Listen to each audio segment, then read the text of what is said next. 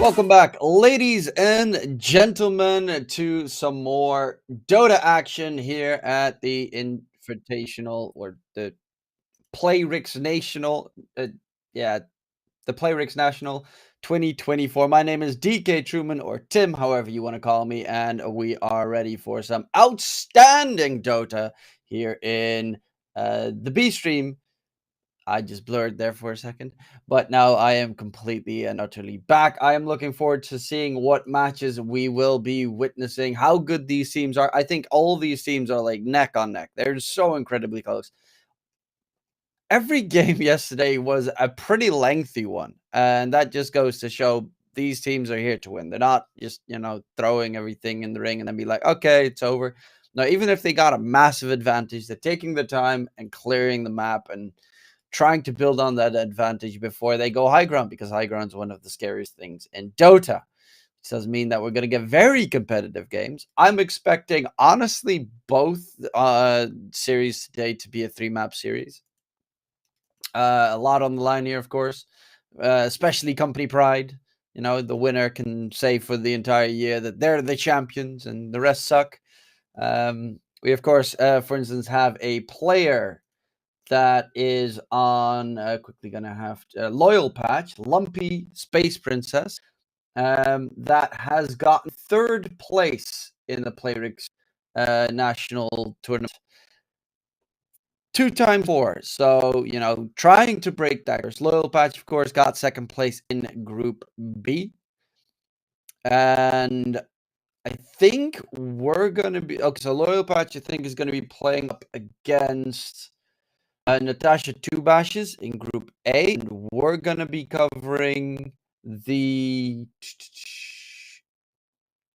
I have to scroll through the names so I don't speak Russian.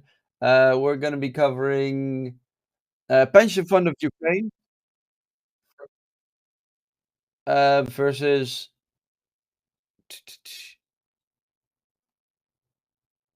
Playing Our Hearts Out. That's it. Playing Our Hearts Out versus Pension Fund of Ukraine here on the 2nd stream. And then afterwards, the 3rd place decider match, whereas the grand finals will be covered by Sean on the A stream. Looking forward to seeing what these teams can bring. There's a lot. Yesterday, a lot of center was picked, bunch of Axe as well. And just in general, very meta heroes coming through. Some kind of surprise picks. I've seen one Beastmaster, I would say, that was a little bit more off the radar, but for the most part, all the teams have been not throwing out any like specialist heroes. I haven't seen like the big Arc Warden or Tinkers come in, but maybe we get surprised. Today is grand finals day and a lot on the line for both these teams. Looking forward again to see what they can bring. But now, though, we're going to talk about, of course, Pension Fund of Ukraine that is going to be taking on Playing Our Hearts Out. Playing Our Hearts Out, I did cast all 3 of their matches yesterday, I think. No, I actually casted all 3 of Loyal Patch's matches. I did see the Playing Our Hearts Out match. Their highest rated player is Sunrise, who I think was playing in the mid lane yesterday. Is actually position 4 player. Doesn't really like playing core, but highest ranked player is kind of always being forced to play core. Played it really well, and they're going to be up against the Pension Fund of Ukraine with Arbuzik, Stepan, Frey, Chip, and Boris the Ackerman. Boris the Ackerman was actually surprisingly solid as well in his performance that I saw yesterday.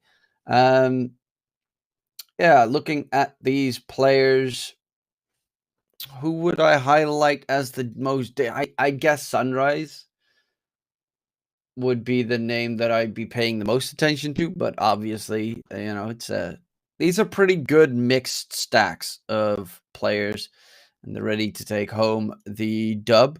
I think in the other match that's going on the A stream, it is going to be 2 teams playing up against each other for a grand final spot, and only one of the 2 will make it there. But at least, that's kind of an interesting little stat. that they both managed to do really well in the group stages. But there is, there's some pretty fine matches coming up. I'm trying to think, what was everyone's draft yesterday? Oh, I mean, I saw just tons of Centaur and the like, so it all blurs together a little bit. But playing our hearts out, I think Sunrise was really solid. Vasha as well played really well. Which is the guy on the left at the top. Yeah, it's kind of, or no, it's actually the guy on the, top to the left. Looking forward to seeing what matches they will bring, but hopefully everything will get ready so we can start with the gorgeous draft starting soon enough. And we can get all the fun heroes at the ready. Production, do we have an estimated time on the draft starting? Just curious. Not yet. Well, then we're going to go over the player introductions once again. We did them yesterday, but we'll start out with playing our hearts out. We have Fasha Sia. Yeah, that I can't pronounce your last name. I'm sorry, buddy. He says, I do not advise you to look at the comments section in his Steam profile. He deposited $2.2 thousand in Dota. He has an Aegis for 1,000 compendium levels. He played Voker only with a boosted Exort, Mask of Madness, and Basher until he won. So it's not too weird that he has a lot of comments on his profile, because if your Voker gets Mask of Madness and Basher, then I would also do the same. Then Sunrise says, main position is position 4. I only play in the party. Playing carry breaks his psyche. But for the sake of the tournament, he has to do it. Every second Dota match, they ask him what's wrong with his voice. His first rating was 1500 MMR, and right now he is at his highest rating, which is 5.7k. And that is pretty impressive, grinding all the way from 1500 to 5.7k. Then Chip says, I don't know.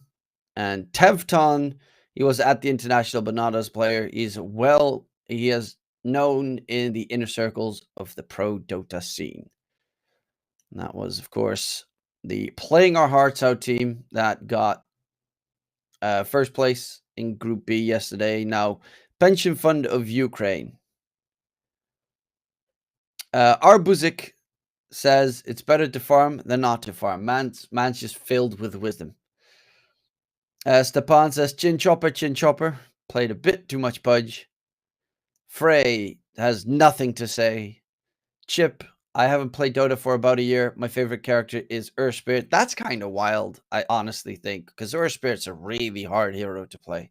And Boris the Ackerman says, I've been playing Dota since 2008, and that means Dota 1. Not the 2, but the 1. So pretty impressive performances coming out.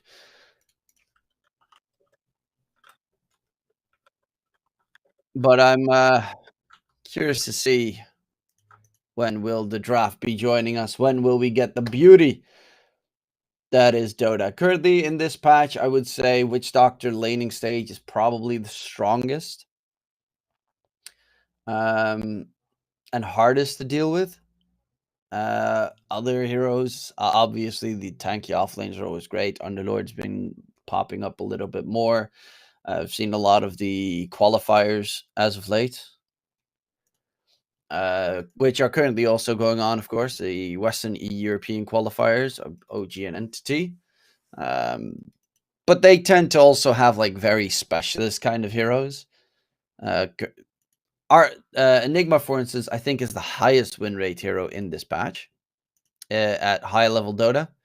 If you look on Dota 2 Pro Tracker, it is actually the highest win rate hero in this patch. Damn. By a lot, 57%. Witch Doctor second place, Bounty Hunter third, and then you get Arc Warden, but specialist hero for psychos. Here is the schedule for today. The third place match is the one that we will be covering after the initial match, and then the grand finals will be on the A stream, covered by Sean, the wonderful snare casting with the best drip in the world. So don't forget to check that one out once the grand finals come around. And we're going to be covering who is going to get that third place trophy, or picks Rick's points. I think that's what they're all playing for, the in-company value.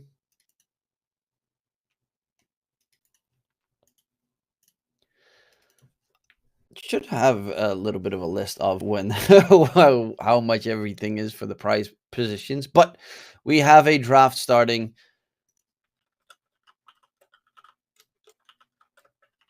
And interesting picks at the start.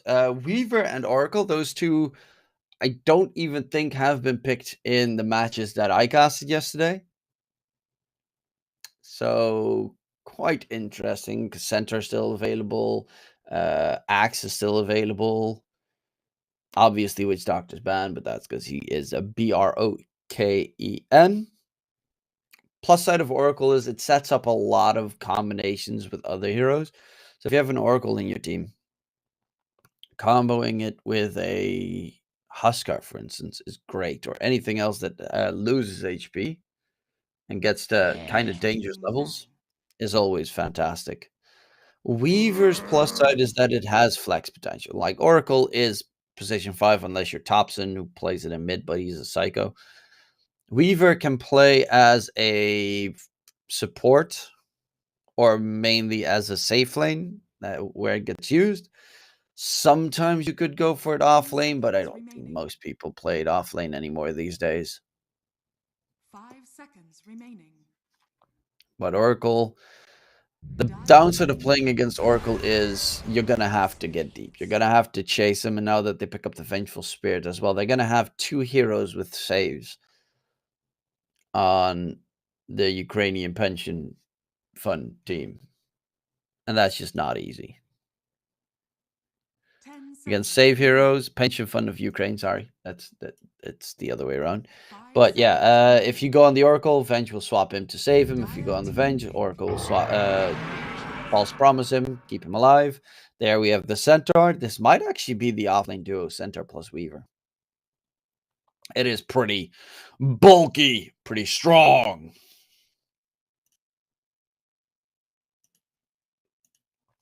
And it's kind of hard to kill. Oracle has the potential to kill Weaver, and with the root's also always nice. Ooh, yes. Dark Willow Mareska Gaming. Honestly, probably the most obnoxious support, except for Witch Doctor and Lane. And that is because there are just so many brambles. When the Bramble Maze gets used, and then you get shard as well, you just can't run away. You get anything that combos with it. In this case, it's probably going to be a Dark Willow 4, I would say, with the Weaver safe lane. Because if you have a Centaur plus Dark Willow lane, it just hurts so much. You can't really do much against it. You get rooted, Centaur stomp, double edge, boom, boom, boom, chaka, chaka, chaka, dead. Oracle can survive it decently, but he's going to need to get his second spell if he wants to absorb all that magic damage. 1 plus is he does have a dispel. So against the brambles, for instance, he can quickly dispel and get out of a tricky situation. But with the Oracle coming in, with the Legion Commander pick, they can now go for like extensive duels. So Legion Commander just duels someone, and then you false promise the Legion Commander so he never loses the duel. Even if he doesn't win, he controls the enemy hero. So he used that on Weaver, for instance, and then the damage output of the dire side will be significantly weakened.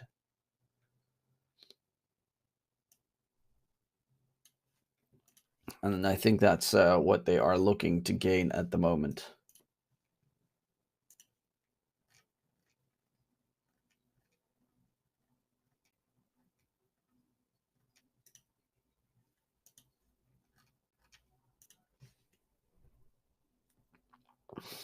Well, need 2 more picks on either side. The supports have already been picked on one end. I would say that Playing Our Hearts Out still needs a support probably. I mean, they could technically just put the Weaver 5 and get a different safe laner. Dire team pick. Razor. Still flexible, mid, safe lane, Razor most likely. An interesting choice, considering you don't know where the Weaver is going, because Weaver doesn't really care about Razor in the slightest. You just Shikuchi around him, ignore him, go for the supports, kill those. The one plus that they do have with the Razor is that it counters any, like, bulky melee heroes that are slow. And Razor's very tanky. Now you have a Razor, Legion Commander, plus 2 saving supports. These heroes don't die easy on the pension fund of Ukraine. They're just going to bulk up and block anything that comes their way.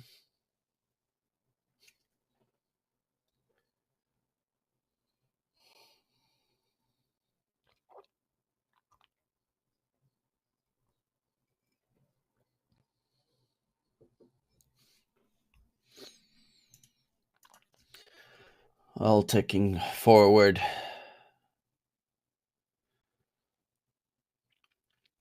One plus that this is such a Lotus / Lincoln's game.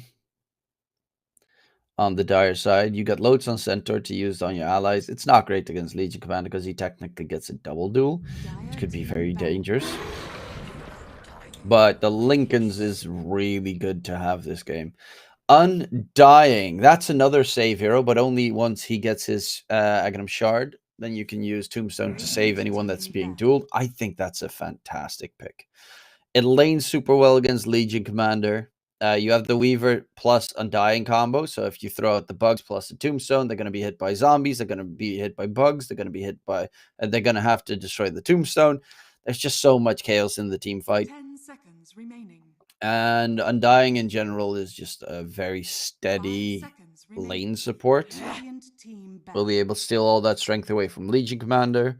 Then afterwards, as I mentioned, he also has the potential to be a save with the Aghanim Shard. Same with the Centaur. If he gets the Aghanim Scepter at one point, he'll be able to hitch a ride someone out of a duel, which is huge. 10 seconds remaining.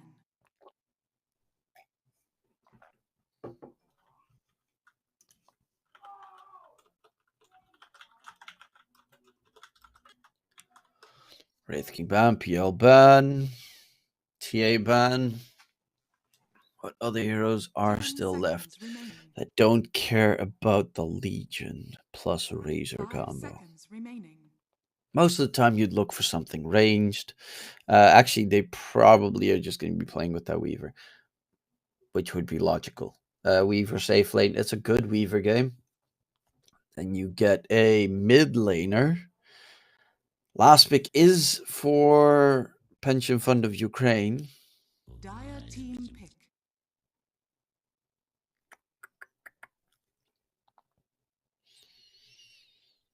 I mean, there's so many options. You could go for a save. I think maybe even an OD mid would be great.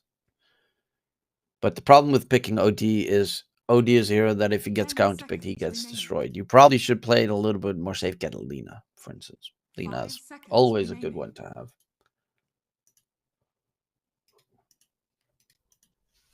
I don't think there's anyone that actually beats Lina in lane.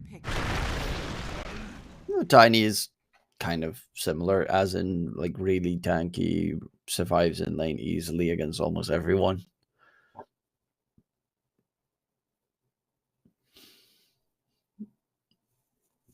Hard to kill in a duel. Static Link, the damage still isn't really great because Tiny has that much damage.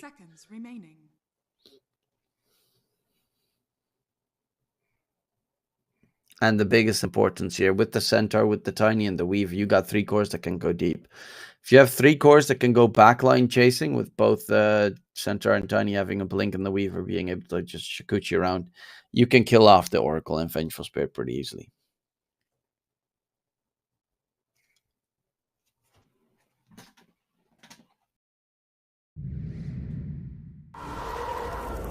Choose your And they're going to go for this save instead. OD is solid against Tiny because Tiny doesn't have the biggest mana pool, so you can steal all of his mana and make him kind of weak in that regard. It's a potential save. It feels like this is such a good Weaver game, though. They have Duel, Venge Stun, Imprisonment, and Oracle Root.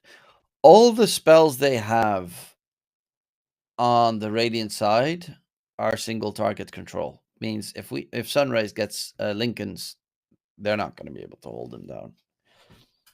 And for that reason, I would slightly expect Playing Our Hearts Out to take game number 1. I think they have a very well-rounded draft, and they're going to be very dangerous going forward.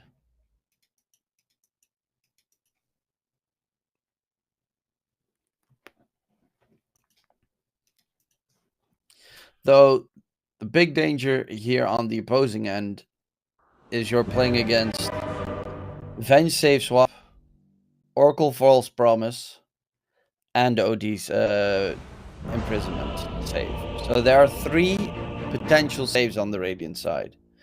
And, well, technically 4, because you could also count the Legion Commander's Press the Attack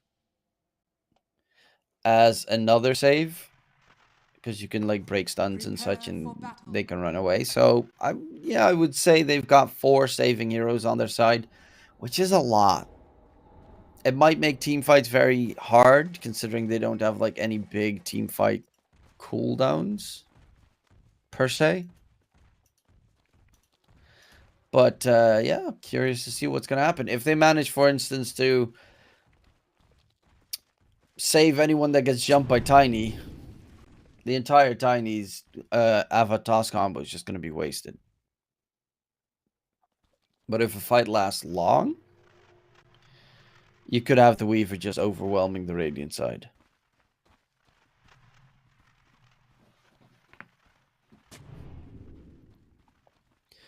But we are in playoffs, baby. Winner of this match goes on to the finals. Loser of the match will play a best of 3 for 3rd place.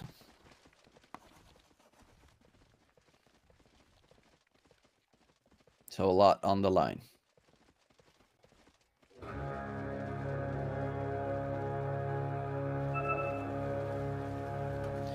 Looking for an early brawl. Tevton.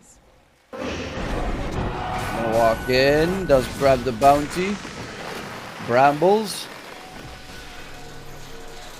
A little bit of damage dealt, but no kill being secured just yet. 3 bounties for the Dire side. Playing Our Hearts Out. Get 3 bounties versus the singular 1 from the Radiant side.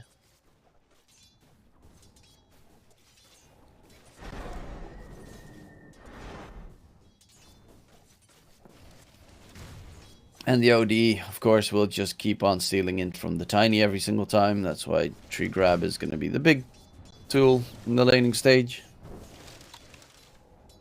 Oof. Spawn's doing a pretty good job at keeping them blocked from getting any last hits. And that is first blood onto the center in the bottom lane.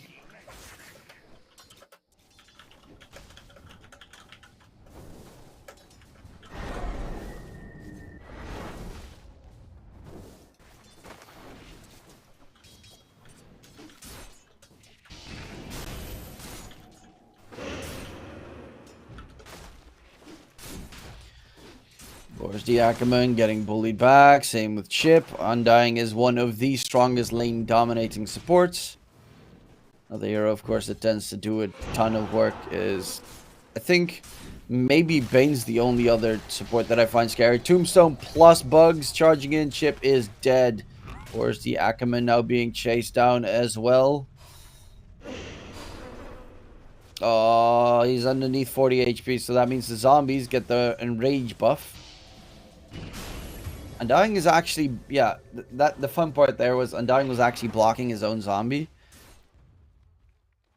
which was a little bit unfortunate, but it didn't really matter in the end because they get a double in the top lane there. That's the power of Undying.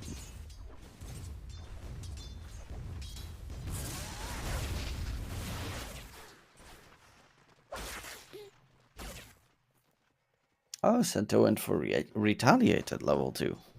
Interesting. Normally, Centaurs just go for max level Centaur Stomp and Double Edge these days. But I can understand why. If you get Static Link, you still constantly deal damage in response.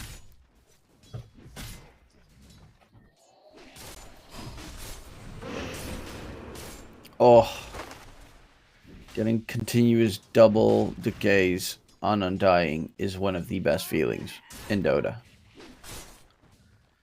Eventually, you just walk around with 50 strength,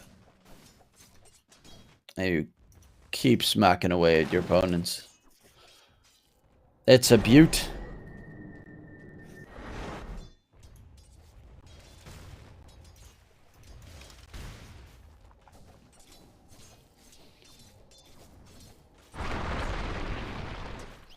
Ava trying to get a toss back, but he doesn't actually have the mana on the Tiny for the toss back because he didn't go for a bottle build.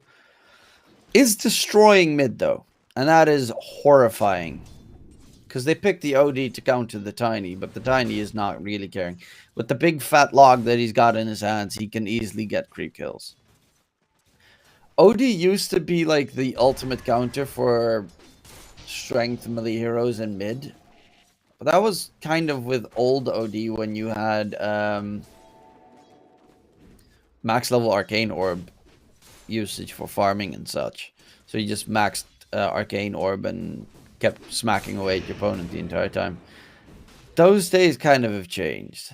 OD goes for max level Astral these days, and it's not really that good against melee heroes. Or melee strength heroes. Yes, it drains their mana, but if he's got like a spell that costs no mana and gets all the creep kills, it's kind of useless.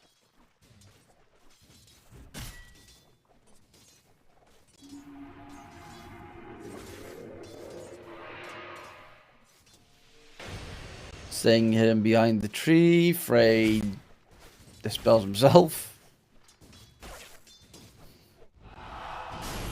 Main focus is farming, as I say that they are charging topside. One of the biggest problems with playing against a Weaver is if you don't take down the bugs, you lose all your armor and you die. If you don't take down the tombstone on the Undying, you lose your HP and die. It's kind of a mix of, it's really hard to win. Now Tiny does have a bottle, so he'll be absolutely fine in that mid lane, unless a rotation would come out, but even then you'd probably need both supports to rotate.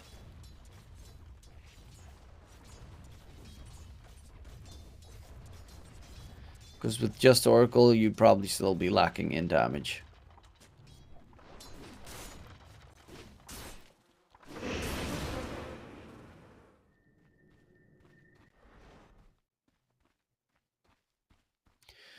And Boris the Ackerman knows can't really do much in the lane anymore to help, so he's just going to focus on stacking some camps.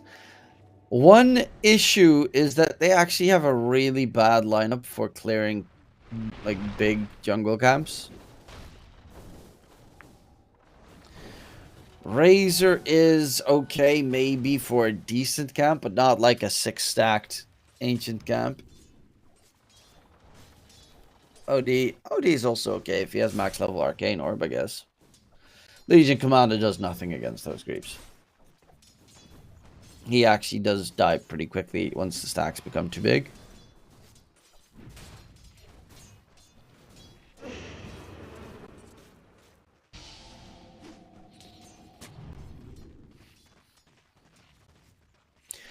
In the meantime, we see the net with chart, and the Razor is tied for top net worths. Will possibly be taking over the spot. Yes, indeed, is now top net worth, but the other course not so much. Frey does have a kill on the Oracle, so will actually be a very farmed Oracle at the moment. Which is going to be a bit of a problem.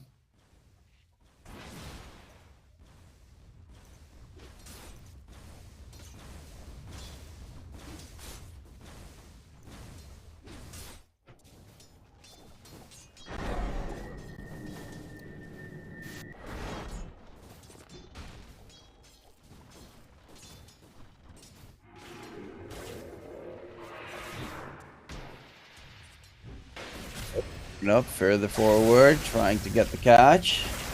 Static link, a lot of damage to be stolen, but with the brambles all over the place, Razor can't get any close. Doesn't even pop his ult. He knows he's not going to be able to get that kill regardless. But it's just to keep the center out of the lane for the time being. Rune's going to spawn. And it's an arcane rune picked up by the Tiny. OD, of course, doesn't need the bottle refills. But would definitely love an arcane rune for the cooldown reduction.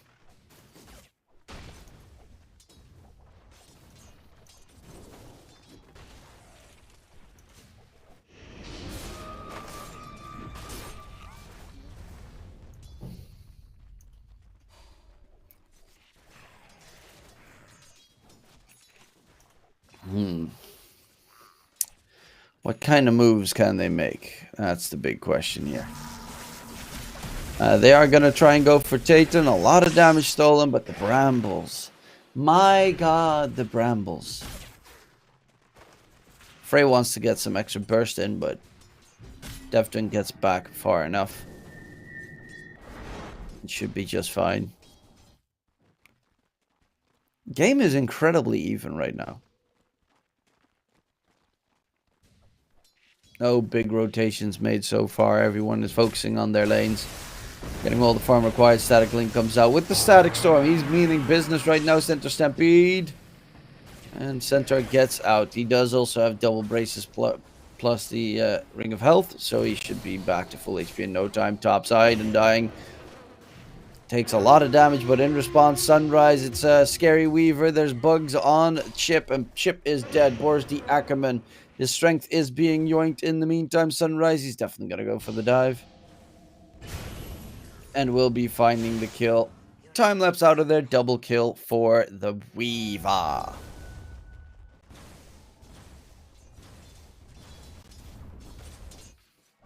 Yeah, that top lane is anything but easy for the side of Pension Fund of Ukraine.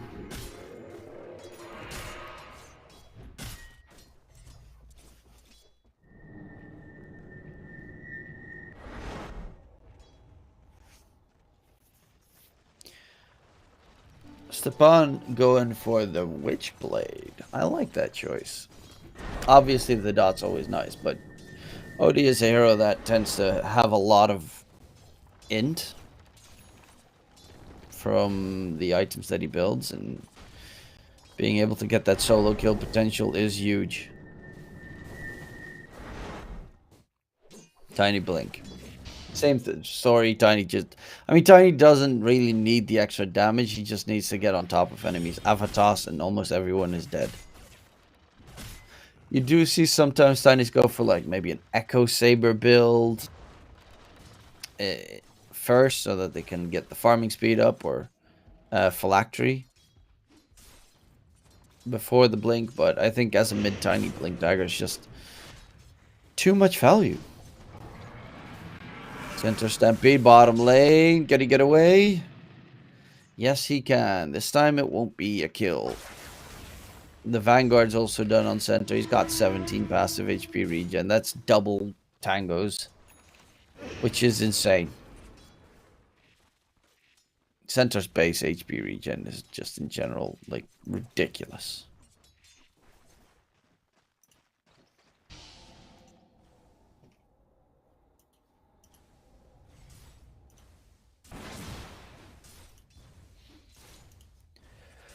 Stepan smoked up. He's looking for a possible kill in the top lane, but as you can see on the mini-map, no one is nearby. They're all the way back. They know something's coming up top. Especially now that Tiny grabs a regen bottle. Ooh. A regen rune. That should still be a dead undying with the duel potentially coming in as well. Dual victory plus a free tombstone. That's a lot of gold. Going in the Radiant hands. That center bottom lane is just constantly close to death.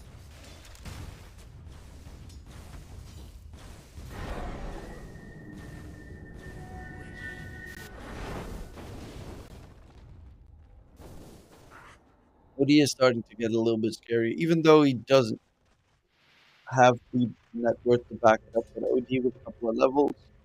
You got the big drop in hammer at the end of a team fight, and you just destroy.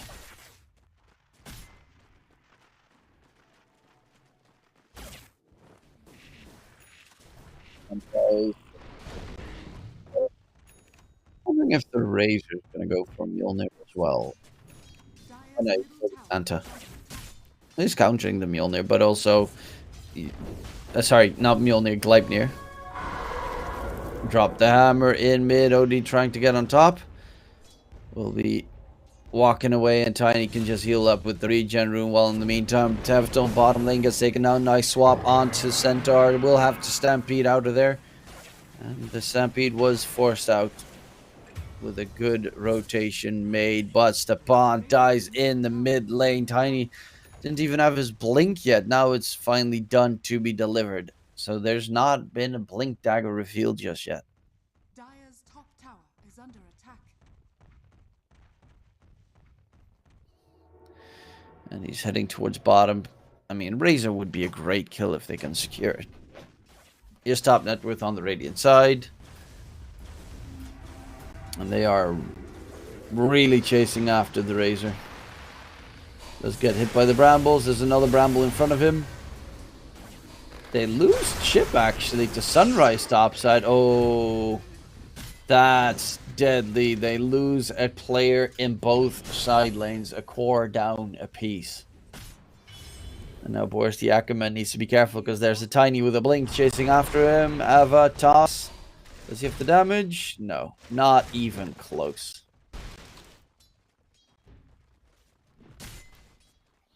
Magic wand keeps Ackerman alive. Isn't that from Attack on Titan? What's his name?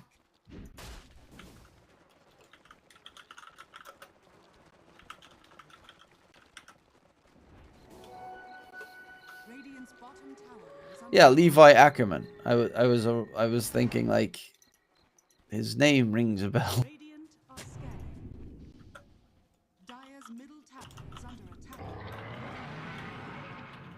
Centaur Stampede being used. Centaur, can he get away? Oh, that bramble. Oh, Tefton hits the instant perfect bramble to keep the Centaur alive. Huge play.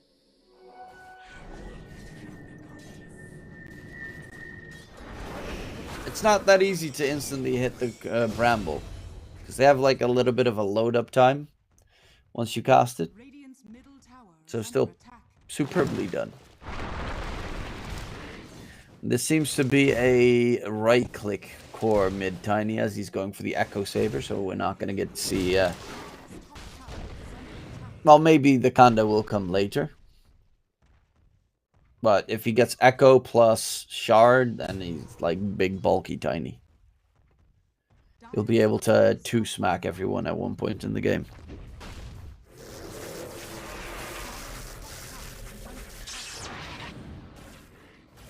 Yep, Shadow Realm, TP out, no problem for the Dark Willow.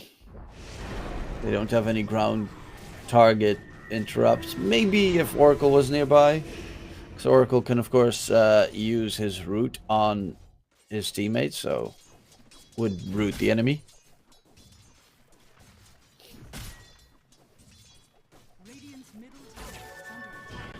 Ready for a possible swap play. The Brambles are there. Where's the Ackerman? Hit by the bramble maze. We'll get the swap off. Charge forward, but nice stomp onto 2. And center doesn't die yet. Maybe now. Stampede goes away. There in return is the Dark Willow going back in on the Racer, who doesn't have any mana. They lose Chip and their mid laner on 2 separate instances. They don't get a kill for their troubles, and they're even going to push for that tier 1 tower top now. Okay, finally they do manage to take down the center.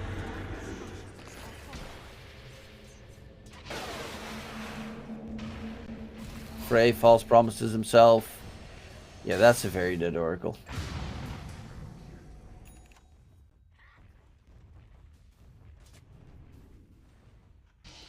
Net worth wise, they're still keeping it pretty even Stevens. S and Y on Razor done. First item. I would have expected the Manta because of the bramble roots and such, but I can see why you go for the S and Y. Just extra HP is always nice, but status resistance is huge. Speaking of huge, they find a dual victory there, second of the game for the Legion Commander. So an extra 20 for him in the pocket.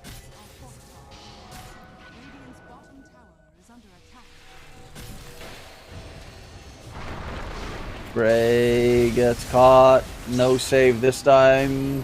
They're charging deeper. The brambles are everywhere. Have to run in separate directions. OD charging forward. Has the astral possible save. Ready with the dump of his ulti. Drop the hammer. Stepan gets a double kill. And make that a triple. Absolutely huge rotation from the OD. And just like that, net worth in the hands of the pension fund of Ukraine.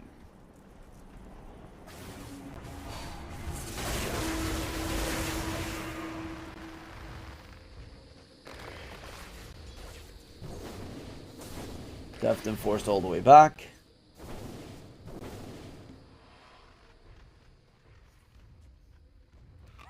This game is incredibly even right now.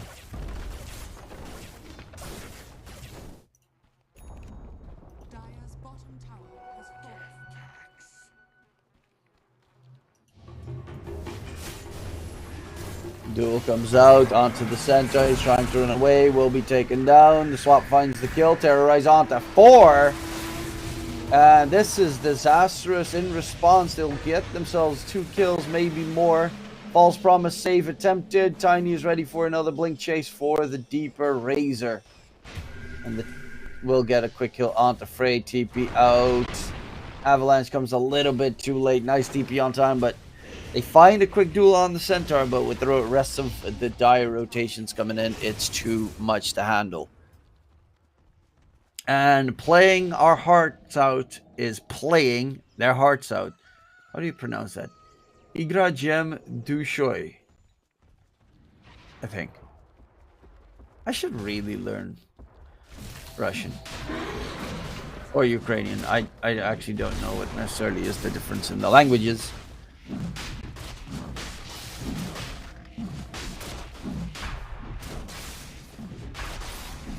But the European languages are all... I mean, to be fair, all languages are interesting.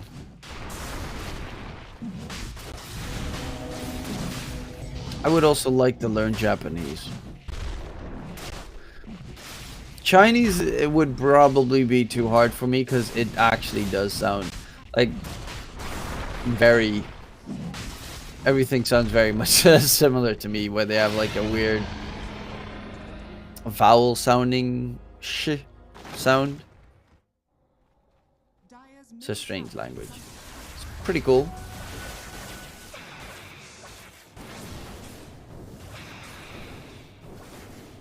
But I probably butcher every word I'd say, because I am not a language person in the slightest. I can do English decently. I can do Dutch kind of terribly. I can understand a bit of French and German. That's the extent of it. And like, say, La Biblioteca in Spanish. Because I'm fancy like that.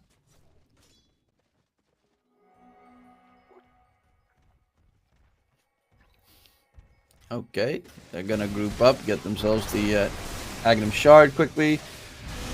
It's actually such a good shard game for their team as well. Because on one hand, you can get the Undying with the Tombstone save.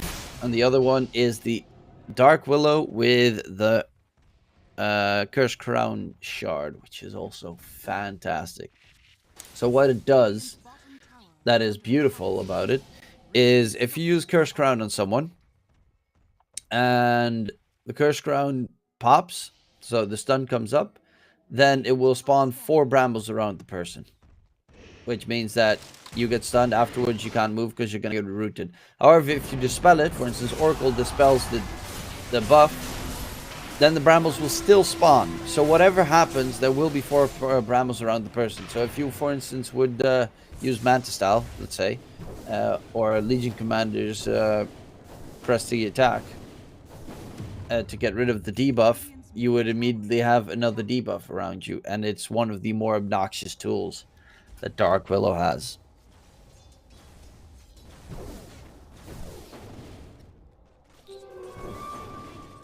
Spawn, closing in on the Hurricane Pike.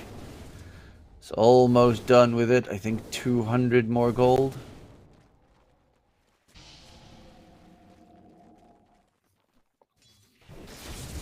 And then he'll be able to reposition himself a little bit better in teamfight engagements. Weaver's got Gleipnir. He's going for the BKB next. No shenanigans, I think. Especially considering he's a support player. In his normal day Dota life, he's not gonna... He knows what his supports want to see, and that's BKB. Is it a good BKB game? It's actually a kind of a terrible BKB game, because they have Astral Imprisonment to save their own allies. They have Swap that pierces BKB, Duel that pierces BKB, False Promise save for their own team. Woo! Even Static Link is annoying.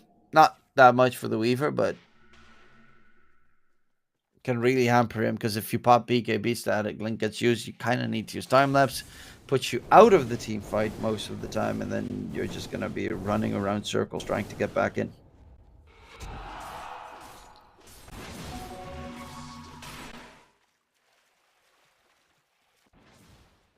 Radiant's top tower is under attack.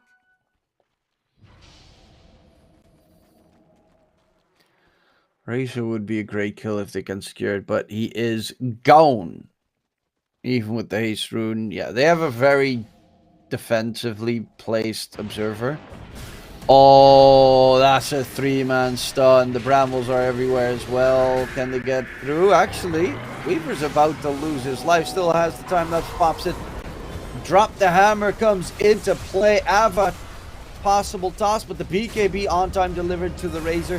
The swap comes through from the Venge. He's going to get taken down, and that swap might have actually done them more harm than good. Tombstone's going to stay alive in the process. The zombies are chasing in after the Razor, and with the BKB reveal, that Razor is still looking to get taken down, and it's a full team wipe. They've traded Aegis plus a Centaur for 5 heroes. And a huge victory there for playing our hearts out. It looked like everything was going their way. They just lacked a little bit more of the damage required to seal the deal on all these wounded heroes.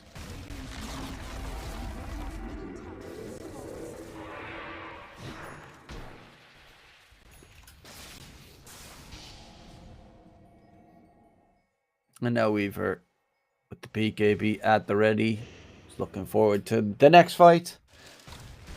8k net with advantage for the dire side. Tiny's got... Okay, so he's going Ganda. And it's not going to take too long, because Ganda is actually not that expensive of an item. Once you got the phylactery plus the other piece. The thing that is great about Tiny with phylactery is... Tiny, because of his ulti, has so much right-click damage. His attack speed is horrible, but his right-click damage is amazing. So if you just toss someone on another person, that landing damage on the person that gets tossed on is astronomically high. They just blow up. Where's the Ackerman? He got the free shard from the Tormentors, going for the Academ Scepter next. That way, if he gets blown up, he still has a second life, essentially, to continue fighting get the instant reset on his swap and stuns as well. I think that's probably one of the more OP things. Oh, they all get spotted. There's going to be a duel, and very quickly they find some crucial kills. Sunrise gets the time lapse off. Will be going back in, turn their attention towards everyone right now. Center walking in the middle of the bunch, but Tiny coming up with the Ava toss. They're all grouped up, and it looks like it's going to be another team wipe in favor of the Dire side. Ultra kill for Tiny coming in. 5 for a... I think they died on 2 heroes plus a buyback used. I think there's a bio break? Maybe. I mean, either wc in Dutch is toilet, so I'd say bio break, or wc is wrong chat, which is more of a World of Warcraft kind of thing. But that's, you know, from my experience back in the day. But currently, it looked like an originally very good fight for the side of Pension Fund of Ukraine, but it turned out favoring playing our hearts out, and they are definitely doing exactly that. They're playing their hearts out. Tiny is looking fan-freaking-tastic. I think it's Igor Kritz was on the Tiny. I think. Sorry, I have a really bad recollection of stuff happening. But it is looking very spicy. Currently, they are in a little bit of trouble. To try and get themselves back in the game, they need to make a play happen here, and this wasn't it. They get so close as well in all these fights, but close is no cigar just yet. I'm quickly checking. It is...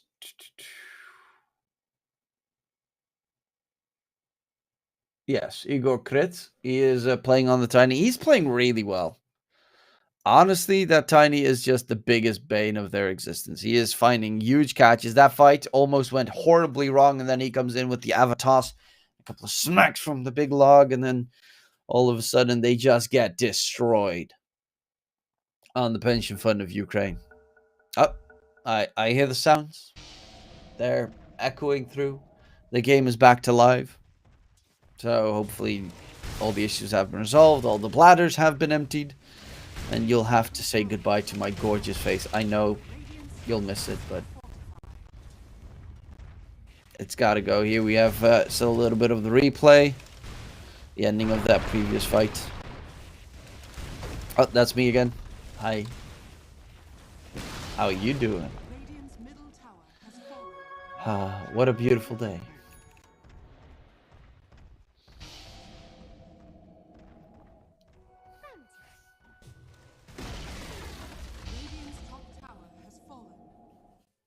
A lot of farm. 12k net with advantage now. I'm playing our hearts out. Tiny top net with Sunrise second. Sunrise going Daedalus. Then Lincoln's. And then Shard. And Shard gets really wild. With Daedalus at one point, you just Shikuchi through enemies and they all die. They all die. Oh, he's going for his own BKB. For the Radiant side, BKB is a lot more impactful than for the Dire. Dire is actually not that great, but the Radiant side, you can kind of ignore everything of almost every hero. You just pop BKB, blow up the Tombstone, and you're kind of golden, because you don't really care about Dark Willow. She does nothing if you have BKB. Tiny is starting to get to a point, though, even with BKB, he will crush you. He does 500 auto attack damage per hit. And has now also has a crit feature with the Kanda coming into play. Look at that. Big log smack.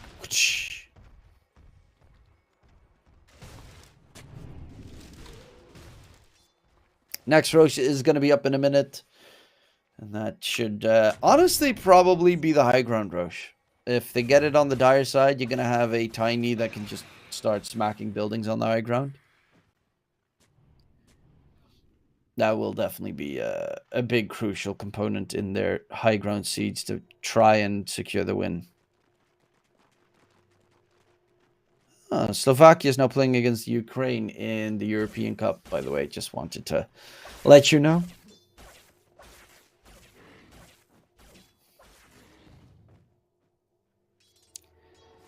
And Roche is going to be a Radiant spawn. So the second Roche, the plus side as well is that it's going to be the banner. Which obviously cheese is also amazing. Don't get me wrong. I think almost always cheese is better. But the banner's advantage is the fact that you can use it to high ground siege. And considering you're playing against a Legion Commander and Avenge, high ground sieging is not as straightforward for the dire side because you're going to get Avenge swapped into the enemy's base. Or the backlines can get dueled while you're being distracted trying to push high ground. So it's always a little bit dicey. Roshan has respawned though. And if Tombstone gets dropped or the Undying uses ulti and the Weaver with the bugs, they blow it up very quickly. Weaver also still has amplified damage for 2 more seconds. But they'll get themselves the first ages. The second age of the game. Big fat roar coming up in a sec. Roshan is angry. But they can't really contest on pension fund of Ukraine. It's too much. Too far away. They're taking a lot longer for it though, because they were afraid of the retaliation. But considering no one's coming their direction, it will be just fine. Easy peasy lemon squeezy. Aegis plus the banner. Secured.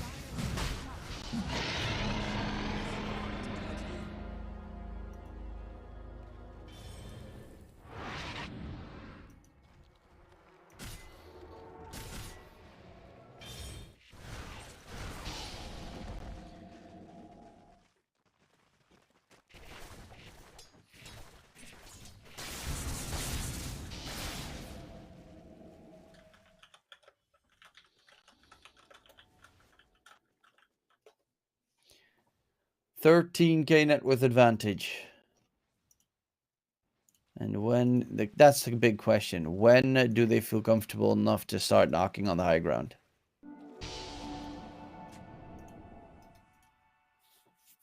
Obviously, there's still a tier 2 tower top and tier 2 tower bottom that needs to be cleared up, but you're getting to the point where breaking base is going to be a bit of a necessity.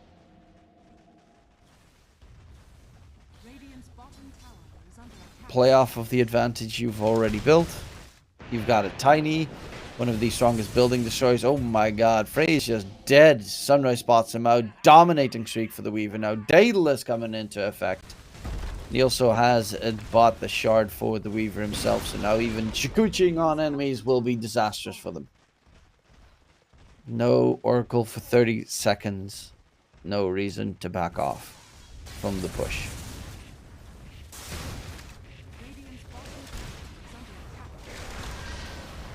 Start mowing down buildings.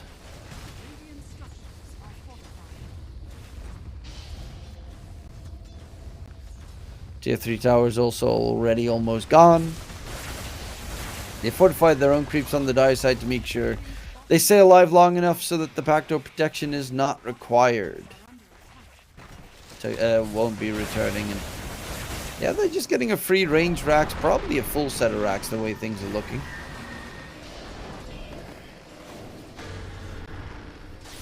So, look at all the brambles around the Razor.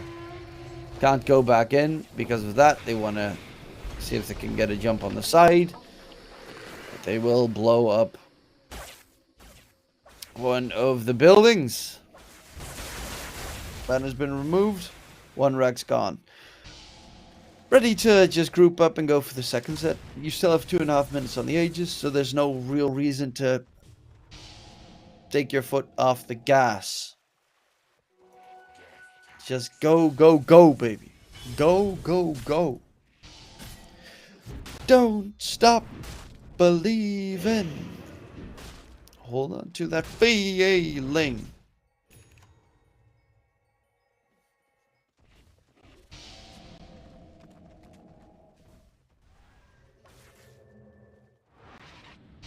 Yeah, still a tier 2 tower top, so they're quickly gonna get rid of it. Probably even steal the enemy's Tormentor. Get a free shard. With a bit of luck, it's gonna be on Undying. Because I think it might be either Undying or... Wait, Tiny has one. Centaur. It's Undying or Centaur that still would get a shard. Everyone else has a shard on their team.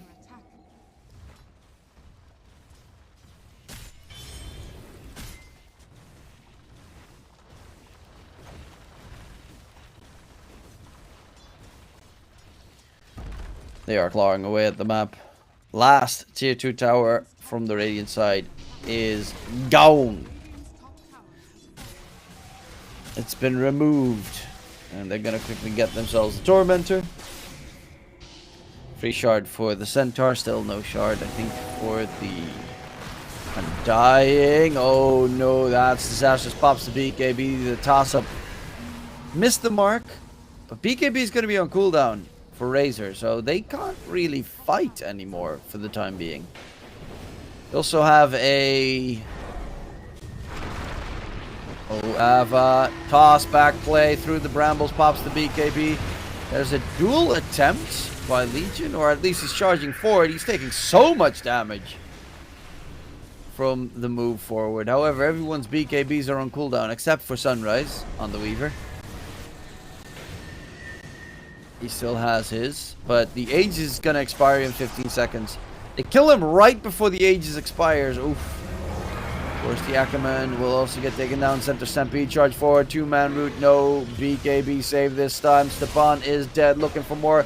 Diving deeper, Frey false promise used to keep the Razor alive, but what can you do? No BKBs available, 3 dead, GG well played gets called, and that is game number 1 going in favor of Playing Our Hearts Out.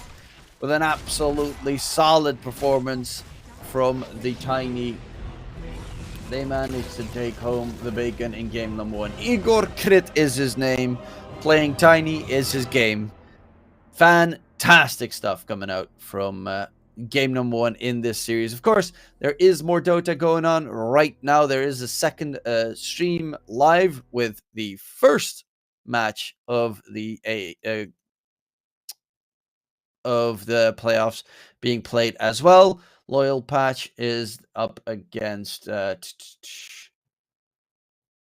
Natasha 2 Bashes. That game is pretty close, actually. 42 minutes in, 7k net worth lead, so a lot closer than this game was. But nonetheless, hopefully you enjoyed the first game. There is still a second and possibly even a third, because, of course, this is a best of 3. Can they recuperate on the side of Pension Fund of Ukraine, or will it just be a 2-0 down the line for Playing Our Hearts Out? We'll have to wait after the break. We'll be right back.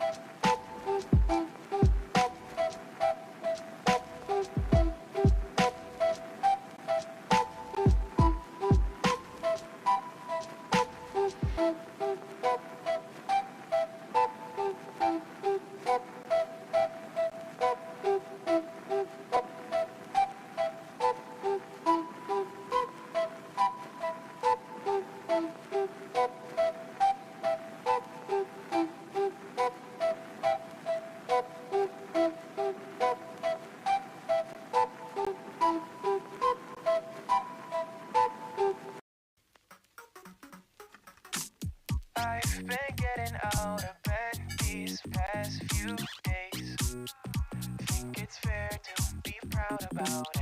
I've quit ordering from all those fast food chains. I'm feeling better, there's no doubt about it. And my days are brighter, my shoulders are so much lighter.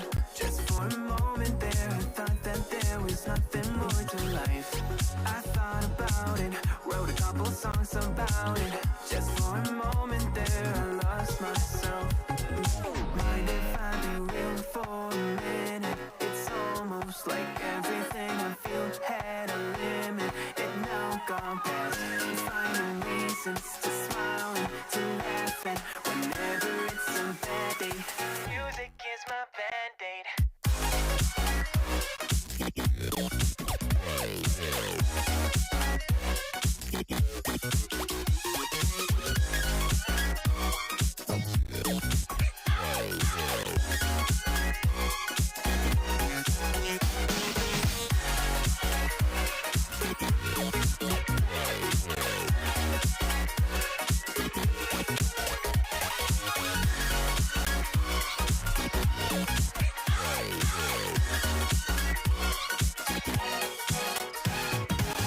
Here the other day I turned off all the lights.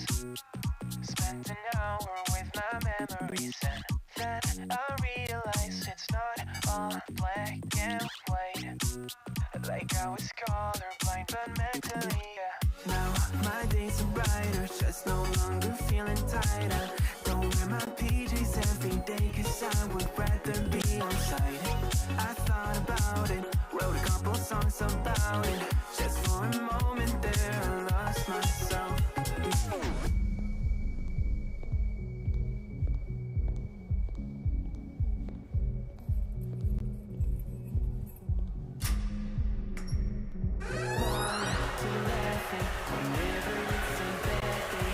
Music is my band.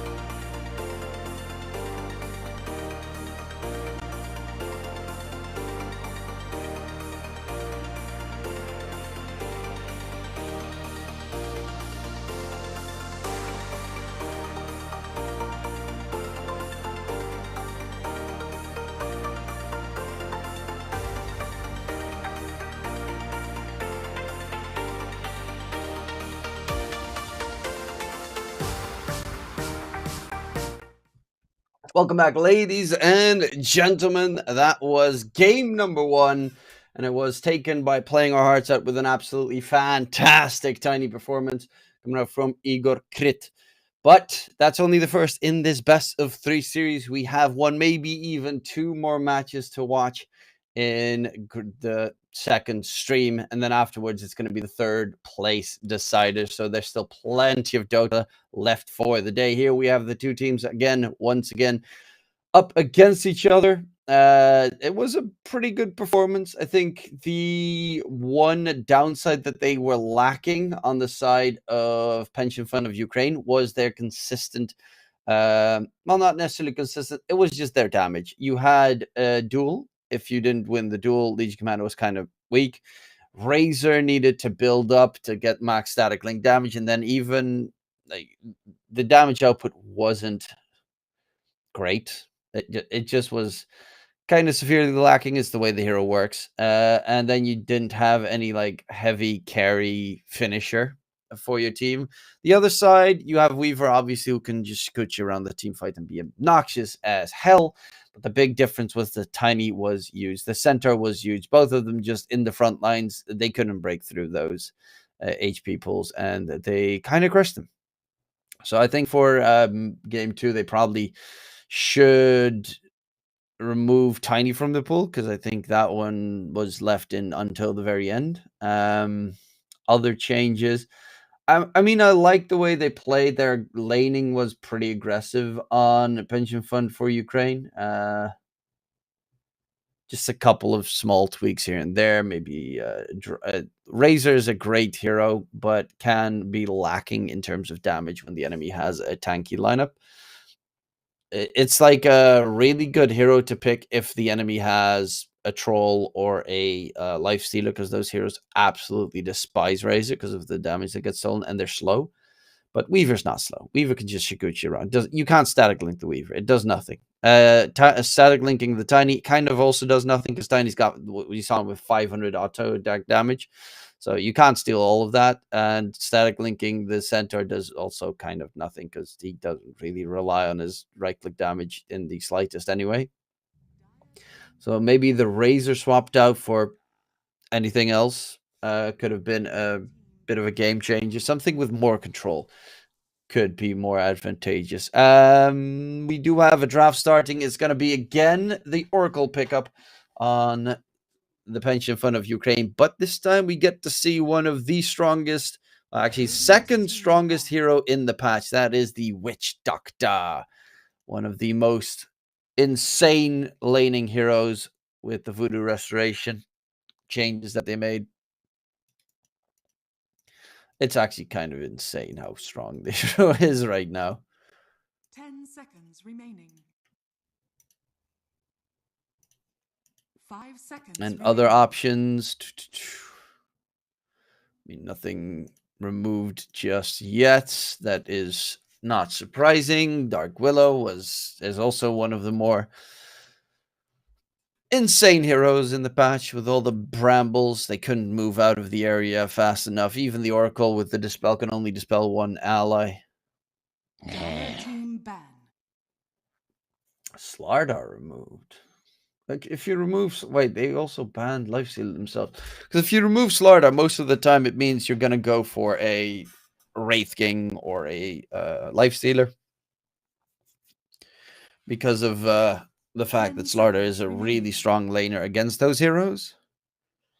Or maybe they're afraid of like a mid Slardar. That could also potentially be the case if they go a DK mid, for instance.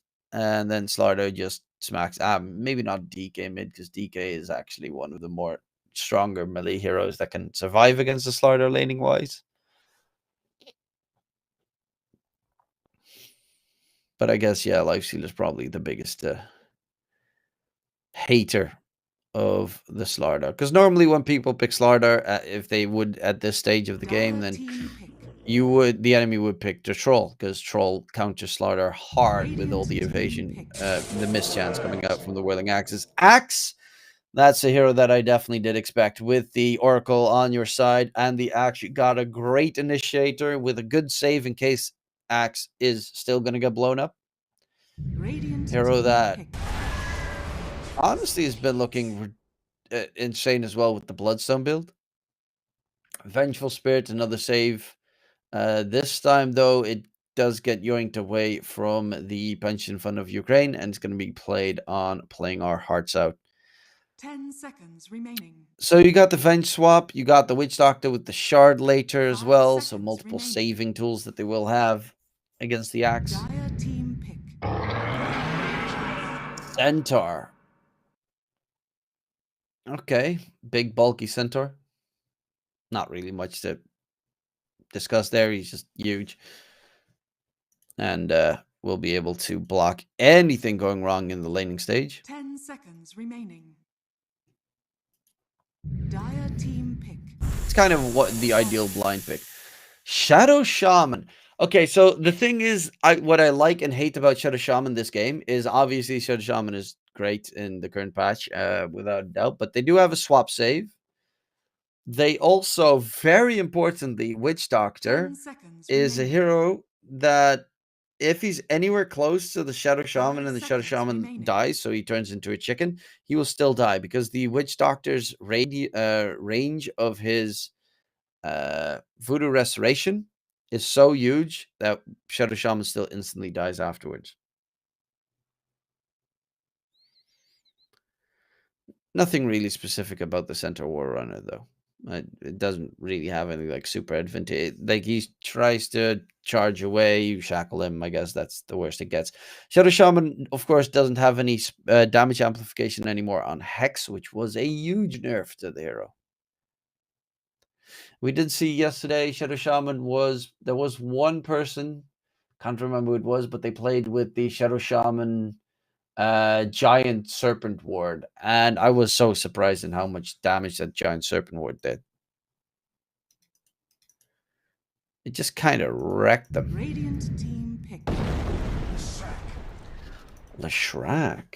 Okay, I'm really starting to, because they were lacking a lot of damage in the last game. They still have supports that don't do the most amount of damage, but they're more utility based. But with an Axe and Lesh, you have two heroes that are Bloodstone builders that 10 can seconds really remaining. sustain in a team fight. You get those heroes, a Bloodstone, 5 BKB, seconds remaining. they're just not going to die. At least not from the damage currently that Playing Our Hearts Out has in their draft.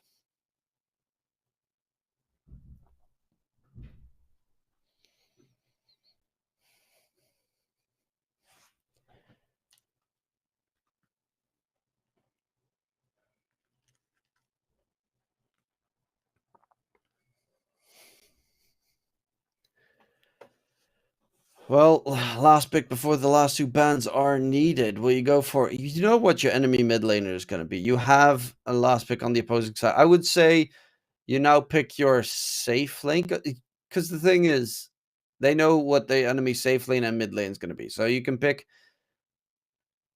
Anti-Mage, maybe? I would say Anti-Mage would be a good pick here for Playing Our Hearts Out.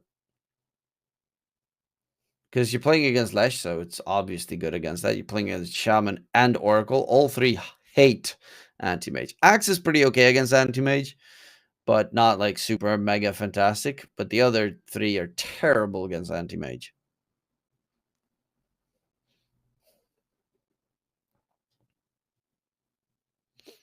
And in case Axe Call comes into play, you can just fence swap him out of there. I'm going to go Ember. Okay, this definitely is going to reek of a Mage Slayer kind of Ember build. You're playing against Leshrac, so you're going to need Mage Slayer for the 40% damage reduction on Lesh's spells. It also is pretty important to have that on Axe, because Axe is pure damage, and that still does get reduced, I think. Because I think it's spell damage and not like magic damage reduction. And a whirling, a counter helix counts as a spell. Even though it's pure damage, it can still be reduced if the spell damage gets reduced. PL ban? I mean, they wouldn't go for PL pick, that's for sure, on the side of Playing Our Hearts Out against the Lesh. Or Axe. Actually, both would be terrible to play against.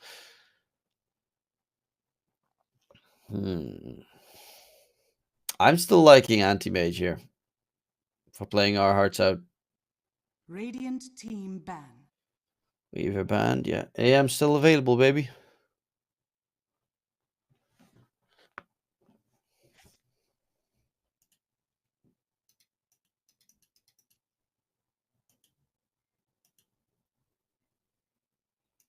Ten seconds remaining. 5 seconds remaining. Radiant team pick.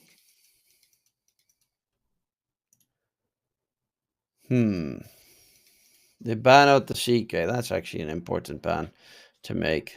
CK is also stupidly strong in this patch.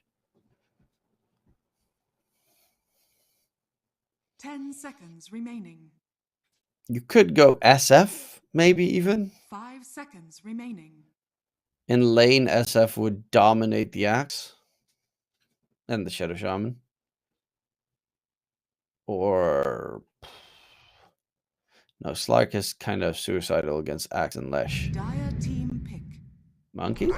Oh, Wraith King. Okay, Wraith King's okay. I would definitely not go for the Skelly's Wraith King, though. I think that's a very, very dangerous move. Playing against Axe. And Lesh doesn't really care about your Skelly, so you'd probably have to go for I don't know what the other seconds spell's remaining. called. I mean, the facets all 5 are just... seconds remaining. They all have very distinct names, because otherwise you're going to have copy pastas all over Dota.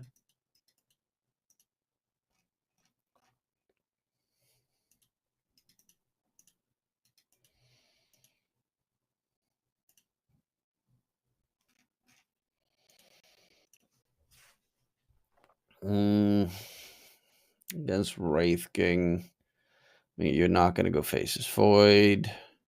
They could go Anti-Mage. I mean, it's not the most fantastic Anti-Mage game, but it's good against Wraith King. Other heroes, Naga Siren, but it's such a specific hero that not a lot of people play it.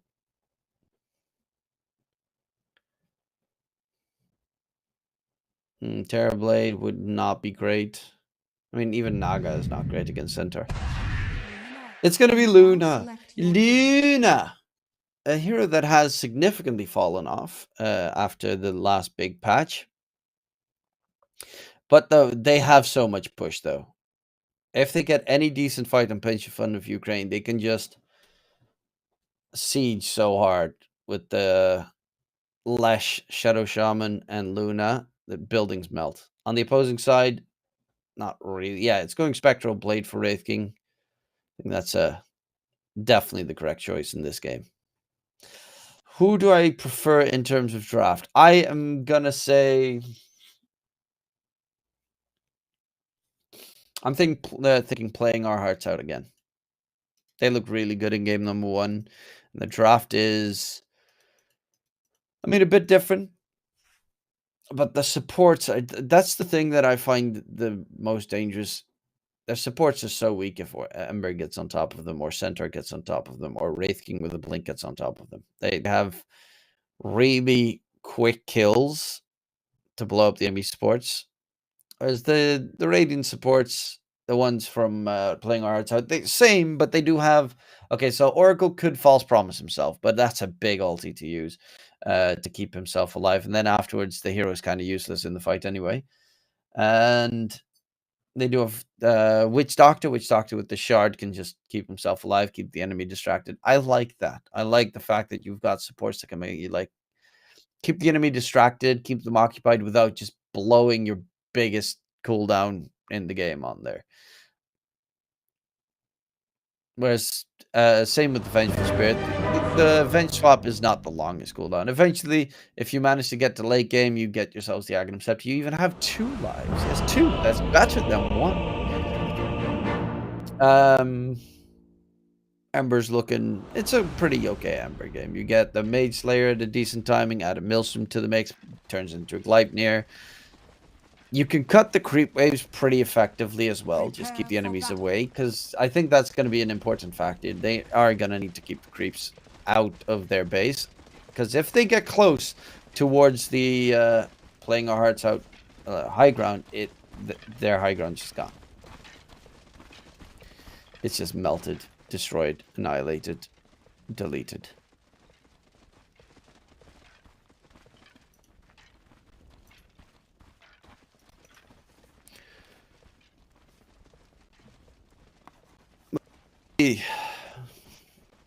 Will we get an early fight? An early engagement?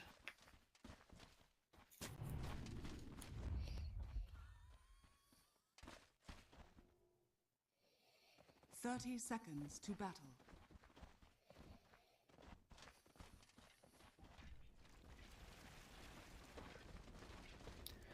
Up the high ground they go. They spot out Frey. Wraithfire Blast. Quick root in response. Stun comes through. Shackles as well. But the center stomp onto 2 for the back line. Sunrise might be first blooded, but he does stay alive for a second longer. And it is going to be Boris the Ackerman getting first blood, with the Witch Doctor chasing in after Boris the Ackerman. Witch Doctor is...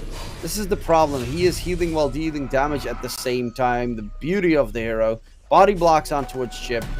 They're looking for a 3rd kill, and they will get it.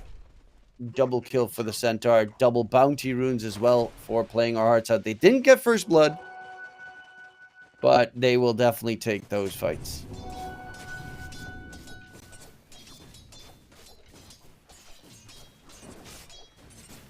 What's Witch Doctor do? He's just... Oh, they're going to counter one together.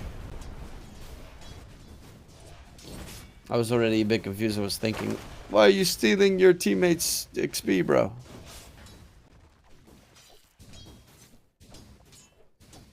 But that is a fantastic start regardless. For playing our hearts out.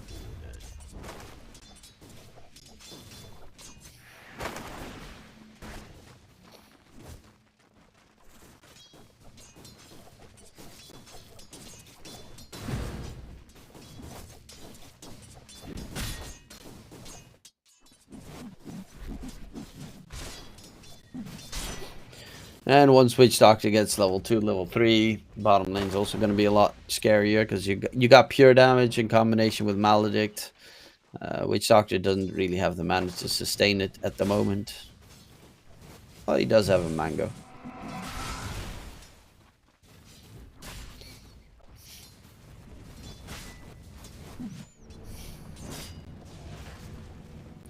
But Lesh is also one of the stronger mid lane heroes that is really hard to beat for almost any other mid laner.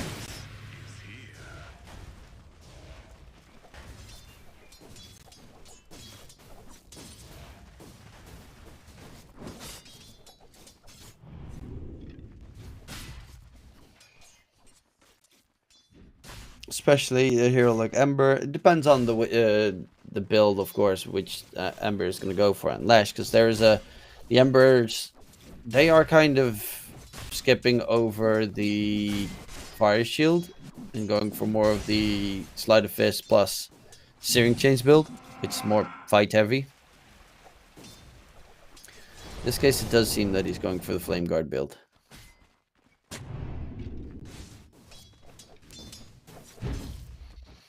So he doesn't actually have a point in Sleight, which is surprising considering you can use Sleight to dodge the Splitter.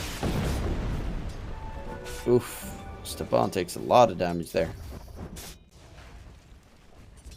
The plus side of having Fire Shield is, of course, the magic damage absorption. That's always nice. Doesn't work against Diabolic Edict. So if you know the enemy, a lot of Lashes, if they know that the enemy is going for max level Flame Guard, they go for Diabolic Edict because that's pure damage. And pure damage goes right through that shield.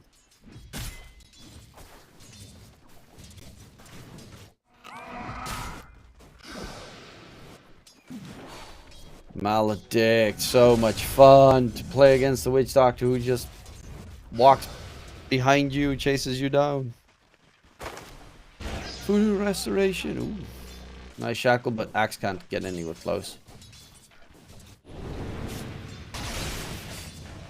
Reason why I said nice shackle is so that he takes damage from the creeps as a response, but he also has the healing lotus, so all things considered, nothing would really happen there.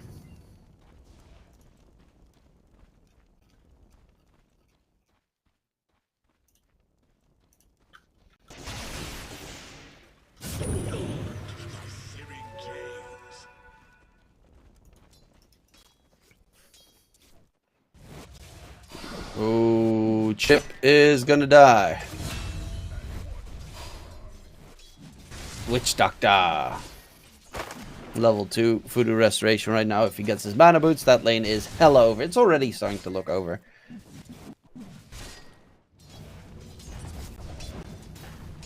Mid lane is still pretty even. They're off lane, yeah, and Luna's getting decent farm. The plus side as well is if you have someone sacking some jungle camps, Luna is one of the better heroes to clean them. So you can just play for a slightly later game. Same with Axe.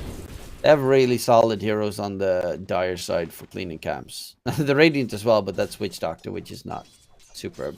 And I guess Centaur can do it a decent amount. Ember can do it okay-ish. Oh, with the Flame Guard build, he actually can do clean up camps pretty nicely.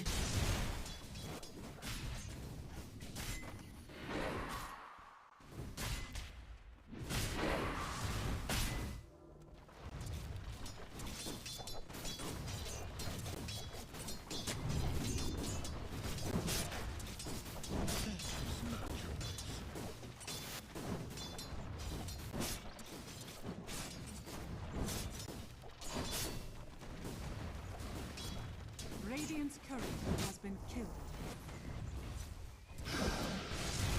Again, Chip just getting hit by a Maledict plus Voodoo Restoration ticks, and he is just a permanent turmoil.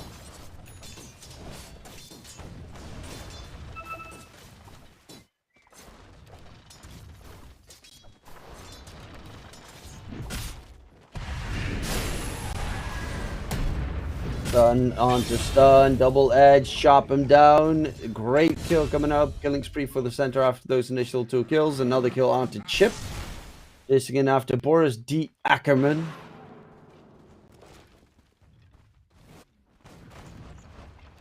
But yeah, the side lanes are not going well. Mid lane is still going pretty well. I mean, I'm saying the side lanes, but even with that death on Luna, it's still not that problematic.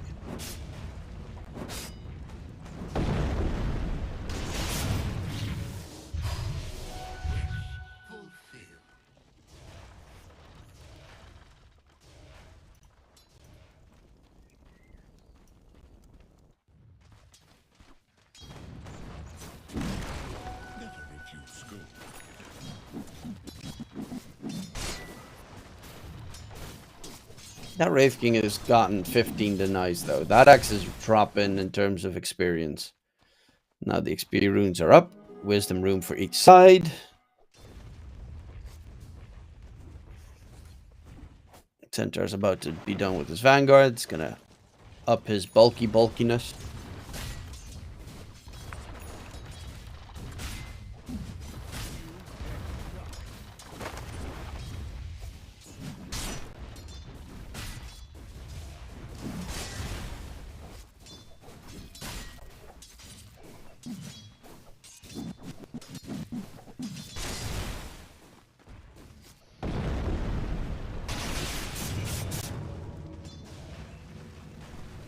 Max level Flame Guard on the Ember. It takes so much mana from the Lash to remove it. Because as I previously mentioned, because Diabolic Edict doesn't remove the Flame Guard shield, because it's pure damage, you actually need to spam a lot of spells to clear it, to get rid of it. Which is the other trade-off that you make. It depends on really what you're playing up against the mid, because there are some heroes that just can't remove it. And then you get it because it's just permanent AoE damage. Essentially.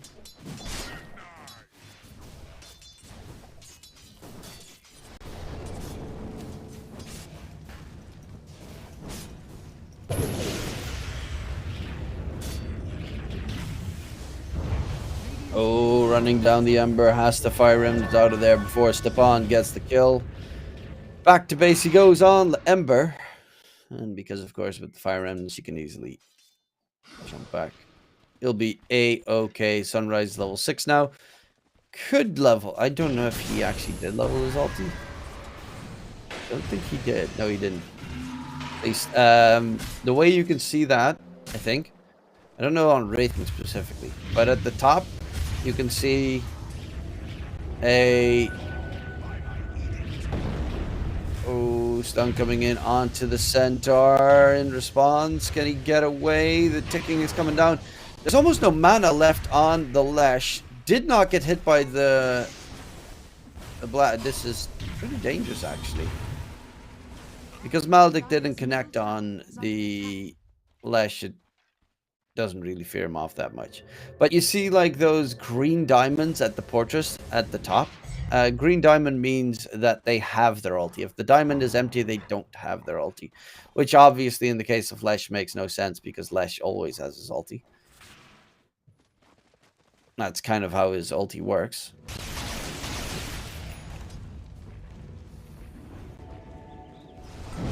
I'm wondering if on Ember it is when you use your ulti.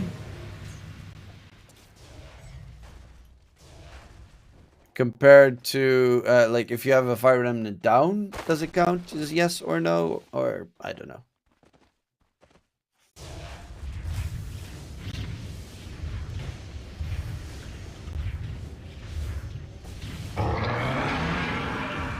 Enter Stampede. Chasing in after Stepan. Can he get the catch? Dire's top tower is under attack.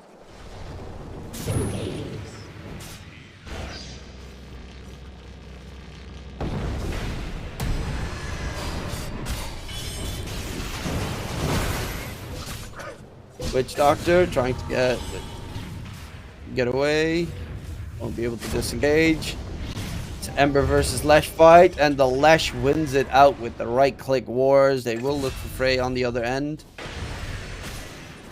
In the meantime, Chip dies to the Witch Doctor bottom lane. Tefton being chased.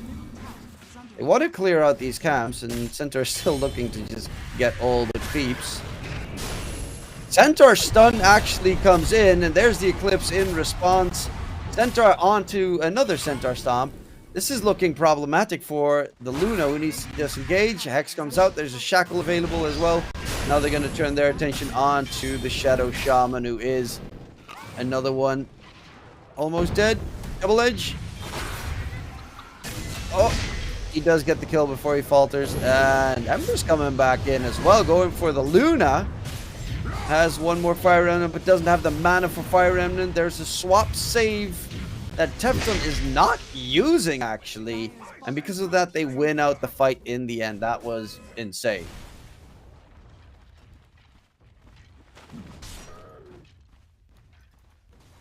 That could have gone so well for them, but it ended so terribly.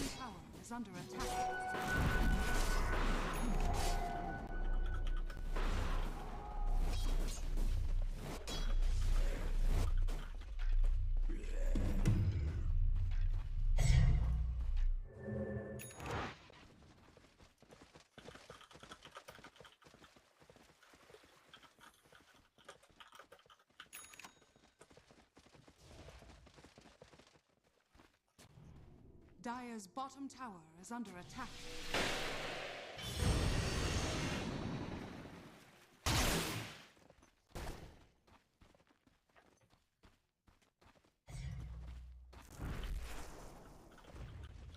Still 2k net with lead for the Radiant side.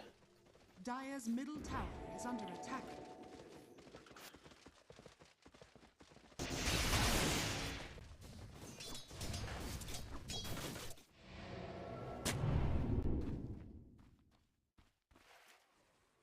Dire's structures are fortified. Yeah, the Ember's going for the Mage Slayer. That's kind of to be expected. It just destroys the Leshrax farm. Absolutely annihilate. Not farm, but the damage output from the hero. It actually just straight up annihilates it. It's ridiculous.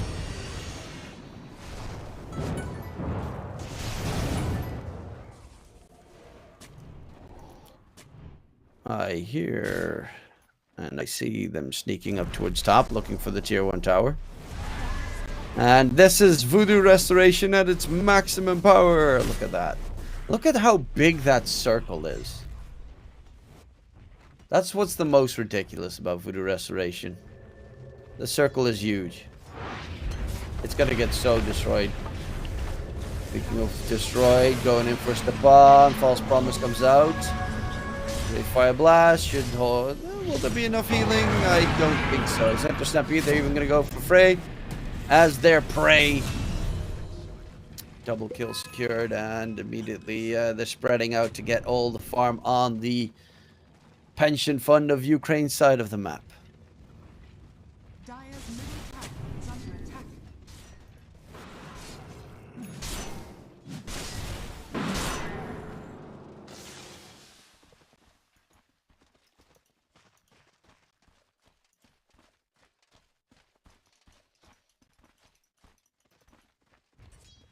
Dire's bottom tower is under attack.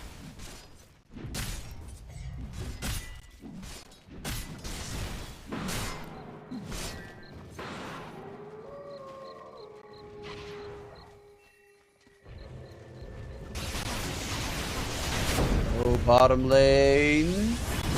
This is a little bit problematic here. Wraith King has his second life, or actually, yep.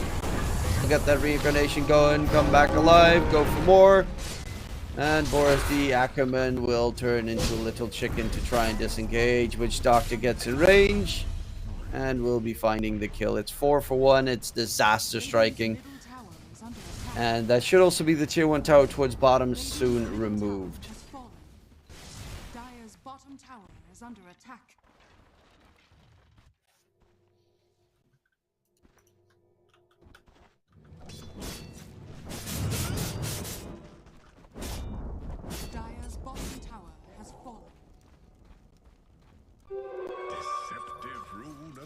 invisibility.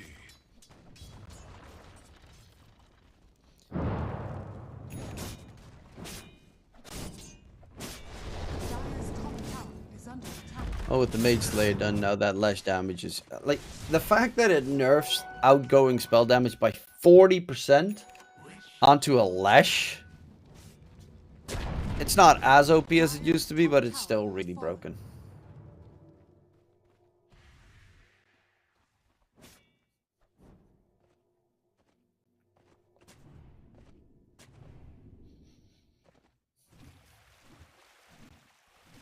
Dire's top tower is under attack. And... No. What's gonna be the plan here? How does Pension Fund of Ukraine recover?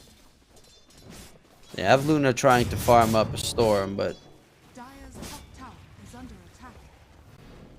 they're being outfarmed on by every Radiant hero.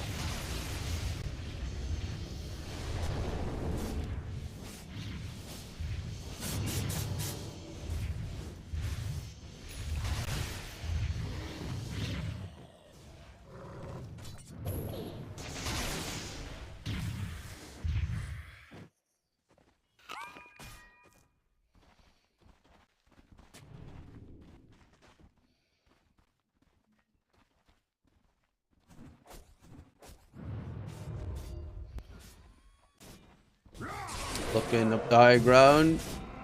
Axe Call used, but there's the save swap.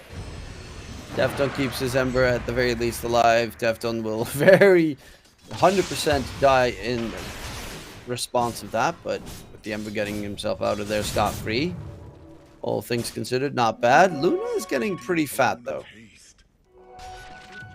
Dire's bottom tower is under attack. Still not top net worth, but it's not going to take too long until that position is reached. Radiant's top tower is under attack. Now that Centaur has his blink, that should mean that they're ready to go themselves. On the Radiant side. Radiant structures are fortified. Radiant's top tower is under attack. Wraith King, like they've got Wraith King Radiance, Centaur Blink. I don't really see what's stopping them now. Maybe, and yeah, Ember's got the Maelstrom ready to be delivered.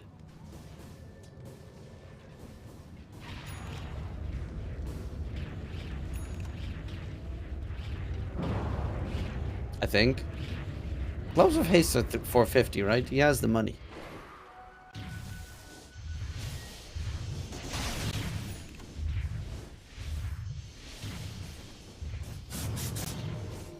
Centaur going for pipe. Yeah, they're gonna have a pipe against the Lash.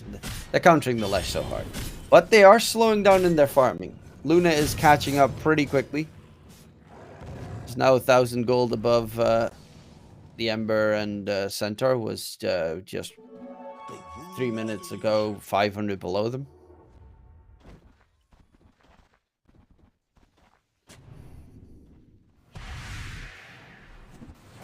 Tefton.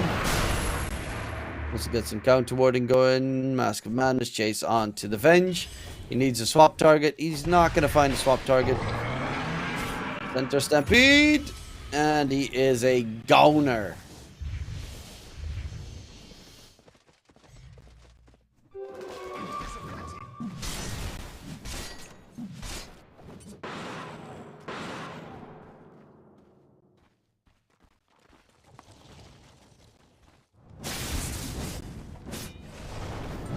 The objectives that are up right now, the Tormentors, are going to be pretty important. They ooh, another death. The supports are starting to lose their lives here on playing our hearts out. And Lesh is closing in on Bloodstone, which is going to increase that hero's capabilities of staying alive so much. Especially if you have an Oracle on your side, because he can just false promise you if you're at 1 HP, and you'll heal more than enough to be full HP once false promise is over.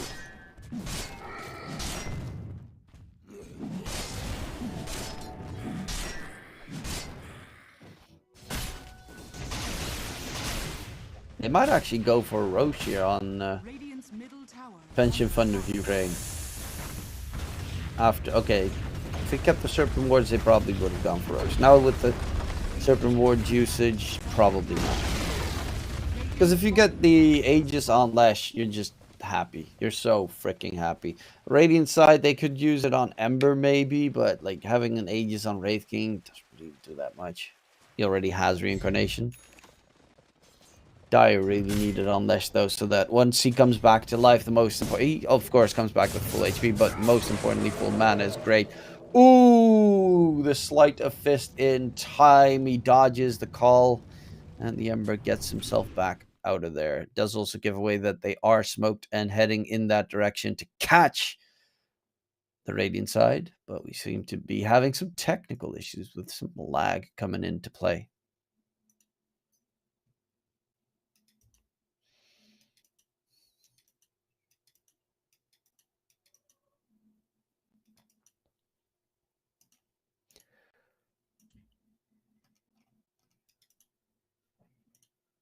Well, hopefully the lag issues can be resolved quickly.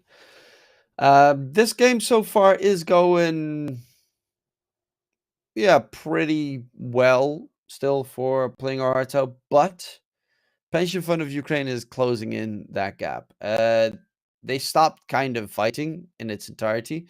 I don't necessarily know if that's the correct choice or not, because Luna did not really have any farm. Now Luna's starting to become a bit scary. Same with the Lesh. He's got the Bloodstone coming in. The hero becomes so much more dangerous. Same with Axe, actually. Axe, once he gets his BKB in the team fight, you also get to the point where he gets a Bloodstone. You got just gigantic calls coming in, and Dota gets pretty scary against this Dire lineup. Obviously, there's another trade-off that once you get to Wraith King's Aghanim Scepter, then they're all of a sudden a lot stronger again, but that's way down the line. Right now, we do have an attempt made here. Centaur Stomp onto Oracle, but okay, in comes the Wraith King. He's going to get fully shackled. He can't even get a single hit in. He's going to lose his first life, come back with the second. Ember, Sleight of Fist spam to get all the Mage Slayer debuffs on everyone, but a great splitter onto two. And there's going to be the continuation of the fight. Ember, they find one target. That's the only one they kill. Maybe they find a second. Yes, Sunrise will at least get a second kill, but it is a 3-for-3 trade. Looked like it could have been a lot better. Witch Doctor wasn't there for any of the engagement. But they'll back off. They went there in that fight one by one. That was hella good.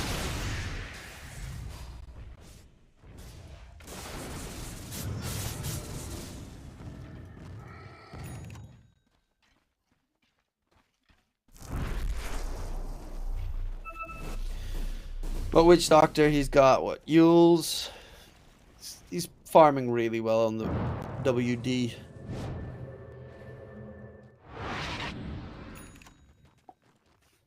Might want to get a Guardian Greaves later down the line. Ember is closing in on Gleipnir, so more ways to hold enemies in place. Okay, Witch Doctor's going Shard. So he's got the Yules plus Shard. 2 ways to keep himself alive longer in the fight.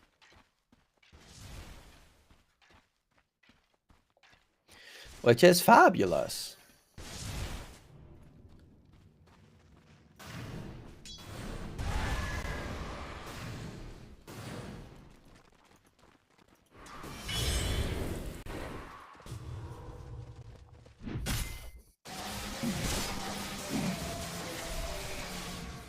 Yeah, just the two of them can't take down the Tormentor. Their lineup's actually really bad at Tormentor taking. This Doctor, he can't get anywhere close. And Radiant's middle tower is under attack. wait, what? Oh, Venge already bought his shard. I was so confused. I was thinking, why does Centaur get it? But yeah, Witch Doctor's bought his own shard. Centaur's got the shard now.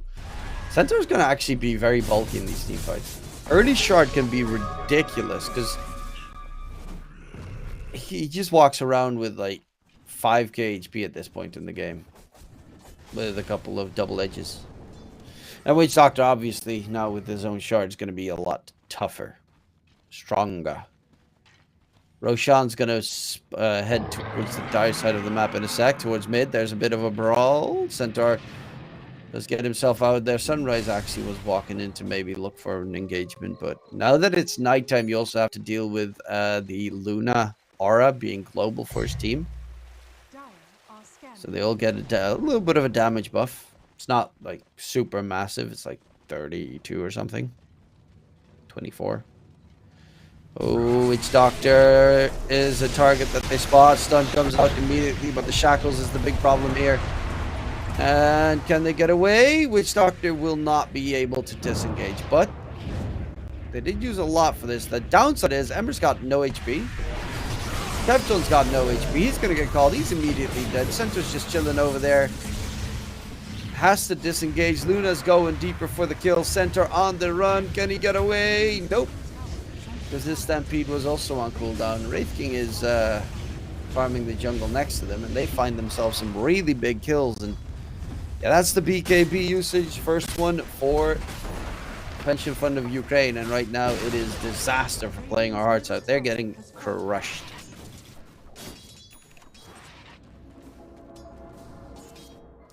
Axe has a BKB, Luna has a BKB, once Lesh has a BKB, they just have no damage in the fight until BKB's over.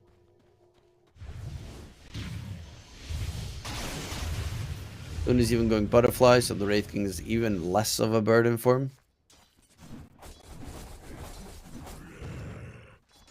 This is the danger of Dota. If you get ahead and you feel complacent, you very quickly realize that the enemies can overcome you with just their lineup.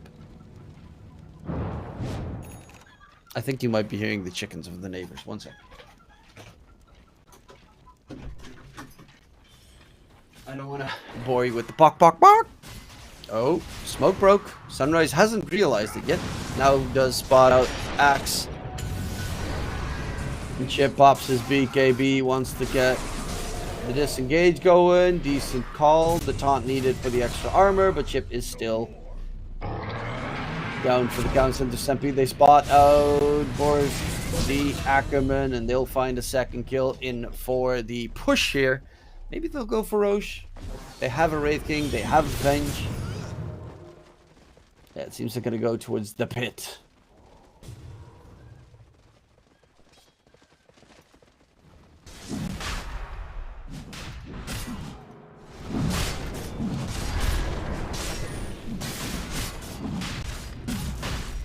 And there will not be a defense thrown out. Yes, there's an observer ward. They know that they're taking Roche, but there's nothing they can do about it. And the more crucial aspect right now, of course, is great that you have the Aegis on your side, but it's denying the Aegis to Pension Fund of Ukraine that's the actual winning factor here.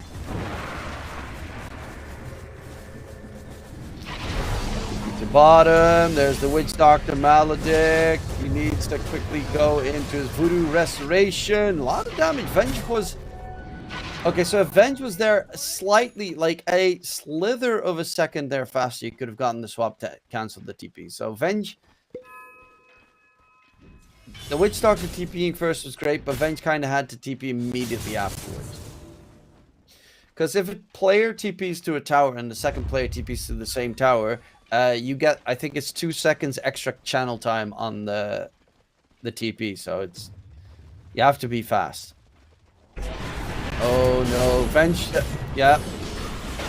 Luna just popped the BKB previously.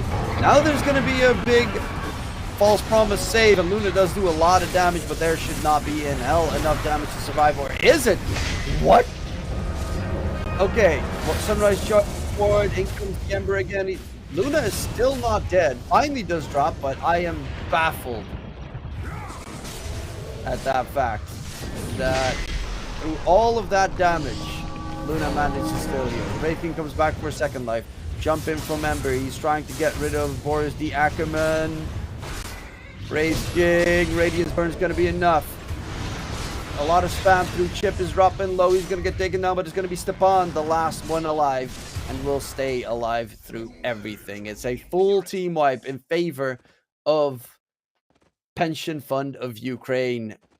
And the Lesh, once the Lesh is BKB in those fights, nothing touches him. God, these engagements are baffling. Look at that damage dealt. 7k by the Lesh, 6.5 by the Luna. Oof. They just have two really damaging cores against one. Because Centaur is more of a sustain kind of hero.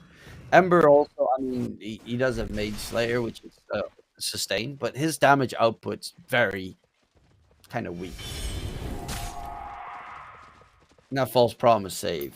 The first target that you need to nuke is Oracle. Every fight.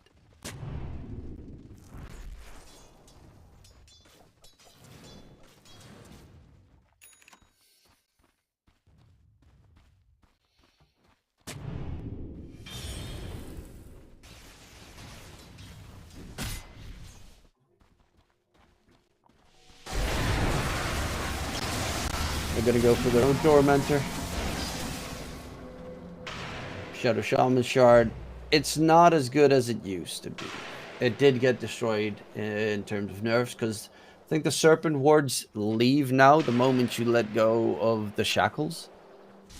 So you can't like pop Serpent Wards and then run forward and then use that to just quickly farm, but you just have to stand there, and once the creep dies as well, the Serpent Wards are gone.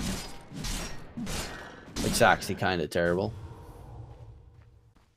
So if you shackle a creep, the Serpent Ward should immediately target the creeps next to it, because otherwise you instantly lose the Serpent Wards from shackle. It's actually terrible. Oh, Sunrise is just out of range with that Observer Ward. It's also not the best target you can go for, though. That Ember would be a better target. Speaking of which, he's going to get shackled up. Those Serpent Wards are hurting. Axe Skull holds him in place, and a dunk on top. TP even cancelled, so they know that's a free tier 1 tower, tier 2 tower bottom. Because I think Fench cancelled his TP. Oh no. He's dead. Witch Doctor gets caught. And on to the tier 2 tower they go. Mow it down, up the high ground. They have so much pushing power with the Lash and the Luna. Witch Doctor buyback. Oh, this is dangerous. You lose a fight here on playing our hearts out, and you might just lose straight up. Because there's also no tier 2 tower mid. So it's definitely looking like 2 Tesseracts. Wraith King is trying to push mid up and maybe force a TP. But the tier 2 is still standing as well in mid, so it doesn't really do as much.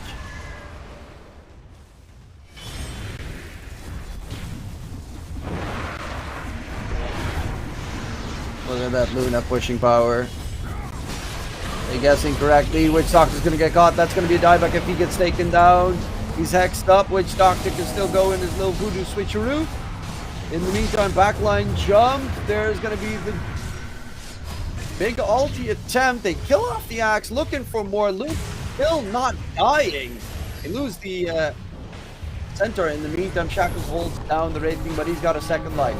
Hex on Ember, but the main target is out of there. They do get the Luna back to safety, but in response, the Lesh will falter at the very end. There is not really a way that Lesh should be able to survive this, and they'll find 4 kills in favor of playing our hearts out, with Sunrise getting a triple kill, but the Luna, the big important factor, gets out.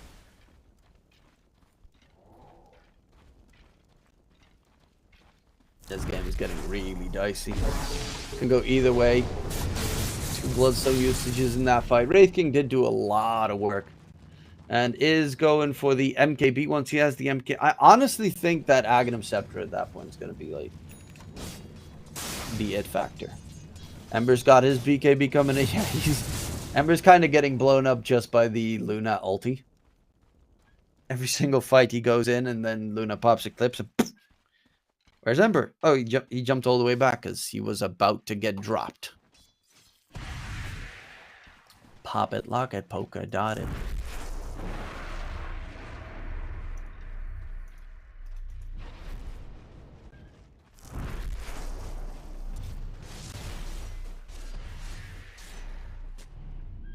There's also a point in the game where Witch Doctor might go Ags, and you also have to deal with that scary factor. The bouncing bombs. Sunrise. Gonna jump in. Oracle is dead. No false promise for this fight, and that's actually a good moment to take an engagement.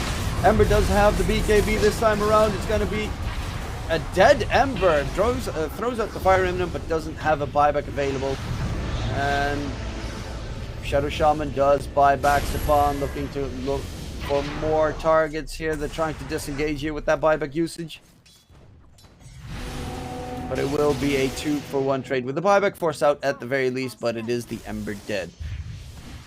Did the Ember buy back previously? I actually don't know. From the previous fight in their base, I know that Witch Doctor bought back, but I don't know if Ember actually bought back. Might have been because his death time is pretty long. Might have not been because we're already this late in the game.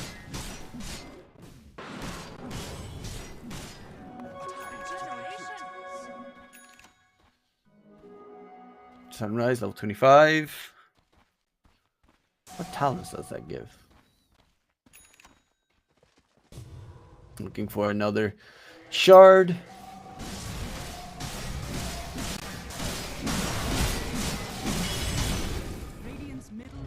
Ooh, Ember Shard's nice. He gets a lot more Fire Remnants in the fight because if people die, he gets a Fire Remnant per person that dies.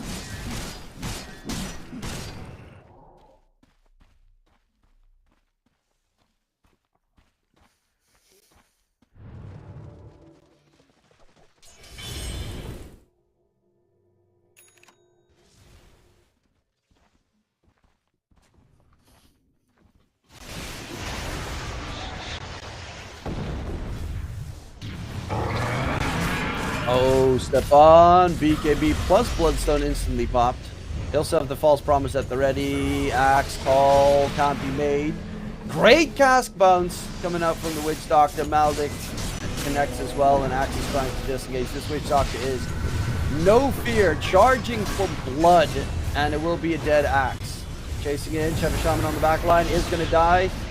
And Ember needs to cut his way through. But there is still Frey with the False Promise at the ready. Axe Call onto 2. Gets the control. And they'll continue on for more here. The Radiant side's in a lot of trouble. Wraith King's first life comes back up. He's still taking Eclipse beatings from behind. He's going to lose his first life. Looking to just finish off Stefan at the very end. Still a lot of damage pumped out. But that's a team wipe in favor of Pension Fund of Ukraine. I think it's a dieback on Axe, but still very much worthwhile here. And a big engagement going in their direction. Yeah, it was a buyback on Axe. If he didn't buy back, they probably would have been team wiped. 12.5k damage by Lesh. Oh my lord. And that's with a 40% damage, spell damage reduction the entire time. Bottom lane is actually being pushed in, so they're going to need Centaur to quickly clear out the creeps. Otherwise, they might lose their racks to just straight up creeps.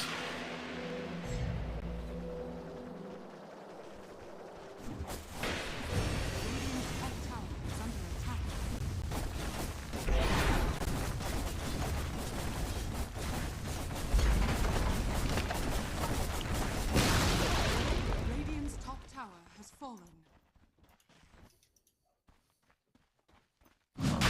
Well, Roche is up, and that is Aegis plus Cheese most certainly going in the Dire's favor, unless they're really fast on the move to get there. But the problem for playing our hearts out is the fact that all 3 of the lanes are being pushed in towards their base, and it's really hard to clear it out. But Roche is dropping quite significantly fast, and yeah, they scan it out, but they're not there in time.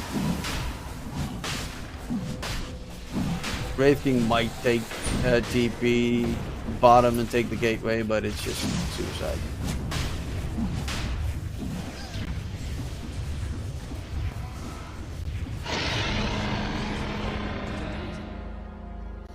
There's still a cheese, guys. Grab the Gouda. Yeah, now they have their own reincarnation on Leshrac. Oh, the hero that they already struggle so hard to kill.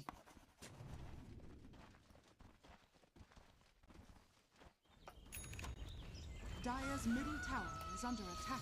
Remember going Shivas. More healing reduction is always kind of nice. Oh, Arcane Rune on Lash. Oof. Witch Doctor is going for Ags. Actually, he could use the Chris that he has to sell it to get the money for the Aghanim Scepter. It could be huge. In a team fight, if you can get it up for 3 seconds, it is a team fight. Yeah, he has more than enough money from the Chris to actually get it, but he's trying to not buy it just yet and get it through farming. That plus you probably need Aether Lens to be able to get in range.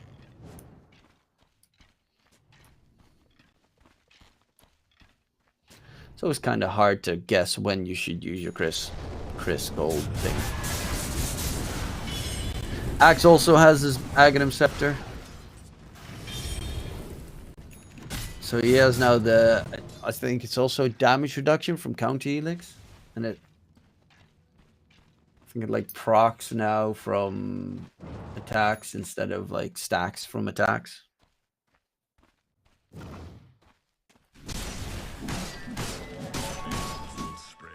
So you have like Beyblade Axe charging at you. Let it rip! If Luna gets to the high ground, your bottom set of Rex are gone. Instantly. That's just Luna at this stage. Dire are scanning.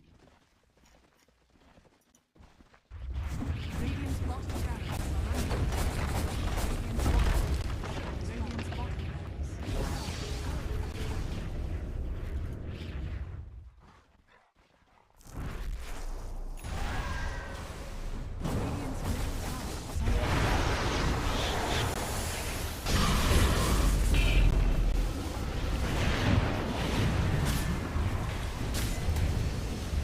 Centaur tries to get the stomp in. And they're going to go for the mid set of racks. They already cleared out the bottom.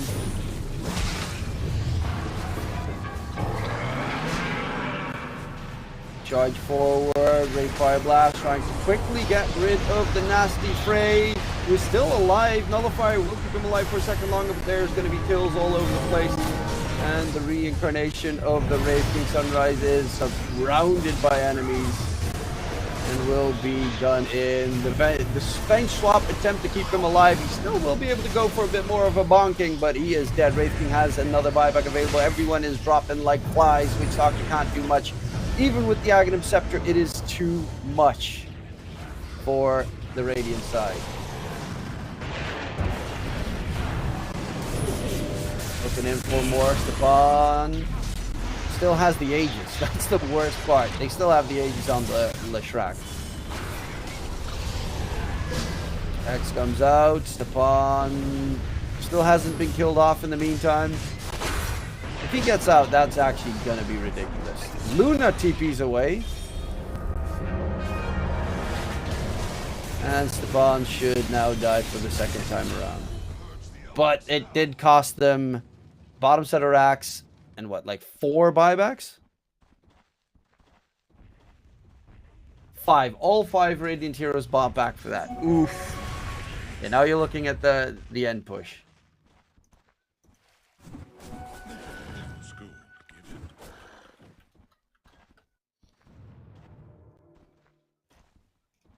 Dire's middle tower is under attack.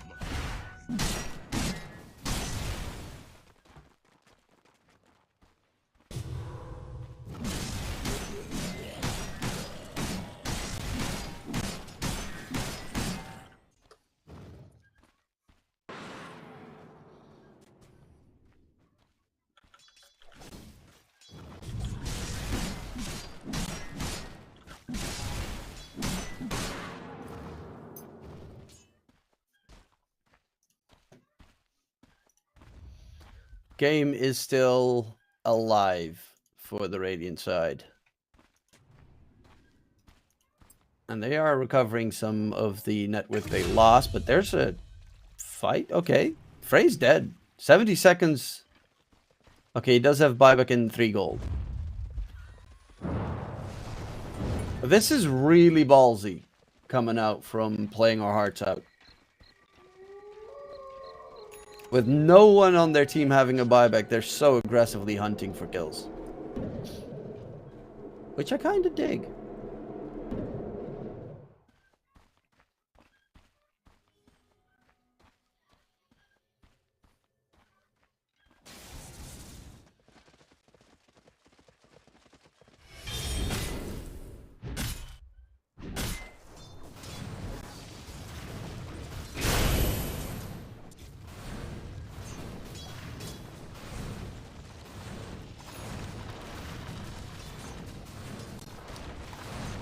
Revenge, going for the Lotus.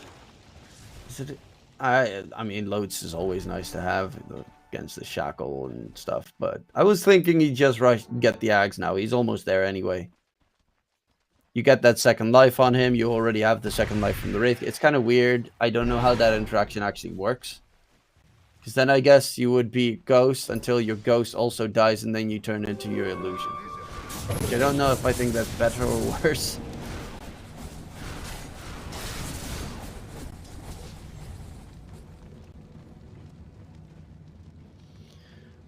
It might be that Pension Fund of Ukraine is waiting for the next Roshan just to be safe. Or they're going to go in right now knowing that they don't have buyback on the Radiant side.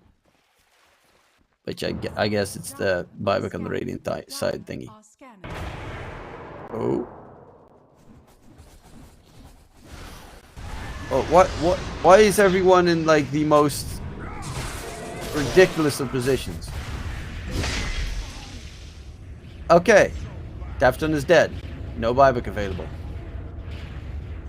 Huh. That's not good. That's middle set of racks are going to be secured. Don't really see anything stopping the Luna from taking that one down. It's probably going to be Megas. This is so hard to defend. Oh, they actually spot out the Oracle. He's going to try and stay alive, but the Oracle is dead. Has the buyback available. Raking is going to lose his first life. Drive forward onto Shadow Shaman. He's going to stay alive for a little bit longer, but the Shaman is still not dead thanks to the Glimmer Cape. But Axe is. Centaur is. He does get taken down. Ember on the back line, and now it's just the two of them against 4 plus buybacks, of course, because everyone on the side of Pension Fund of Ukraine has a buyback at the ready. And yeah, there's not much more that they can do. They're going to get the control in on the Wraith King, and that, ladies and gents, should be game 2 in favor of indeed Pension Fund of Ukraine. So we are going to a game number 3 to decide who is going to advance on to the grand finals. Who would I consider the MVP on this match? I mean, I gotta go with Stepan on the Lesh. He played really well. Hard to kill. It looked a little bit rough in the early game for Pension of Ukraine, but they managed to recuperate. Playing our hearts out kind of like took their foot off the pedal, and that gave time for their opponents to get the farm, get the items. They needed the heart, they needed BKBs, and then all of a sudden, the Bloodstone, and then they were really strong and hard to kill, and they got to that point pretty solidly. That was, of course, game number 2, ladies and gents. There is one more in this best of 3 to be witnessed. And winner advances on, loser is out. Drops to the 3rd place decided match. My name is DK Truman. We'll be back after the break. See you in a bit.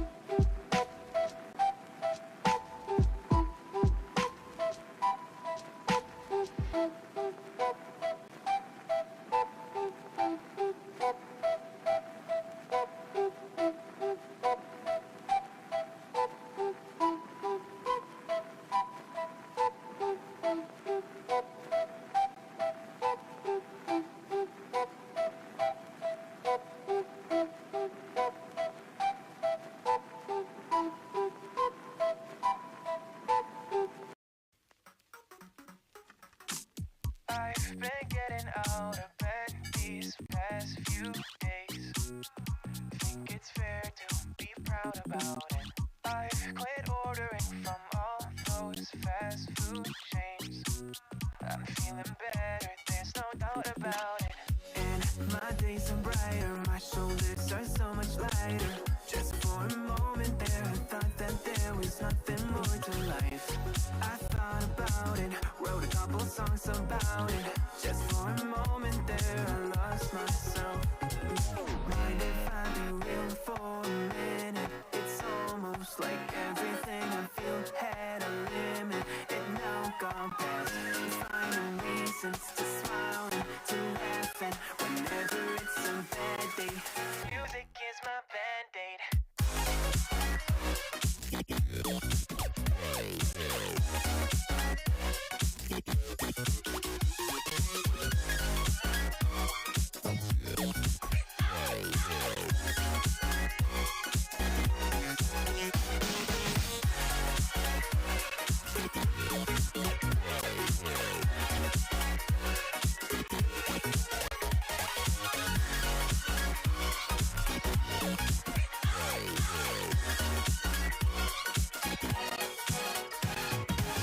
Here the other day, I turned up all the lights.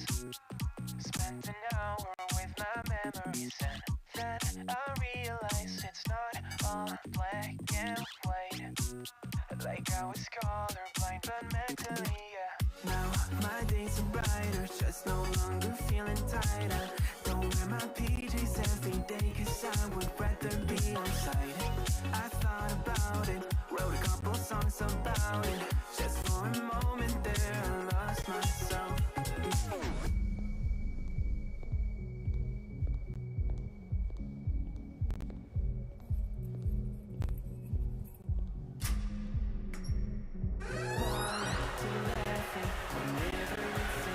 Welcome back, ladies and gentlemen. That was game number 2. It was a very close one, and in the end, it brought us all the way to a third and final game in the semi-finals. So, yeah. I think on the other stream, it's also going to game number 3. That means that it's going all the way. Keeping this very close. But I don't know who I'd give the edge at the moment. Because on one hand, Playing Our Hearts Out looked really solid in game 1. Game 2 as well. But then they, stopped being aggressive.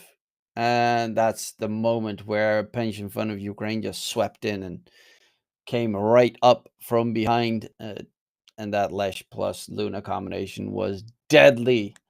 That they had to pretty much deal with. As you can see, 1-1 on both the streams right now. Afterwards, it will be the winner of this match versus the winner of the other match in the grand finals, and the 2 losing teams will be playing for 3rd place on this stream right here. So don't forget to hang around and get ready for some absolutely beautiful Dota, because these teams are bringing the heat.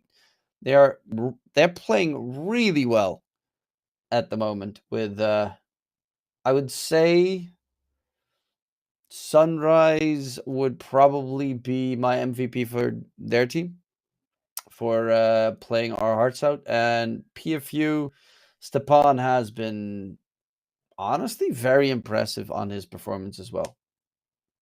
But there's still more to be played. I think also that Ackerman's been playing very nice. But there's still more to be played. The drafting should start momentarily. I'm curious to see if we get to see any fun surprise picks here. This game we had Luna, which we don't see too often in this current patch. The Lesh was a nice one. Still one of the strongest laning heroes in mid. Let's see what other heroes. Support-wise, yeah, they kind of are playing still the same kind of heroes all the way through.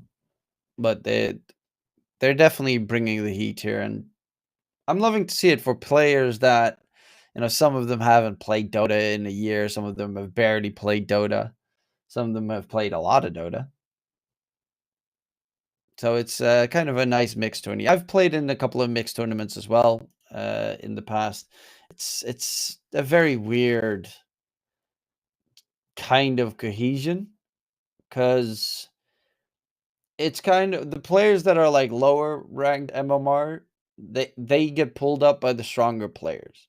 So all of a sudden you have players that normally play at like 2K rank, for instance, and they're playing like their 5-6Ks. So it's really nice to see how they're just being elevated by their teammates around them. And I'm curious to see how the communication goes between the teammates during the match. Is there like a shot caller, or how they push forward to get themselves in towards those finals to get the picks points. Sorry, the Rix points in the PLAYRIXNATIONal 2024. I'm actually curious now because they said that Rix points are their in-house currency. I don't know what that exactly entails. Could you like buy a beverage with it? I don't know. I'm actually curious to see if we get an interview. I'll definitely ask one of those questions to see what Rix points exactly are. But we'll see if we get an interview after this match. Curious, production, how far is the draft at the moment?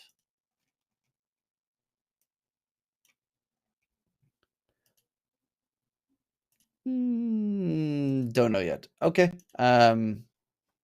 Of course, for the people that are interested, there's also a European Cup match going on right now. Slovakia versus Ukraine. Ukraine's actually 2-1 ahead against Slovakia. They were behind when I last checked, so pretty impressive that they managed to battle their way back into the lead. And pretty impressive, of course, also from Pension Fund of Ukraine to battle themselves back into a tied scoreline at the moment, and even into a lead in the previous game. I do hear right now that the draft is starting. So with the axe pick being made, let's jump right in to see which heroes are on the board. 10 seconds remaining. In a bit. Soon 5 enough. seconds remaining.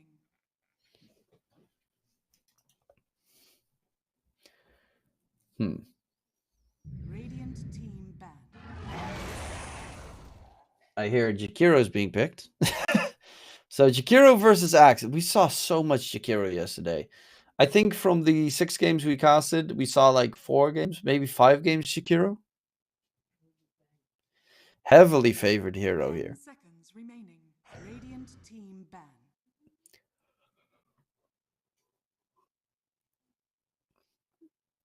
Any of other surprise bans? Well, Tiny and Dark Willow both banned. Not really too surprising. Life Stealer ban, same story. The Oracle ban is actually a bit surprising, but we did see last game that the Oracle was obnoxious to deal with because they had to invest so many resources to actually kill him.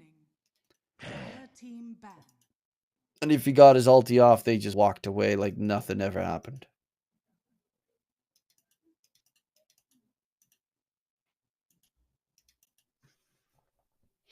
Viper ban. That's just a lane dominating hero. That's annoying.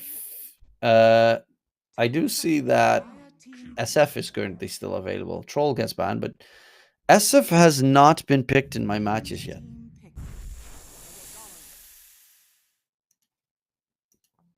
Shadow Shaman, also another nasty hero from the previous game. One of the more obnoxious monsters. He's got so much control. 10 seconds remaining. 5 seconds. Radiant team pick. Witch Doctor. Oh, he was. I mean, Witch Doctor was so dominant in the previous game in terms of the laning. After laning, it does have a little bit of a fall off, but laning wise, Witch Doctor is top tier. 10 seconds remaining.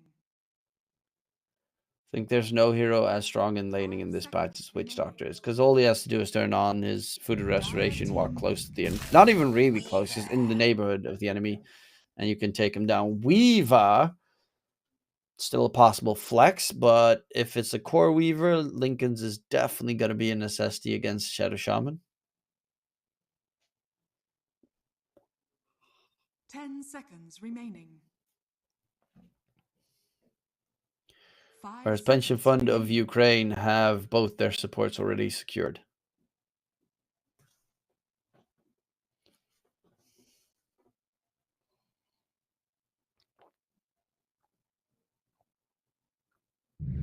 team pick. Slardar, good invis detection. Pretty weak in laning against Weaver, if this is a safe lane Weaver. But having invis detection is always nice against Weaver. Armor reduction against Axe is super useful. And it opens up the Roche take capabilities. Because if he gets the this corrosive haze on Roche with the voodoo, the shaman, shadow shaman's serpent wards, Roche does die pretty quickly. Leshrac, I mean, it worked for them game one. It's really good against Weaver as well, especially in late game when you manage to get the 5 seconds Nihilum, the Aghanim Scepter. Weaver just can't touch you.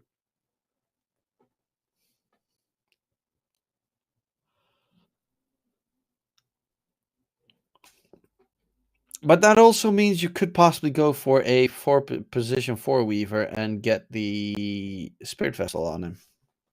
Wouldn't be a bad choice against the Lesh this game.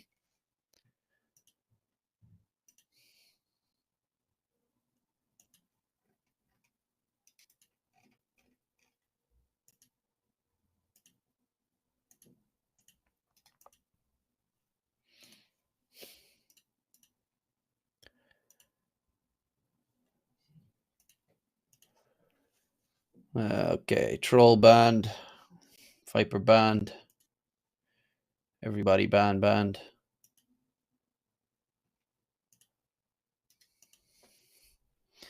They need either a safe. They definitely need a mid laner. Playing our hearts out.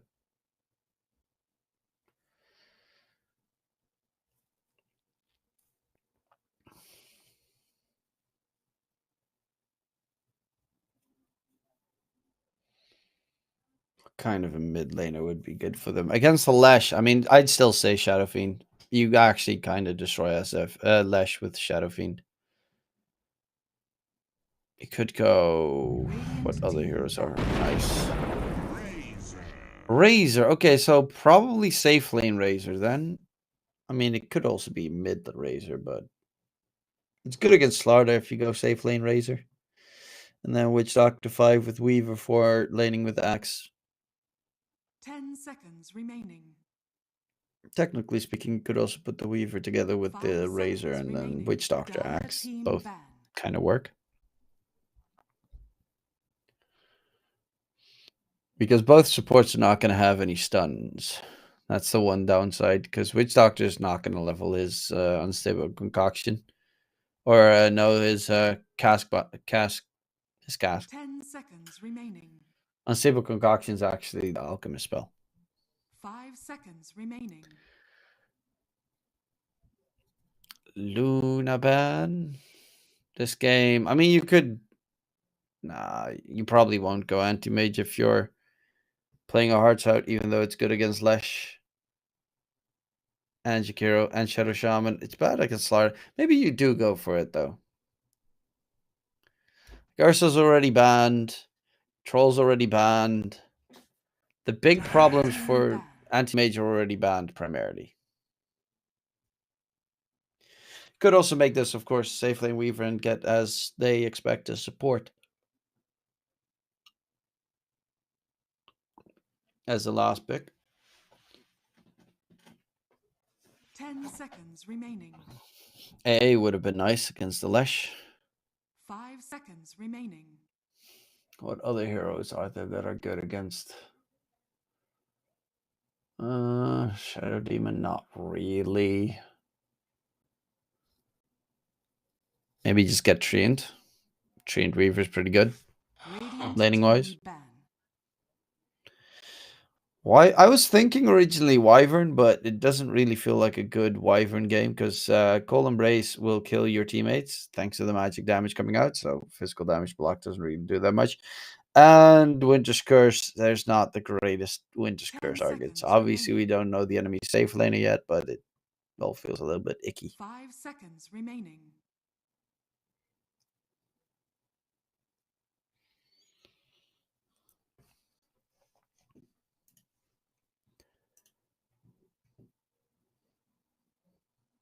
Radiant team pick.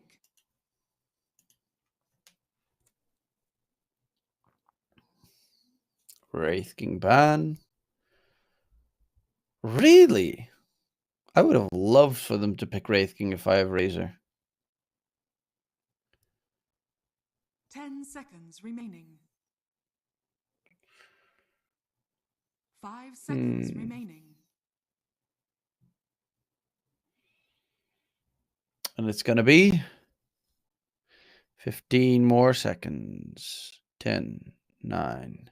They have no time left. They got to choose now. I don't even know what role they're needing. Okay, Lion. So we're going to have both supports on opposing sides with a Hex capability. Lion has Mana Drain, which is neat. And obviously Finger to just... The problem with Finger this game is it doesn't really work on Shadow Shaman.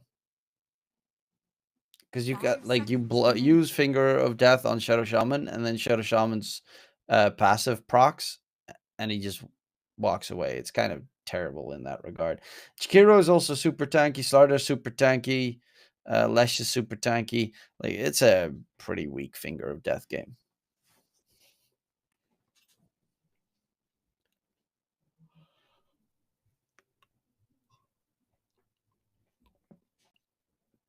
But it is control, and they needed control. That's definitely something they were lacking.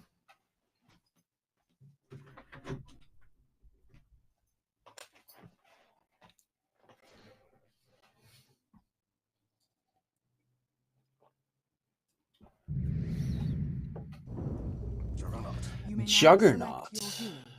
Okay. They do have a couple of tools against it. Time-lapse from Weaver, Witch Doctors, Voodoo Switcheroo. Razor can steal his strength, his damage. And Axe can actually just call and interrupt a Juggernaut during his spin to win. I'm liking playing our hearts out for game 3 as well. I did expect them kind of to win game number 2, so I don't trust every word that comes out of my mouth. But I do wholeheartedly believe that this is a solid draft from them.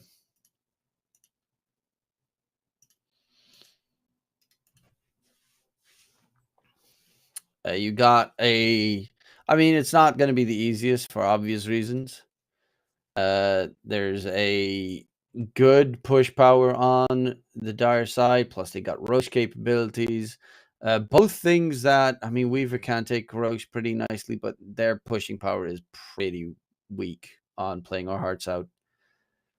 And their team fight's also not that great. They have Axe as their biggest control, and then Finger of Earthspike from Lion to back it up. Comparatively, it's a lot easier for Pension Fund of Ukraine to control the enemies because they got Ice Path, they got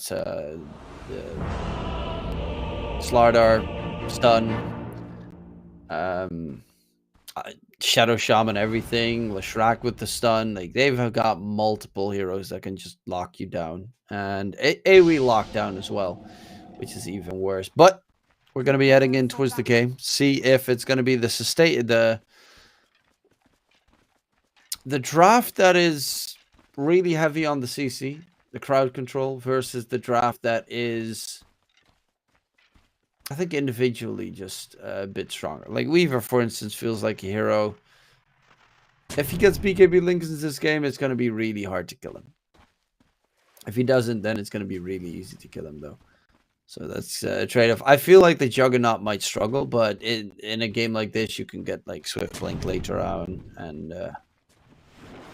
and you just Swift Blink plus Ags, and you just blink, Swift Slash someone, and then like Witch Doctor or Lion dies. 30 seconds to battle. Which shouldn't be the hardest issue. I do think that Finger of Death has no place this game. Sorry for that. I had a frog in my throat.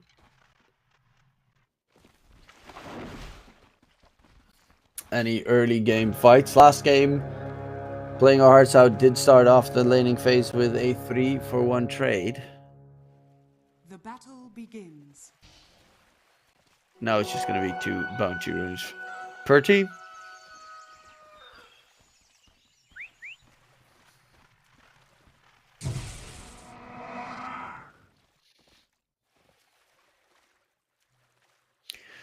The fact that Slaughter walked to the high ground and then back again gives away that they had high ground vision, because Celeste wasn't in a position to show that they had high ground vision. So they know there's at least an observer in mid, not that it matters or does anything for that matter, but the more you know.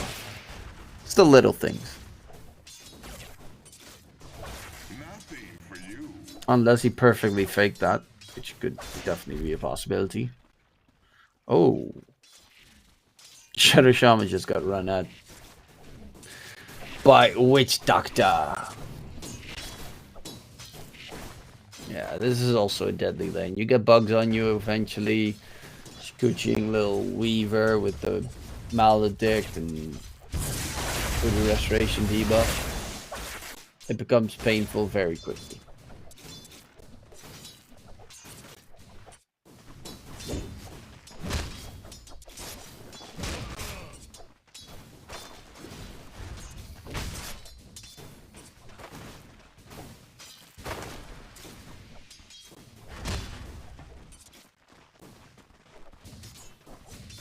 It does feel like a game where Axe can completely pop off, though.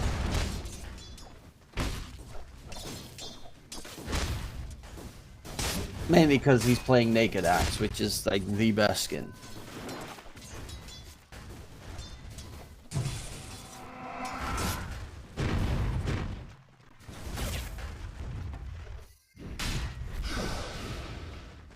And another game where that bottom lane is just gonna be a disaster.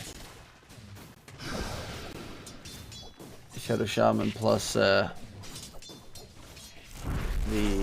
Slaughter can't really do anything there.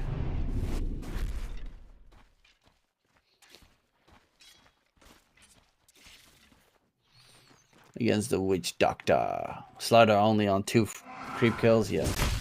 That's gonna be kind of the story here.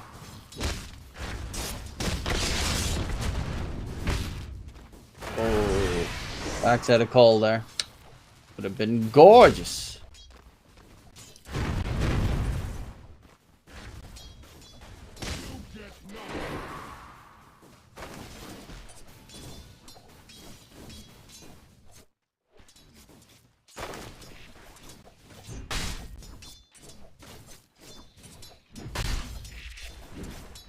But no first blood yet. Mid lane Rage is doing really well. Weaver's doing fan-freaking-tastic though. They're trying to go for Boris. Oh my lord. Man down. Man down. First blood secured for the Witch Doctor. I mean, he would have died regardless even if he got the fountain. It's one of those mechanics where your own spell might be detrimental to your life because you cancel your TP, for instance. But he would have died because of the Maledict.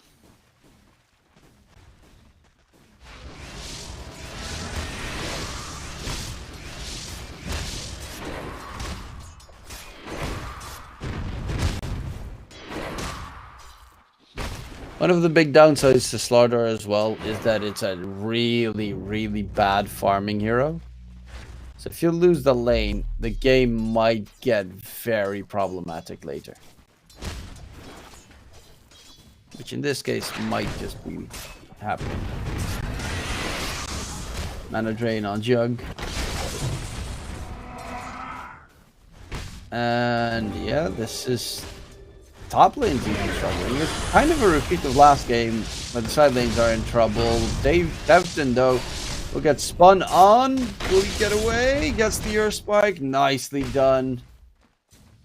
If Axe had Call now, he would have easily gotten like 3 kills in that top lane.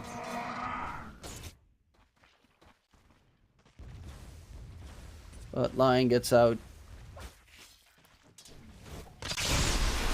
We'll be able to walk all the way back to base and then TP to lane.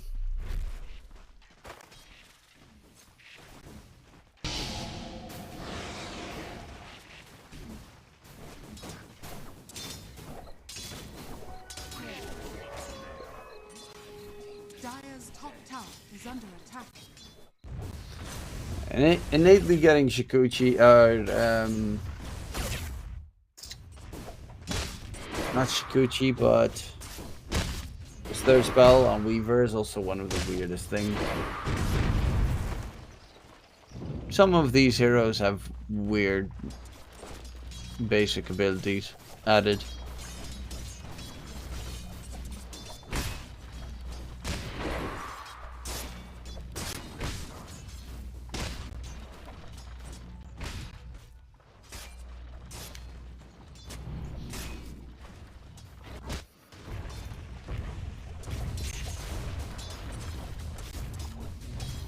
But both sides farming still expertly. The only one that's struggling is Chip.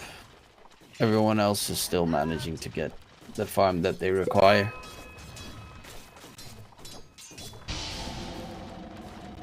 Speed runes are going to be up in a minute. Load sorbs are crucial to manage the yoink, steal them away from your enemies.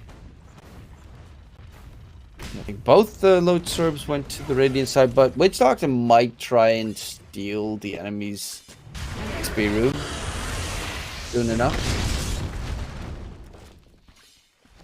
Defton has no way of holding Frey in place, so we'll have to let him go.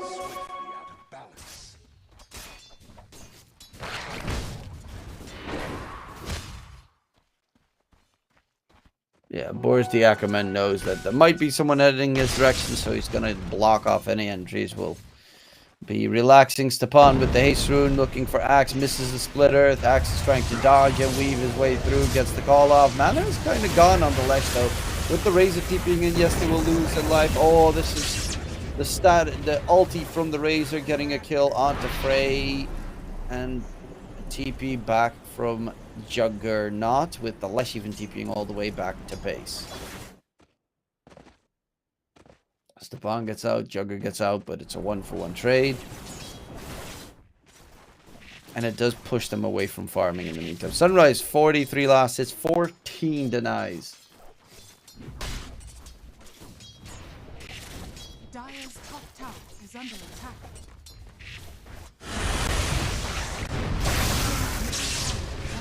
Towards top. Jugger's trying to get away. The call won't be there in time. Boris, can he get the shackles? Defton's got the Earth Spike available. Gets the stun off. But still, they get the shackles. And... ooh! Frick gets him in the end with some dots. Nice Axe call coming out from... well, Axe. It's not too surprising. Trying to get the catch. Earth Spike on top. Healing wards being a bit of a nuisance, but not going to be the biggest problem in the end. Chip even TPs through. This is actually big if Chip can get a couple of kills here, because he needs to get something for that terrible lane bottom. We'll get the kill onto the Axe. Witch Doctor comes in. Maledict. Chip. Okay, this is dangerous, because Chip does just TP top. And he's going to be forced all the way back to base. Won't die, I think. Should be, yeah, he should be fine. I think it's only level 1 Maledict, so it doesn't really do anything.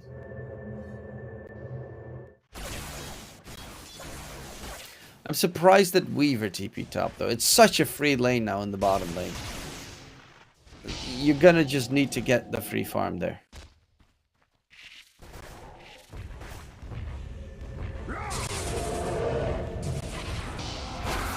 Jugger trying to disengage. They're diving underneath the tower. Earth Spike comes out. Ice Bath onto 2. Axe in a bit of a pickle. Can they get out of there? Oh, it's actually Stepan coming on the other angle. Finger gets used and he is quickly blown up. Slithering Crush comes out. That first finger usage of the game is successful. I doubted it. And here I stand. Completely corrected. Charge in for that Slardar. Chip is just not having a good time whatsoever. He's looking for a fight. Omni Slash gets tanked by the nasty little Lightning Boy coming out. 2-man Earth Spike as well. And they'll find a Shadow Shaman with everything on top. Juicy, juicy, goosey. Dire's top tower is under attack.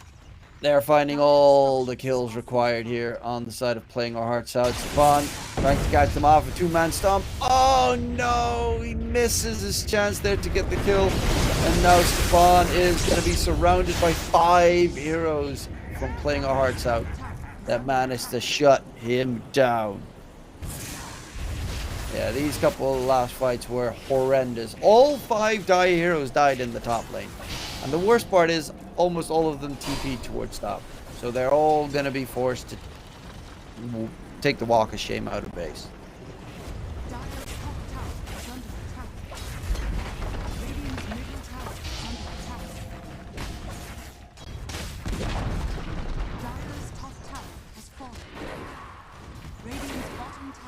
Under attack. Gateway takeage, back to bottom. Slardar does have his corrosive haze now, so this action is available. Sunrise gets pinged out, they know he's there. But can they even do anything against him? He's playing very defensively.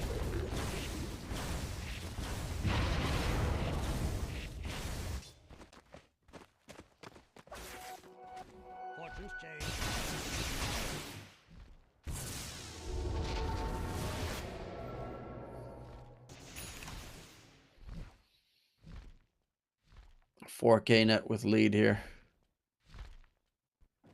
We're playing our hearts out. But they did manage to get 4K to 6K lead last game as well. And then they kind of chilled. Radiant's middle tower is under attack. Which they can't have happen again. No chill in this game. Nobody gets to chill. The pawn, I mean, they know where he's running because of, even though he's invis and doesn't take any damage, his damage does get stolen, and they see exactly the direction he's running. They don't have detection on them. It's the one downside. Again, no detection. So Lesh gets away, but the rest are not going to be so lucky. Double kill for Razor.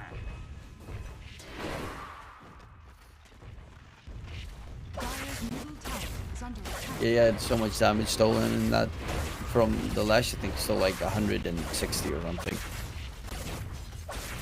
And then you don't really care in the slightest about Lesh. Or, sorry, about anyone getting close. Middle tower has fallen.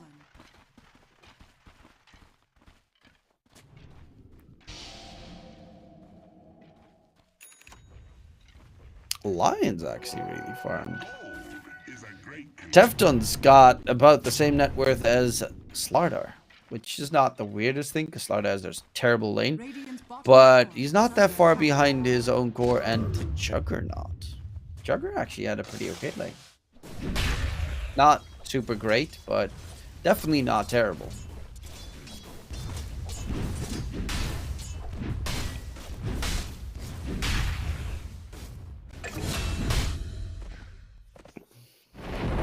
Okay, Frey dies in the dire jungle to a quick catch. Witch Doctor going for the urn. Yeah, it's a great Spirit Vessel game, without a doubt. They have a way to dispel it though on Witch Doctor, Shadow Shaman, but in a team fight you probably don't want to use it on your allies because they might get pissed off if you hex them.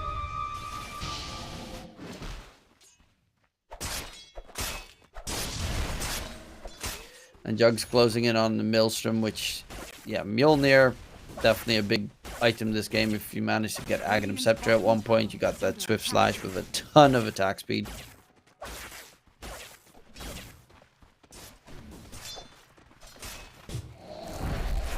Oh, bottom and top, they're going in on 2 different directions. Ship's taking a lot of damage, but top lane, it is going to be the Juggernaut dead. Chip. Yeah, this is the problem. He's taking so much damage because of the armor reduction from the bugs, but is it going to be enough to take him down? No, it is not. Full shackles onto Sunrise, and they went too deep. The Shadow Shaman is also going to be another one down, and Chip gets a double kill. Ooh, they just gave that Slardar the recovery of a lifetime.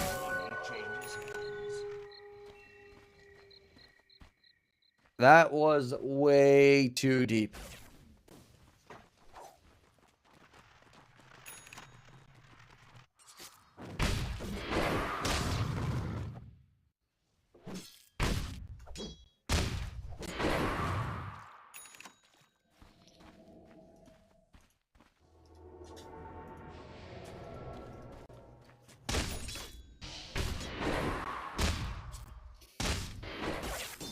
net worth wise, they're still 6k ahead. Bunch of experience as well ahead. Raze has got his Manta. I think his Manta to be delivered. Maybe S and Y actually. Would be a pretty good S and Y game.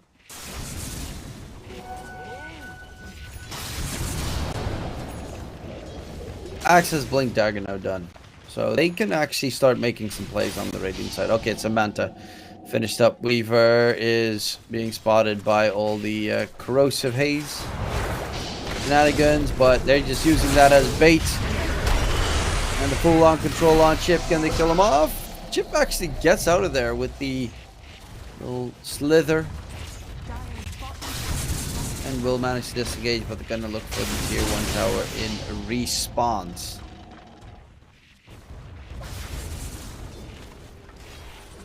Or are they just going to let it... Okay, looks like they're just going to back it off. No. They really want that tier 1 tower. Open up the map. Open up entry towards the triangle. Okay. Quick cash comes out. They will blow up Boris. The Dunk does not really care about his passive. But they are still not taking the tower because they're just hunting for kills right now.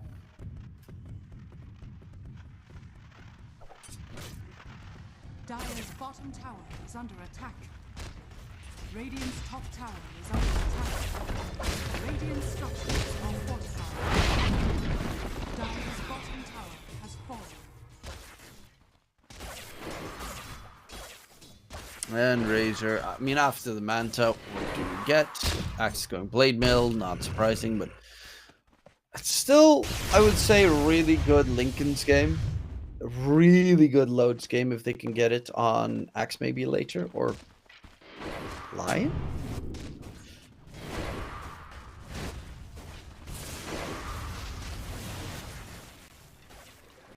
Because if you spell Reflect the Shackles, gets instantly cancelled. Omni Slash, obviously. The Post of Haste is also a great spell to spell Reflect.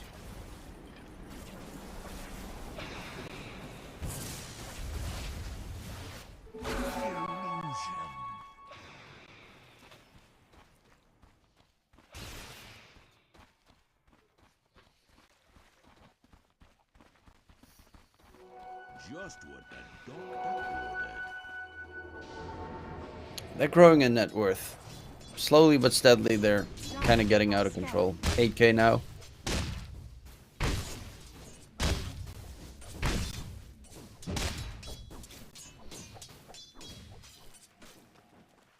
On for more. Dire are scanning.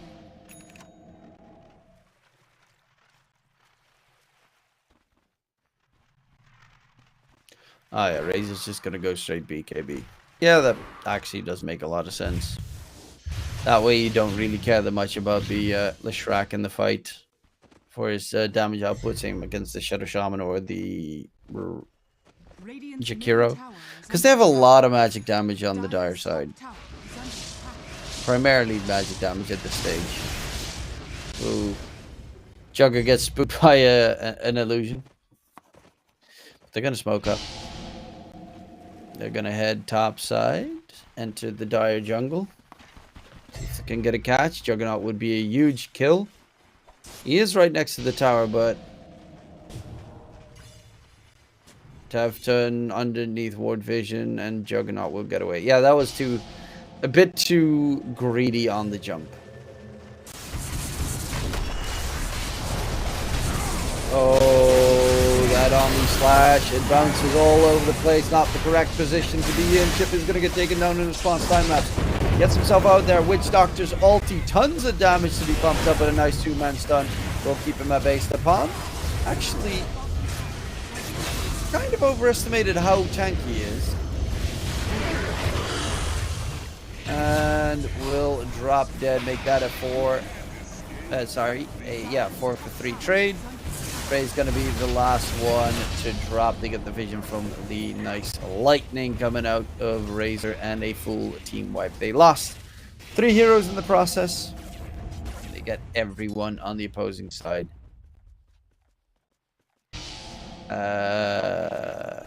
Okay, yeah, the Jakiro doesn't count here. I was already confused. It's still a bit confusing that the net worth difference is not changed that much. But it's mainly the experience that's now getting out of control.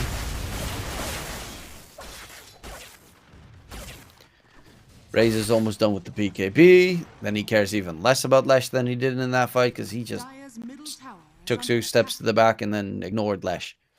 And Lesh just died from his AoE.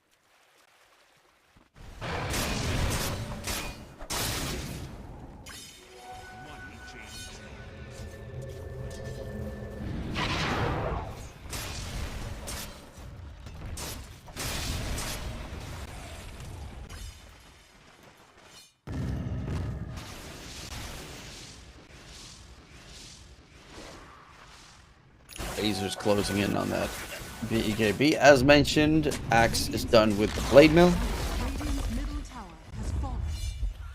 Now that the tier 1 tower mid is gone, they are actually smoking up, seeing if they can find an opening here, but they're walking. The only one that they have on the map to witness is the Shadow. Oh, actually, I don't think they're going to do anything with the smoke. Maybe kill the Witch Doctor. Slithering Crush. Yeah, he doesn't have Shard yet, so he is very much dead. Ice Path comes out, but they find Chip in response. And even though they're throwing a lot of damage onto the Weaver, he can just time-lapse and go back right in. For the fight, Axe is going to get Omni Slash with no HP actually to his name. The Bond in the trees is going to just try and disengage. They have to be a little bit careful because of the AoE, but Sunrise gets a triple kill, and now it's the Juggernaut last to leave the area. We'll get the TP out to safety, but it is another, this time 4 for 2 trade-off. That's where they initiated. The TPs were fast from playing our hearts out. I think the communication must be really good. Because the moment they went for Witch Doctor, everyone TP'd. Just, okay, coming. In the pit they go. Double BKB is almost done as well for them. So honestly, with double BKB, you can even go high ground easily.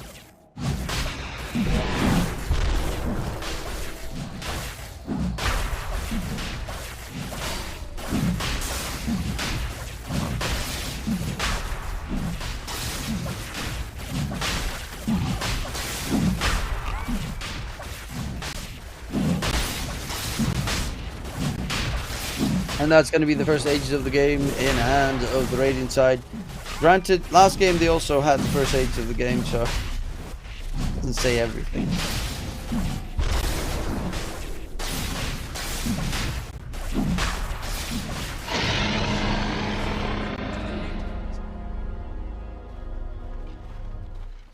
But a Weaver with a second life, they already are struggling to kill him. Got BKB, Gleipnir is going Daedalus into Lincoln's afterwards. This Weaver, he doesn't even have Shard yet. Speaking of which, they could steal the enemy's Tormentor that is right next to them. You get a free Shard.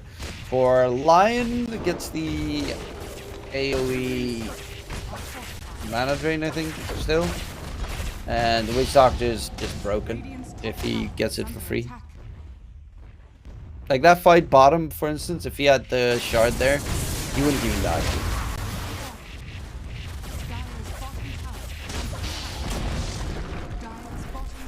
They're gonna quickly go and try and secure the Shard. Take a lot of damage of it because of it in the process, but oh, the Lion gets it.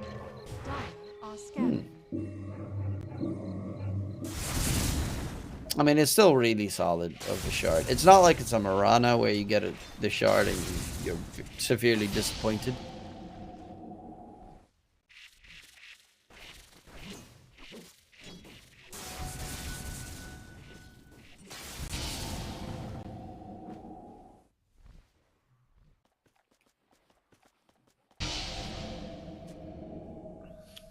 Weaver closing in on towards his next item. Yeah, Lion's got a Glimmer now as well.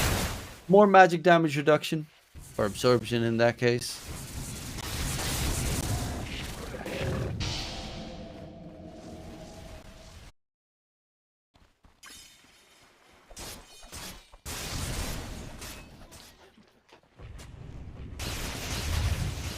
Chip now has a BKB. That's kind of crucial. Bloodstone's done on Stepan.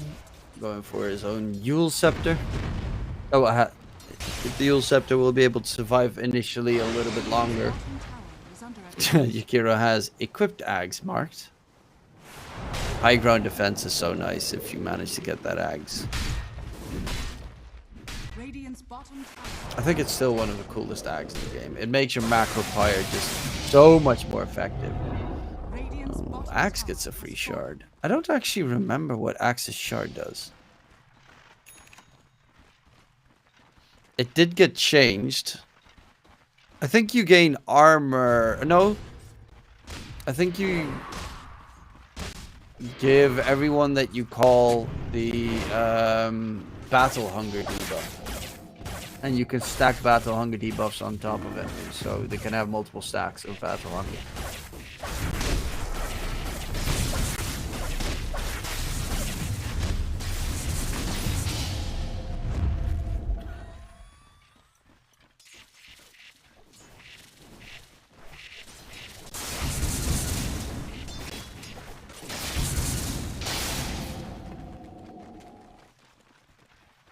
Radiant's bottom tower is under attack.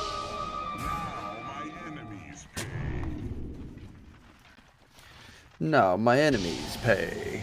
And pay they shall. 13k net with lead. They're looking for a catch. Find the Shadow Shaman first. He gets used. And that is a dead Lion with a dead Jakiro. Oh no, they just lost the catapult creep. They should be able to get the tier 2 tower top. Still have the Aegis for about a minute. Still are ready for the push. Dire's top tower is under attack.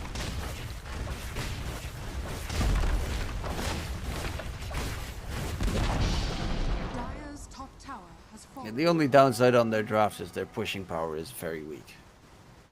So they can't like put like the dire side put the Lesh on the high ground and just Diabolic Edict take it down, or use the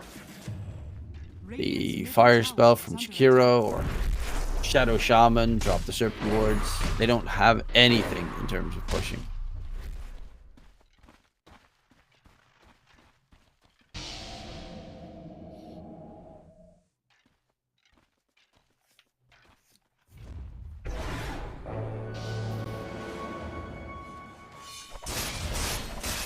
And now that the Aegis has been reclaimed, they're going to back off. They're going to wait for the next Roche most likely, and use that one to open the game up a bit more. Maybe use that next Roche for high ground pushings.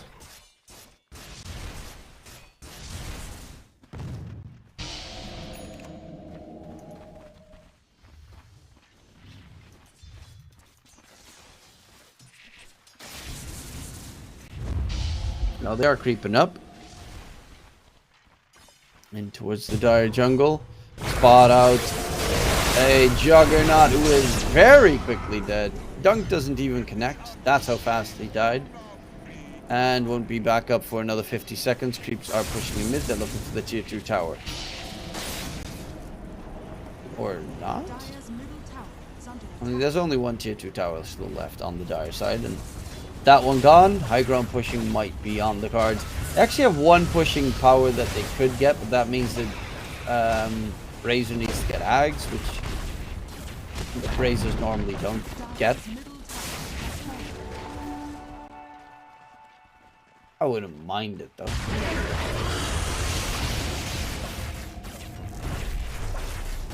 structures are fortified. Forced out the fortification. And they're immediately going to back off. Because Juggernaut has respawned. Axe is close to his own BKB.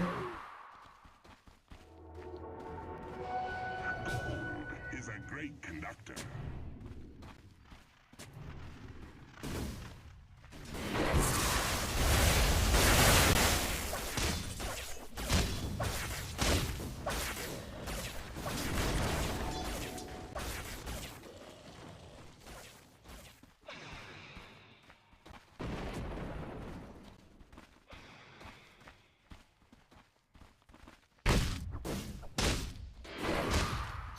$19K net with lead in 31 minutes. Seems powerful. Or step on. Luckily enough, there's no one else nearby. Otherwise, they definitely would have jumped him and quickly gotten that kill.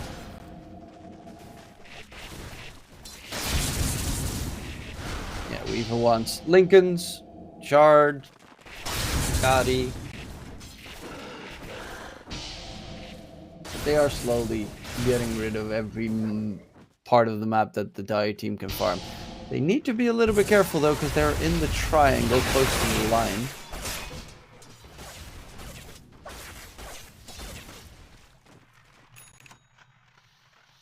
Next Roche is up in a minute. It will be a Radiant spawn Roche, so that is going to be the best one if you want to break high ground, because you're going to get big old Banner.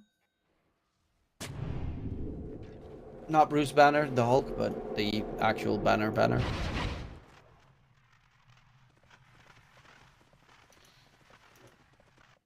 Though the Hulk would also be pretty cool to have. Hulk smash!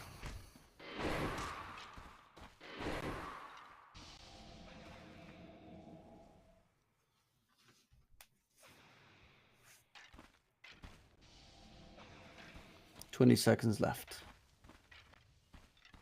With Weaver, they take it down pretty quickly.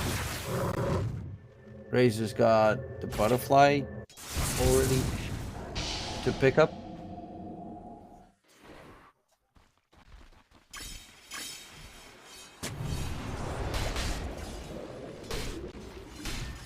And Rush is up, so they're gonna head in towards the pit, get that Aegis, get the banner, and then it's high ground time. Dire are scanning. I do think someone needs to push mid a little bit.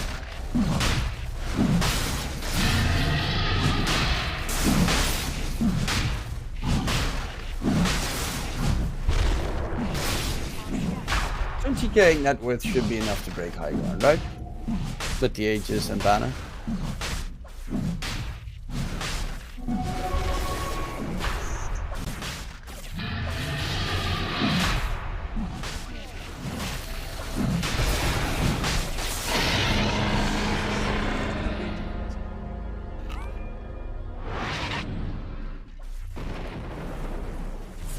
Aegis on Weaver. Banner on Witch Doctor. And they're actually going to de-push the lanes now.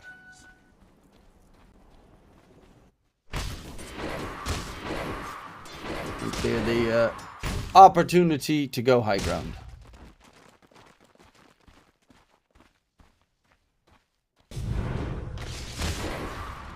Ooh, I think Axe almost has... Oh no, wait. What is he going for? Is he going for Bloodstone? It looks like he's going for Bloodstone.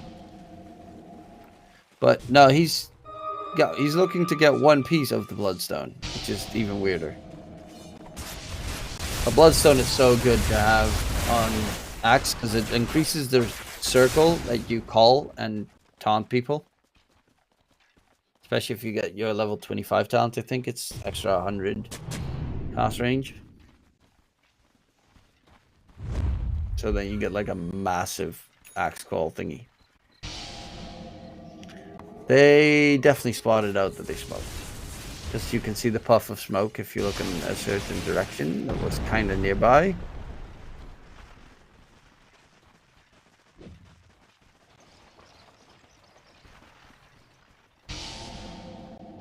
Okay, it's even more sus that no one is actually killing off the creeps than it is to not kill off the creeps here. Ooh, Jug's almost done with Ags.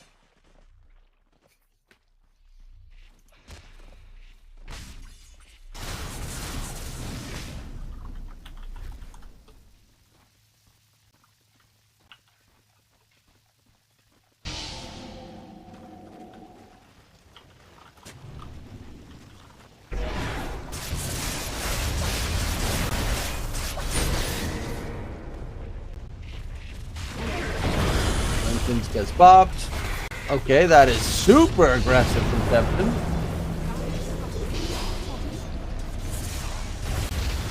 Wow. He just almost jumped in to immediately die. They've got the banner. So it's keeping the creeps alive. And nothing they can do about it. Especially the catapults can just keep on pumping out damage.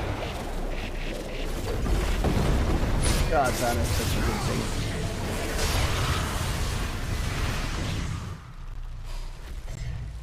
That was the Swift Slash, I guess, from Juggernaut. But we get a pause. I think they might have some lag issues.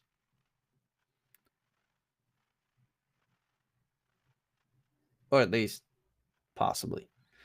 Quick a-minute pause.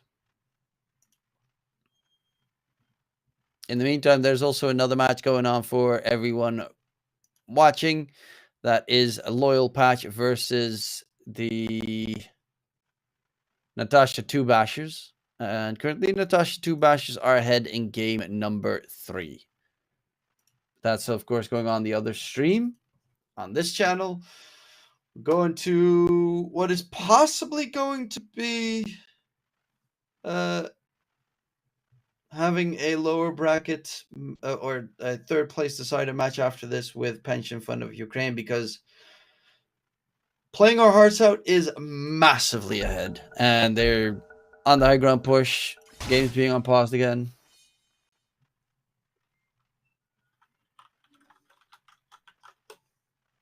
I don't know if they unpaused and then immediately paused again. I think that's the case. So that might be like one team is not ready, the other team is. Okay, let's get back into the game before all the fighting starts.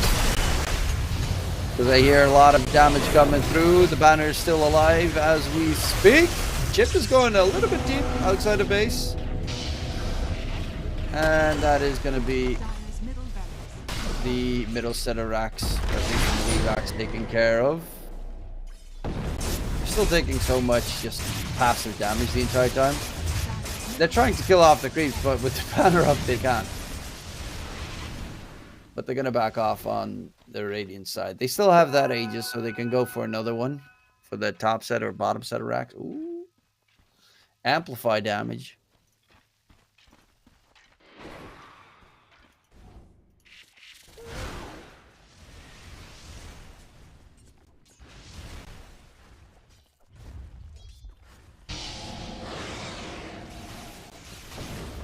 Sunrise on the disengage. Witch Doctor's closing in on Ags. That's also just so much extra added damage, though he will probably be dead now. Does have a Glimmer. And Voodoo Restoration. Voodoo Switcheroo. Does use Voodoo Switcheroo, but will die. In comes Sunrise from behind, gets a great catch, blows up Frey, looking for more. That little Worthy Ackerman is also going to get taken down. A nice two-man call, but Axe is going to get Omni Slash full duration. Stepan still has bugs on him, armor was reduced, and he is down for 60 seconds. Has a buyback, but it's looking like another high ground push. At least forced some buybacks will be coming. Sunrise ages for 10 more seconds.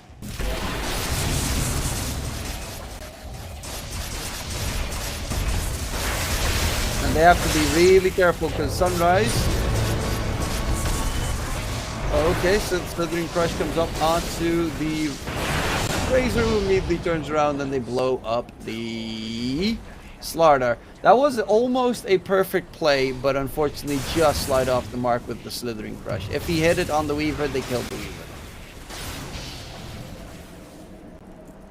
So very close.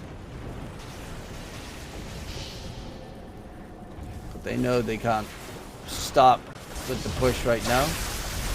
They might need Satanic or something to get some lifesteal going.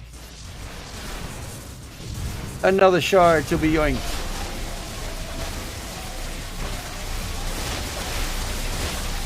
Oh, that Witch Doctor. They're taking so much damage from the Tormentor. Oof.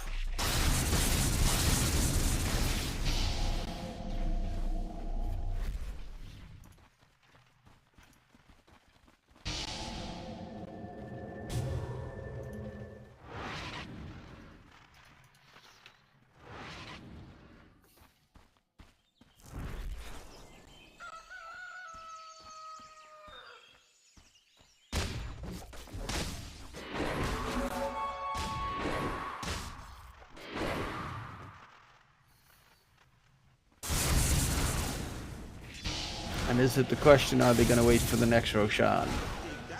Might be the case that they're just going to be playing it safe rather than sorry. Weaver still doesn't have Shard. He's hoping that he should be getting it for free now, because I think everyone else has a Shard. There we go. Weaver's Shard is like 90% the reason why the hero is strong.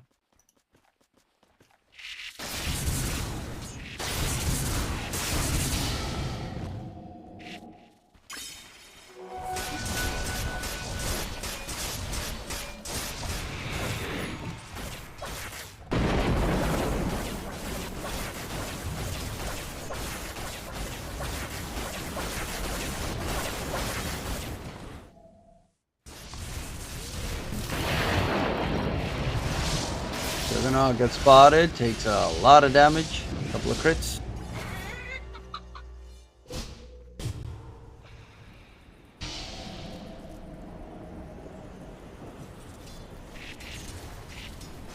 And Sunrise has his full satanic delivered. Probably gonna swap out the Falcon Blade. Chip going Ags. Wait, Chip doesn't have Shard yet. That's dangerous against Weaver. The Shard's amazing. Oh, Frey's got Ags. The Dire side, even though they're 31k behind, they're getting some pretty important items.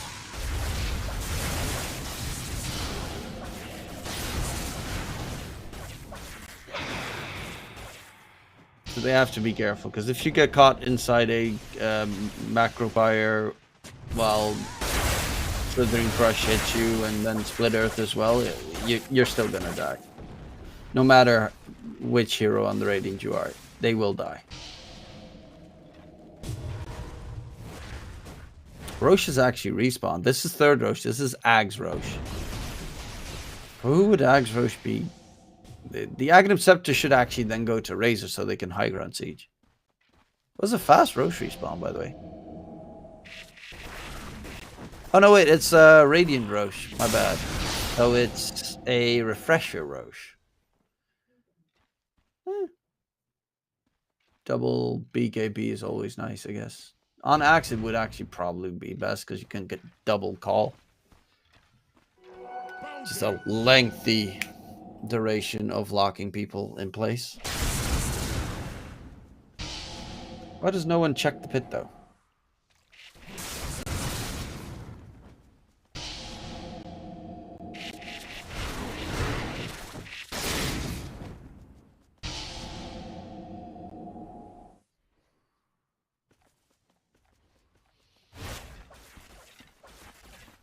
Witch Doctor also has his Ags. He's going BKB next.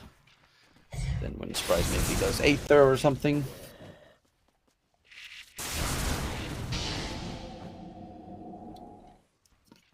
Into the Roche pit, and that's going to be a Refresher Shard Roshan.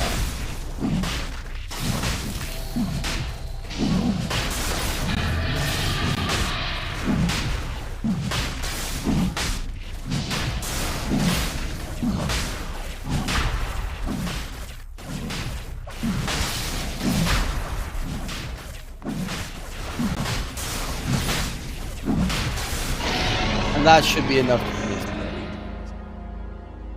With every tool that they have.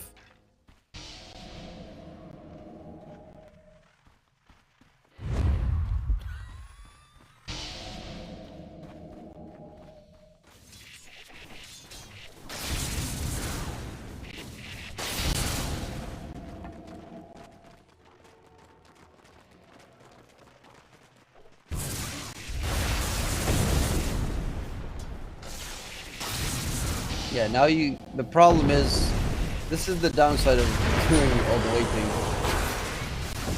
Oh. You now have to deal with less Shard, Hero Aghanim Scepter. So many nuisances in your pushing power. Slithering Crush comes out onto Lion. Dayton is very quickly dead. Maxwell comes out with the Macro Fire ultimate place. And Juggernaut gets the Omni Slash off. It's going to bounce all over the place on the Razor, turning their attention to the Jug. Jug will fall. has a buyback at the ready. Will be able to rejoin the fray, but the melee racks are still standing. So doing pressure on the Razor on the side. He is gonna get the flash. Razor's actually standing up and fighting here. Satanic healing from the Razor, going nuts. Need to focus them away, keep them from the Razor. Weaver still has that age available, so he can go in for the aggressive chase. Speaking of which, Weaver time lapses into the ice path. Swift Slash comes up. Weaver's about to die. And will he get away? He doesn't have time lapse. He's gonna man fight because he doesn't really have another choice, and that is a dead Weaver for 100 seconds. This game is not over yet.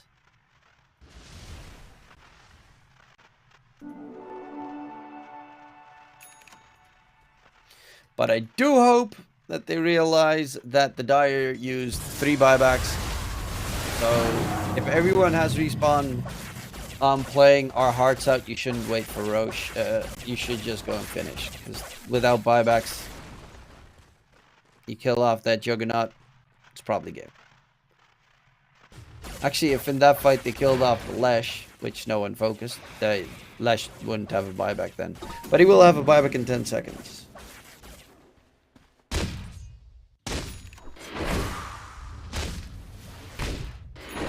Slaughter has his axe, so he gets status resistance. Going for the shard next, most likely.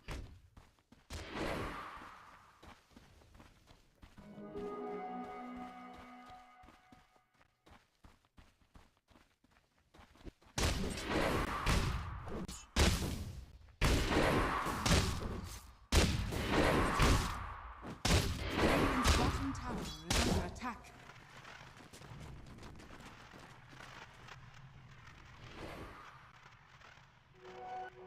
Money changes hands.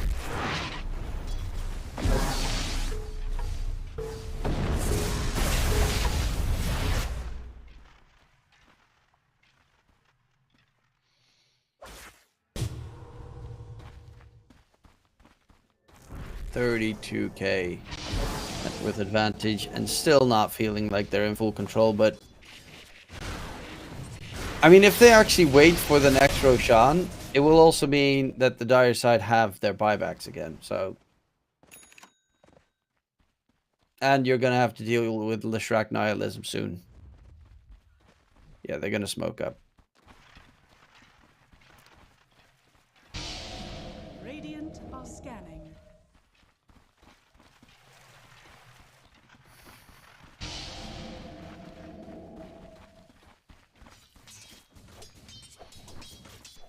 Spooky, scary skeletons. Teftone has a tendency to jump in a bit too deep on the lion.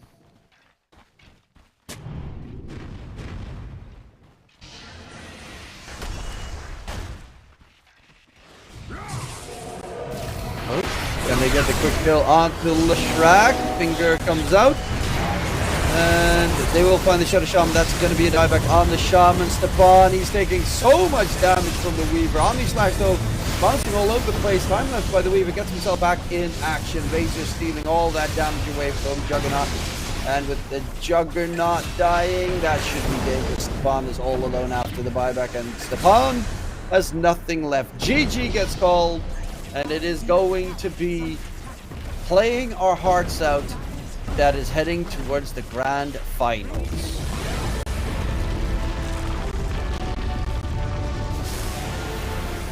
Lots of action, lots of blood, lots of everything. But in the end, it will be the team that has won their group that will be advancing forward. Who would I give MVP to? That is a good question. In this series,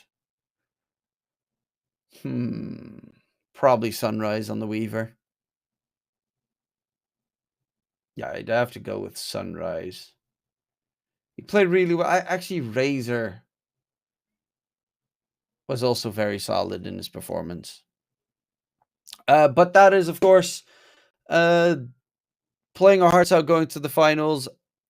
PFU, or Pension Fund of Ukraine, will be playing for 3rd place up against A team we don't know yet because that match is still going on the other stream. Don't forget to check it out. My name is DK Truman. Hopefully you enjoyed the show. We'll be back for more Dota after we know what teams are going to be playing in the finals. We'll see you after the break.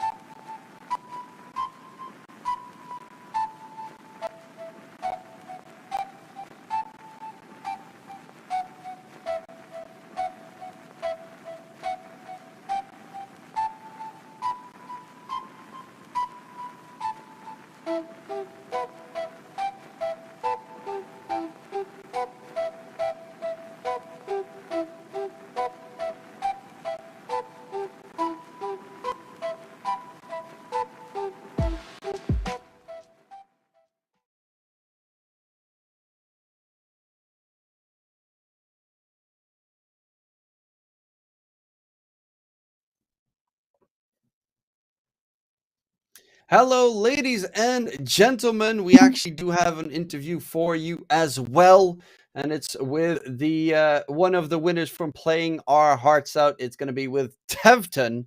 Hopefully, he is ready and looking forward towards the grand final.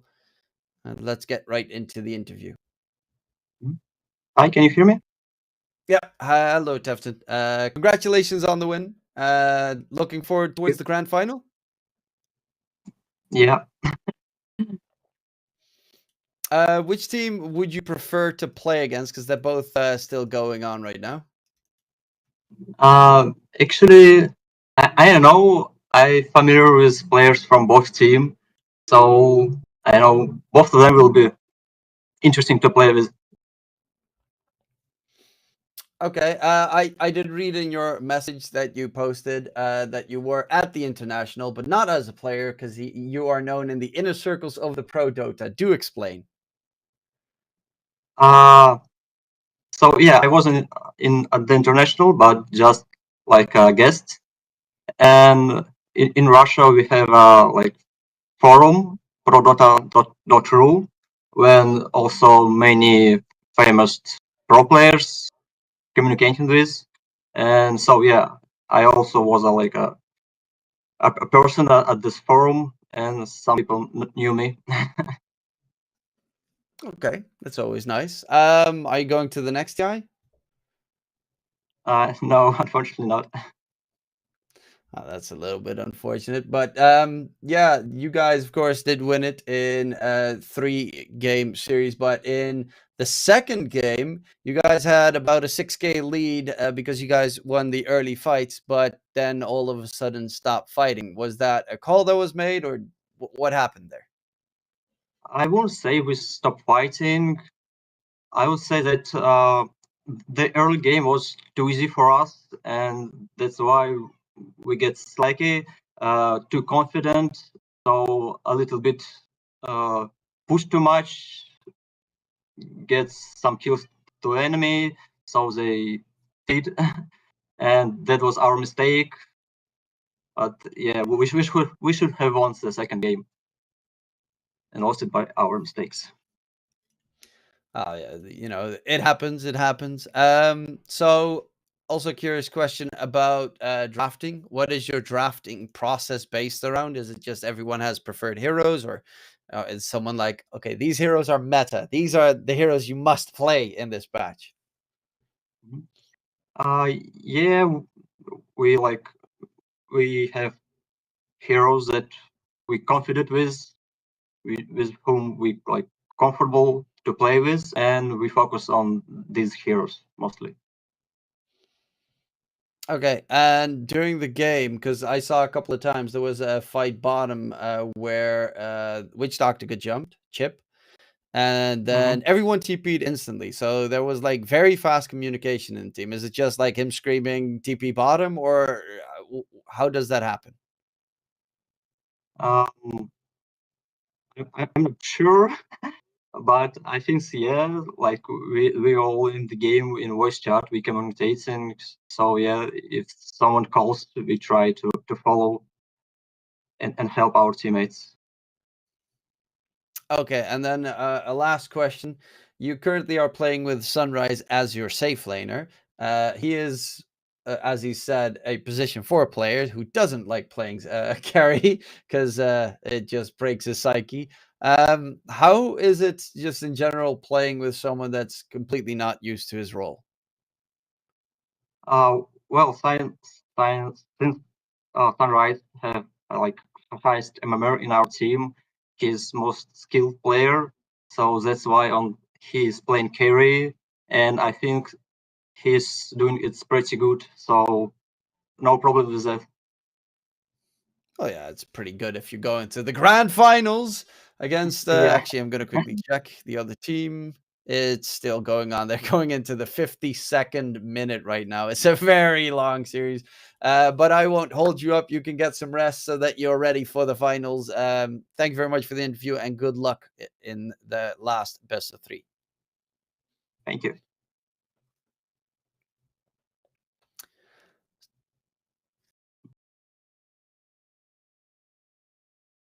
Жаль было не видно.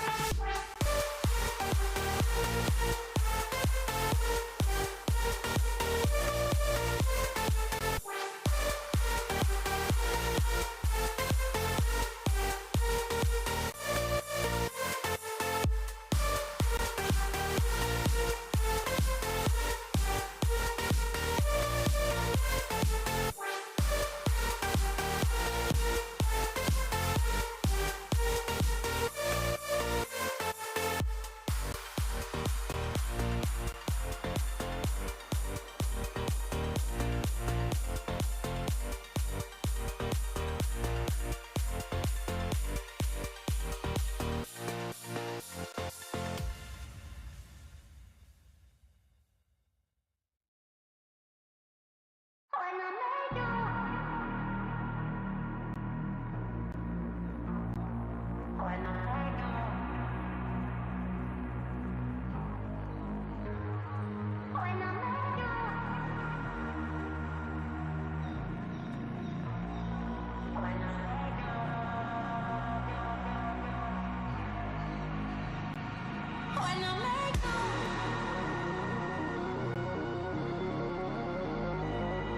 I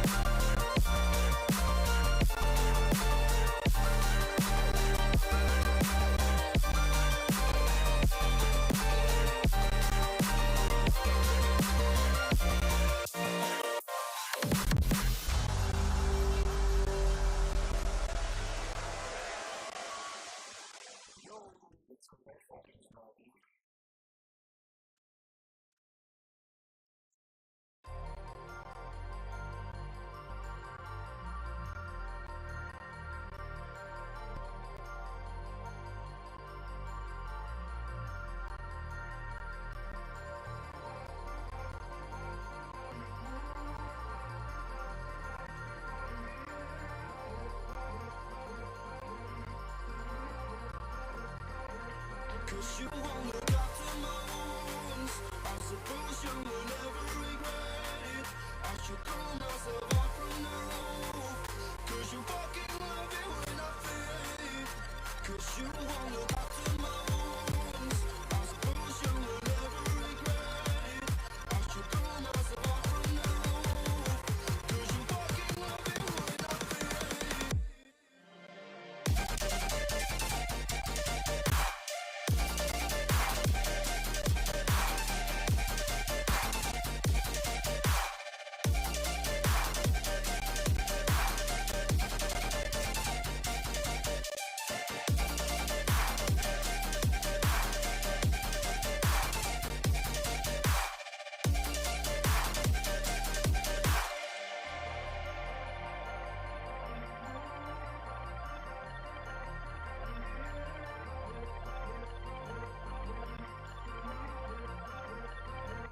Cause you won't look after my wounds. I suppose you will never regret it. I should pull myself up from now. Cause you fucking love it when I fade. Cause you won't look after my wounds. I suppose you will never regret it. I should pull myself up from now. Cause you fucking love it when I fade.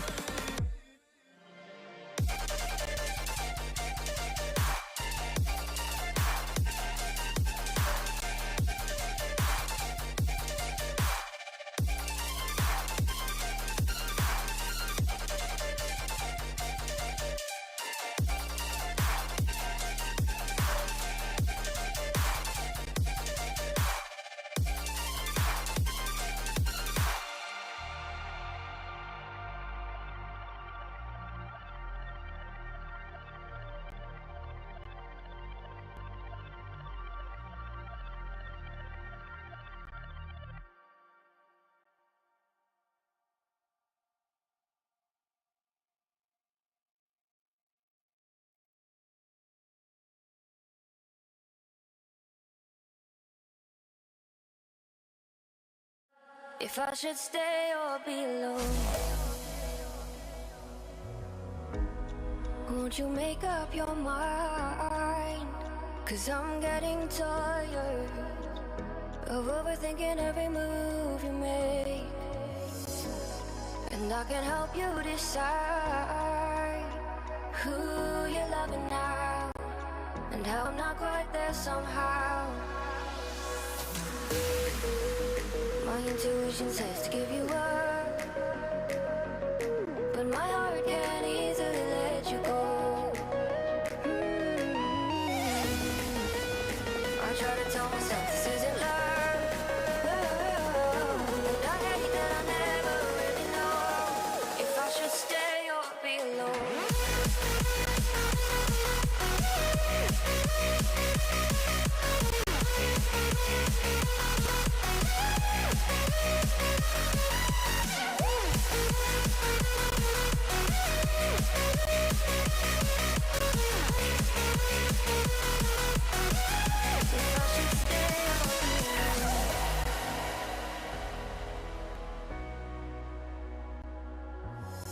I'm just waiting for the fire, but you won't even try to survive. You would rather keep it all inside, and I can help you decide who you're loving now, and how I'm not quite there somehow. My intuition says to give you up,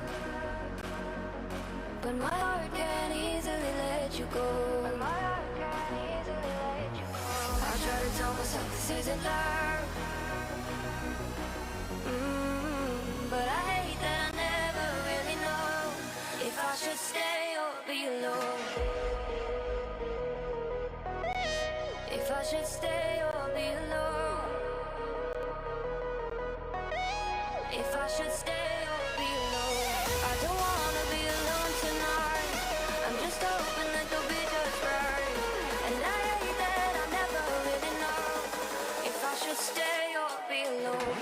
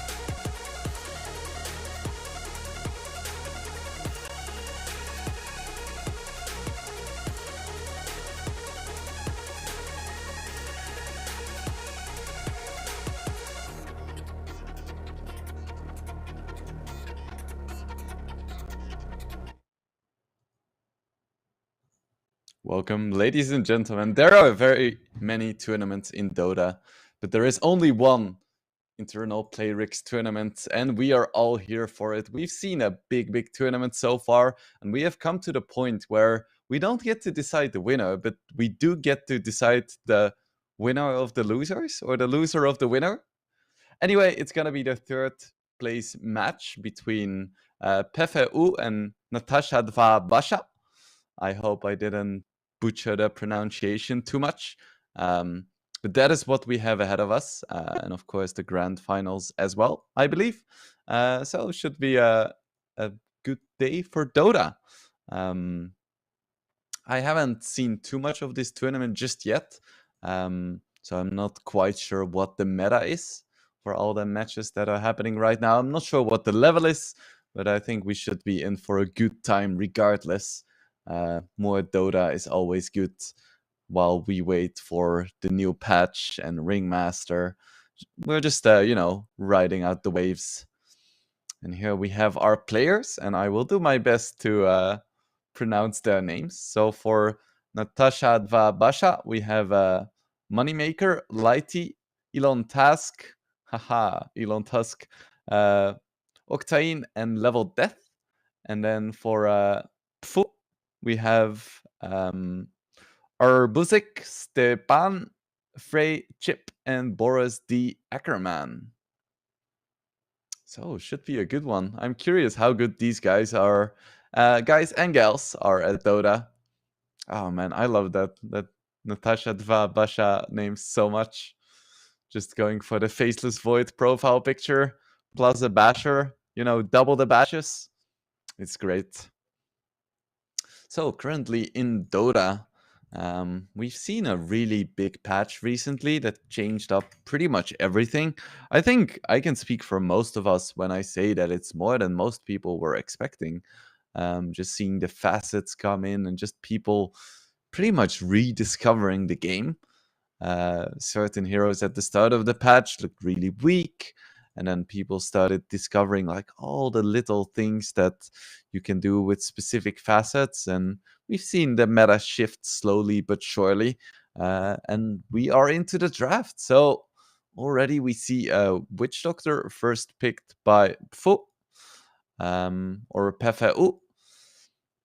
And then they're gonna follow it up with an Oracle. And for Natasha, we have Centaur Venge. So Witch Doctor has been tearing up pretty much every single skill bracket with his damage facet. I really should start learning all of the specific names for the facets. But either case, the one that just is basically like a Radiance you have from level 1. Voodoo Festration, that's it. Has been tearing up everyone, just any position as well. Oracle, a bit more of a niche pick, I want to say.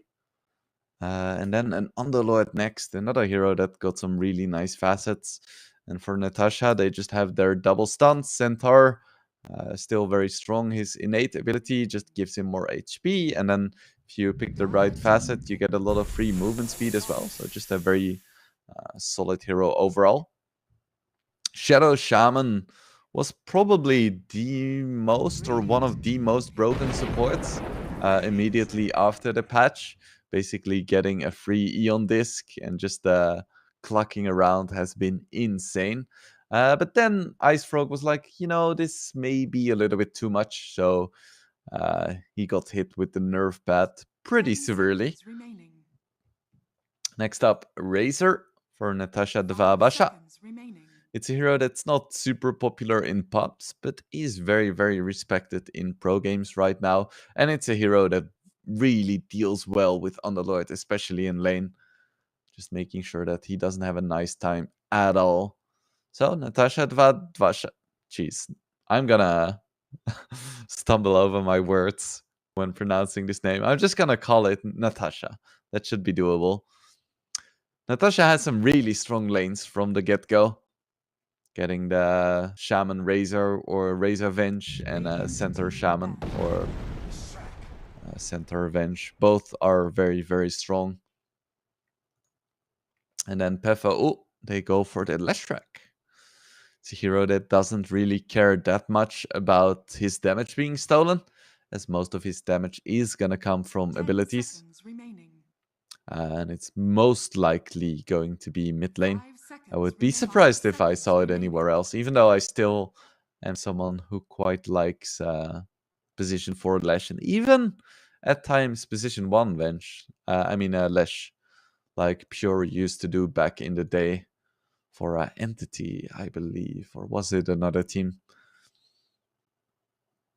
Not sure if that was still in his Entity days.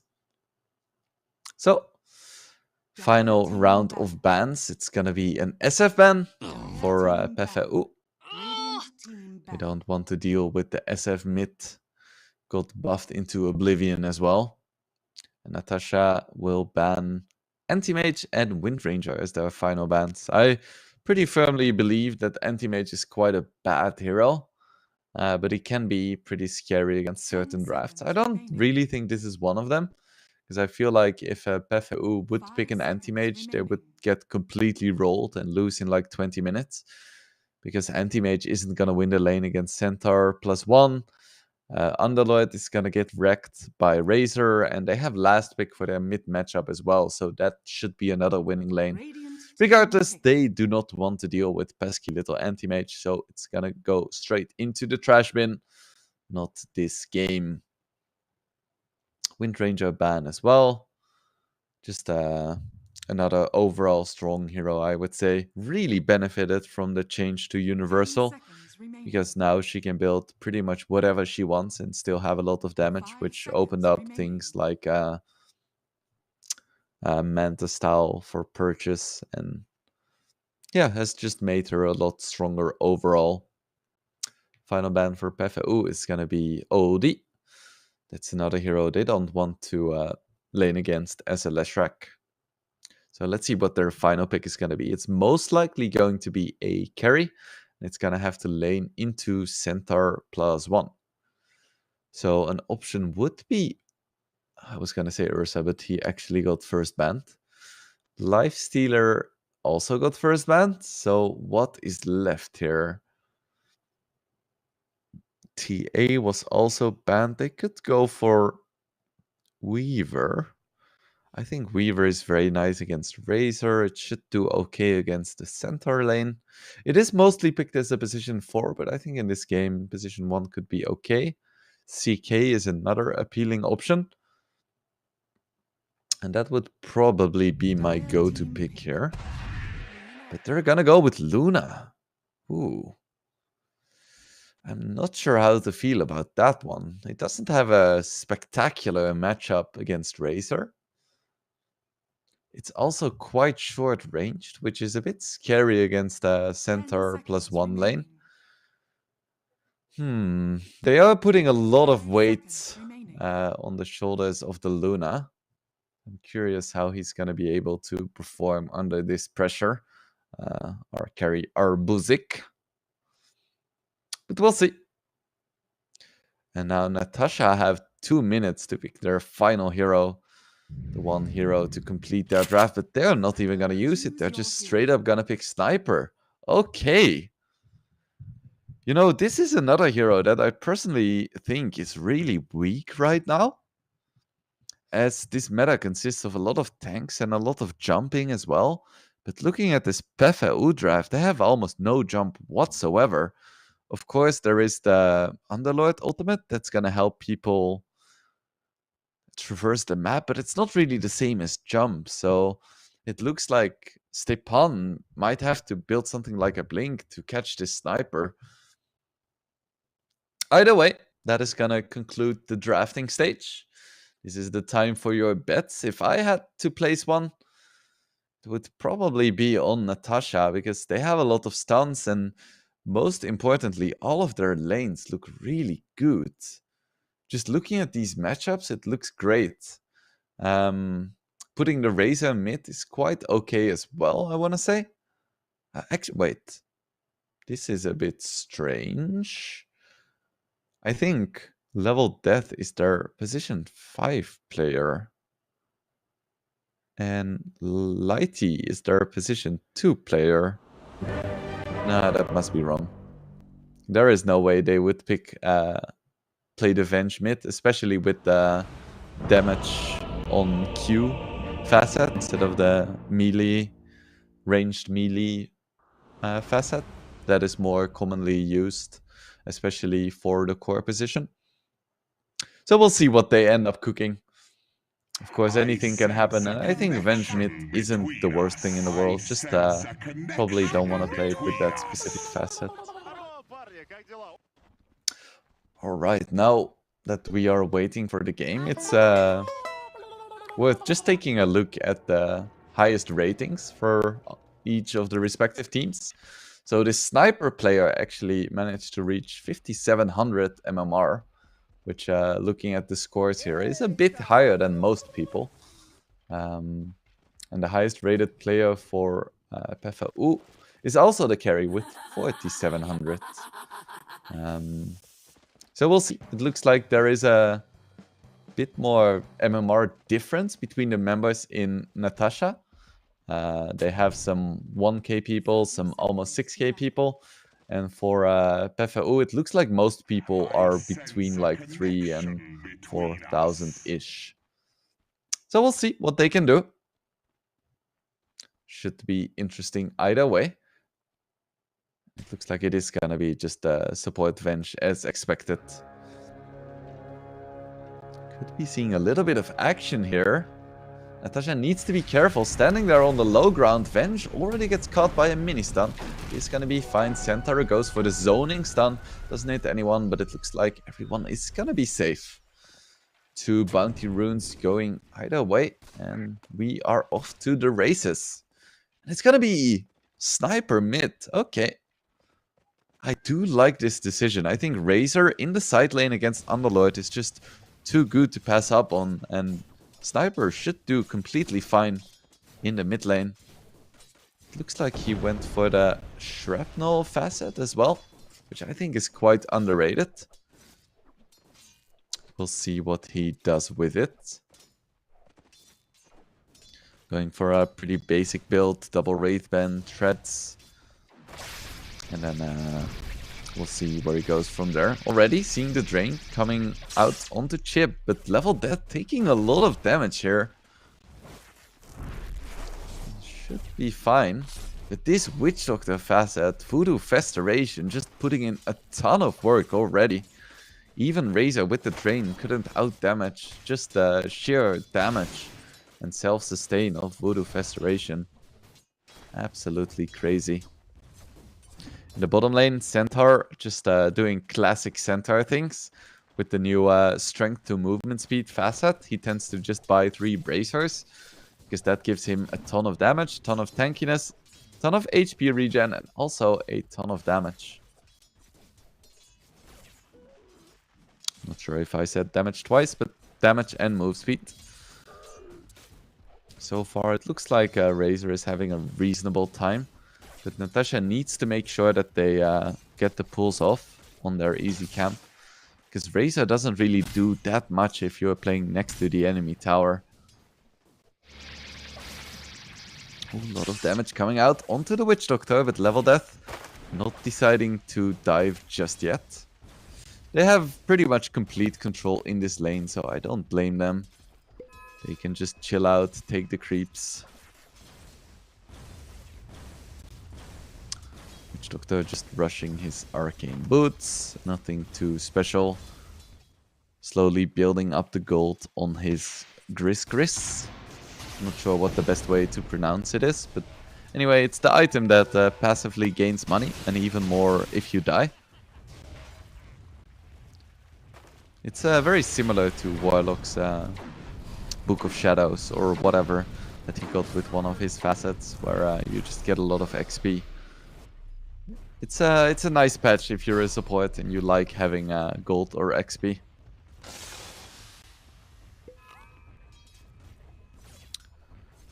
Razor only 8 and 4 against the 5 and 3 of the Underlords.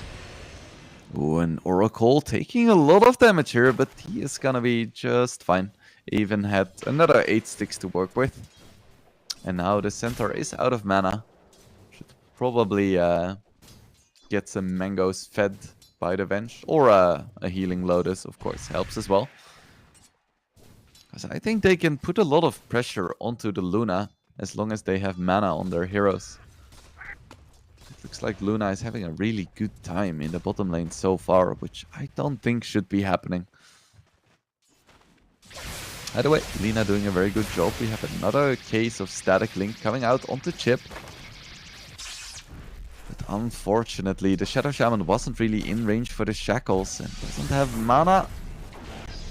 Has the mana now, but goes for a Shackle right under the Firestorm. Needs to be careful, and Level Death could be going down here to the Voodoo Restoration, and does. That's a first blood for Witch Doctor in an unfavorable lane. And we see the tips coming out. Praise from his team. Getting practically a solo kill on the Razor there. Feel like there's gonna be a lot of weight on the shoulders of Moneymaker. And you know, if anyone can deal with pressure, it's probably someone who makes a lot of money, right? Makes sense. Looks like Luna is gonna go for some quick threats. What comes after, only time will tell. Probably something like Dragonlance, maybe a Mask of Madness. Probably a Manta at some point. Hopefully a BKB. There is this thing with carry players where every single one really hates buying BKB. Because they all just want to win the game on their own. Get fat. We'll see. Small lead so far for PFU. Something I would not have anticipated. Just looking at these lanes, I would still say that Natasha is favored. Bit of damage coming out onto Octane, but at this point he probably already has 2 bracers or such, so he should be fine. 2 points into the Lunar Beam, so it isn't gonna be the quickest jungle farm. Going for a 2-0-2 build. We'll see, we'll see. It's a good amount of damage, and it is definitely gonna be worth it if they can get 1 or 2 kills in this lane. Dire's top tower is under attack. Moneymaker is having quite a good time in the mid lane as expected. 33-9 up against the 26-5 for Stepan. To get a D-ward, not gonna find it. There is a Static Link available, but Shadow Shaman already taking a lot of damage. One more tick from the Maledict. Is it gonna be enough? No, it's not. The raindrop is gonna save his life, and now it's gonna be Chip in a lot of trouble here. 2 more hits, 1 more hit, just out of range. No Static Link for 2 seconds. Is he gonna go for the dive? It looks like it. Is it gonna be a double kill? Not quite enough damage on the Chip. Just 1 more hit, and he does get the Witch Doctor. Nicely played by Level Death. No mana on PFU to respond there. Natasha gets herself on the board. Radiant's top tower is under attack. Double Wraith Band up for Sniper. Double Bracer up for Centaur. It's all coming together here.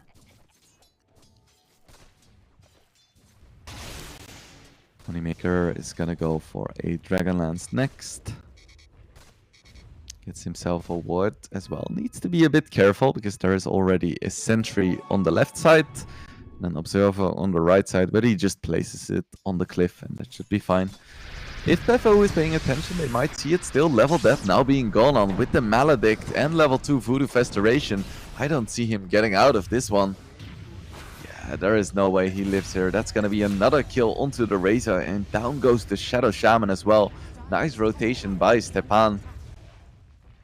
And with the Diabolic Edict, deals a bit of damage to the tower as well, and it's gonna have another one in 5 seconds. I'm not sure if Natasha is gonna be able to defend this tower. They're gonna try though. Moneymaker TP's in. Who else do they have? Venge is coming as well as the Shadow Shaman and the Razor. 4 heroes now. First Shrapnel Charge comes out. Wave of Terror as well. Chip just slightly outside Assassinate range. He's still gonna go down to the Razor. 4 heroes top, but they do defend their tier 1 tower. So it's probably gonna be worth it here for Natasha. At the same time, Luna just farming jungle. Is gonna be going for a Mask of Madness to just accelerate that farm. 48 and 22. That's not a bad score at this stage of the game. Tower is under attack. Does not have Eclipse though. Pulse comes out. Stepan not pleased. Not pleased at all.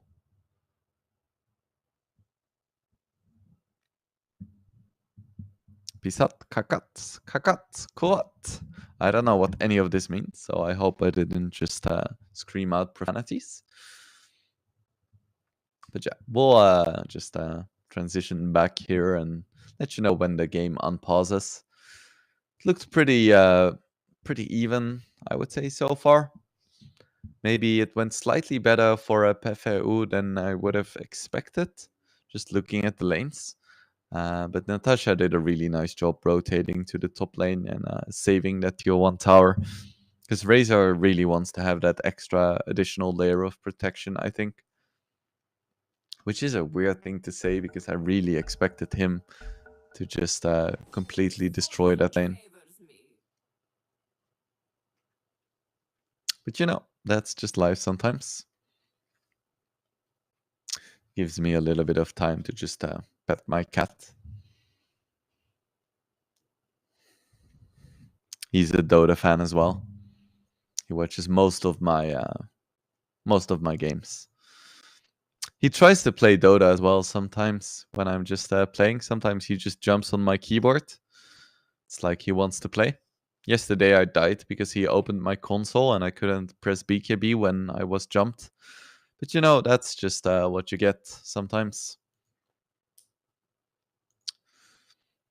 Either way, we'll just wait for the game to resume.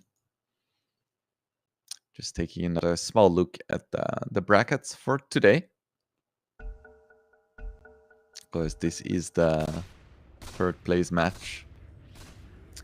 It's gonna decide who's gonna go home with... Oh, we are back into the game. Good. But at the same time, you kind of do want to have some kind of farming item on Sniper, I think. So after the Dragonlance, I would like to see him go for a Maelstrom, but we'll see what he opts to go for. The bottom lane, Octane, using skills, missing creeps. It's just a relatable Dota for everyone, but Stepan, he has an Invis rune. There is no sentry, so he should be able to kill this Venture with the setup as well, and the Edict. Yeah, there is no way Lighty makes it out. Stepan gets another nice rotation in here. Are they gonna be able to convert it into something like an objective this time? Doesn't look like it's the case for now, as Centaur is still in position to defend, and at the same time Moneymaker, he's like, okay, you want to keep going for rotations? I'll just take your tower instead. I don't think it's worth it for Stepan to spend too much time hanging around bottom. But actually, Moneymaker is gonna TP there as well. Oh, no, cancels it. In the top lane, Underlord still just chilling here. Not having the best time though, as expected. Going for a quick Rod of Athos. I think he's really gonna start playing once he gets his ulti. Level Death, trying to go for some kind of static link play here. Is gonna be not quite gonna be able to take down Boros the Ackerman. One downside of Witch Doctor these days is that most actually don't skill up stun at all until like level 8. Getting the Voodoo Festeration max first and 2 points in Maledict. And it does leave you open to plays like that, of course. Mask of Madness now up for Luna.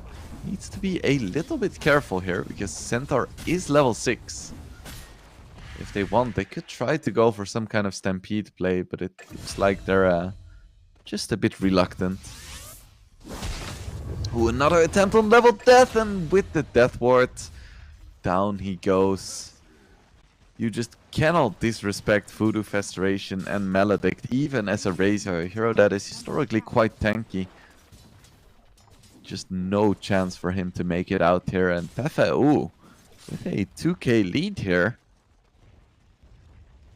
Dire's top tower This game is not going the way I thought it would. Instead, it's Pefe, ooh, just winning their lanes, and Natasha playing from behind. You do still have a sniper though, and I think sniper is relatively uncontested. He has really nice matchups against both Leshrac and Luna. Of course Underlord as well, to a lesser extent. Oh, that's nice. Double bounty for Boris. Ooh, another rotation by the Lesh. Do they have enough damage? Doesn't look like it. There is a Stampede Bolt. What do they want to do with this? Moneymaker goes for the rotation as well. Ulti onto Frey, and now it's going to be the Venge in a lot of trouble. And Underlord joins the fray as well, and it's going to be Shadow Shaman going down 2 for 1 so far. But Octane is also in trouble with Festeration and Maledict. He is not going to make it out, and now it's Moneymaker in way too deep. Stepan misses the stun, but it's not going to matter. It's a 4 for 1 in favor of Pefe. Ooh. Natasha just completely disrespecting the global mobility here. They pay the ultimate price for it. Only Razor survives. Not even the internet survives here. Yeah, we'll just stay with us. We'll try to figure it out. Oh, that's not me. That's... Is it gonna be me? No, we'll see. Man, that was a brutal fight. Natasha going for their first big rotation, trying to burst down this Lesh, but bursting down Leshrac is always very risky. Either way, we're gonna see if we can figure out the issues, and then we will be back soon, so stay tuned.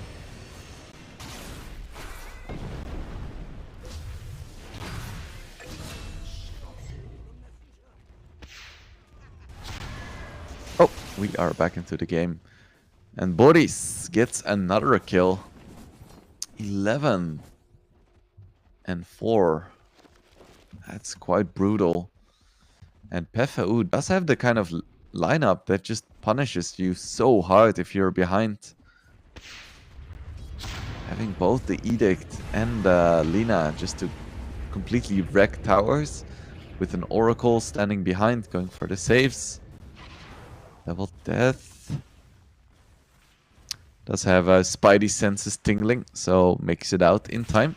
They could try to go for a fight on the bottom lane now, knowing that there is no Oracle. It's still a little bit risky, as they are 5k behind at 14 minutes, which is relatively significant.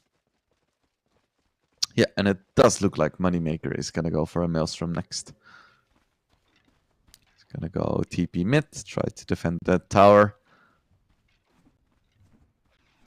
And should be able to. There's no real reason for Stepan to try and force anything. Went for a casual Kaya into Bloodstone.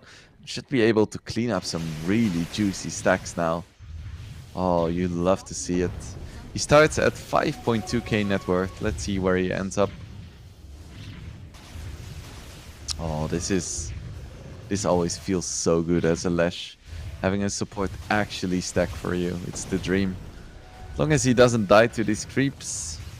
That's a nice injection of gold and net worth. Oh, very close. 30 HP. Should be fine, and he's gonna end up around 6k net worth. So, you know, 1 minute, 800 net worth. That's pretty decent. Yeah. From 5.2k to 6.1k. Even takes over the Razor in terms of net worth. 7k lead now in favor of Pefe. Stepan gets a nice regen rune to boot. And we have to say, this Witch Doctor is fat as well. Being more farmed than the enemy core offlane Centaur. But of course, that is kind of what Witch Doctor does. You know, with his Voodoo Festeration, he can farm, he can fight, he can defend, he can skirmish, he can team fight. His ability does everything. Stepan taking a bit of damage here, should be fine. Has a regen rune as well, feels really good. If that was a level 2 assassinate, it would have been close.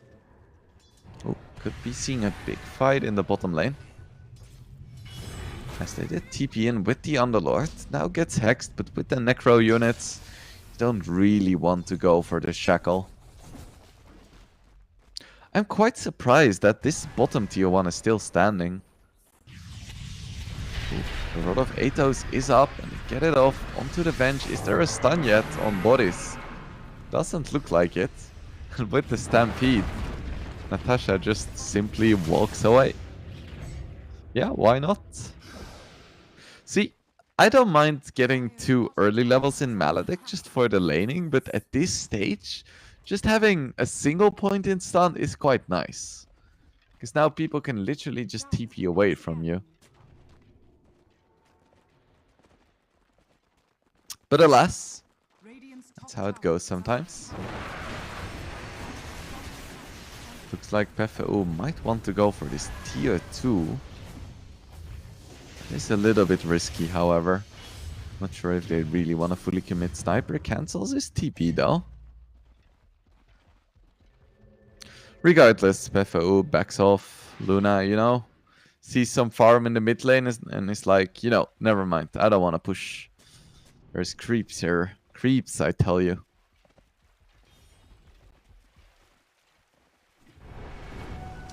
Next up, it's gonna be Guardian Greaves for the Underlord. There isn't really too much to really dispel. Ooh, level death. He's in way over his head. Goes for the static link. It's not close to enough, actually. And Stepan should be fine with the Oracle ulti as well. There is a lot of damage coming out, but Shadow Shaman is also gonna fall. Oh, actually, they kill Stepan! Frey didn't really heal him at all. It's still a 3-for-1, though. There is no ulti on Octane. He needs to be so careful. And Moneymaker as well, he's slowed, but with the Stampede, is he gonna make it out?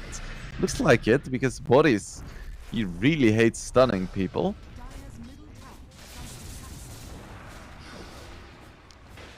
So Moneymaker is gonna survive, albeit barely. Oh, it's so close. Did he get clipped by the blood grenade? I don't think he did. He's gonna make it out by the skin of his teeth. Assassinate coming out just for a bit of insult to injury. Luna with the Manta, Mask of Madness at 19 minutes. It's not the most farmed I've ever seen a Luna, but it's pretty respectable, especially compared to the 8k net worth Razor, who's gonna go for a solo kill onto Stepan. Of course, no kill is ever a solo kill against an Underlord. Level death, let's see.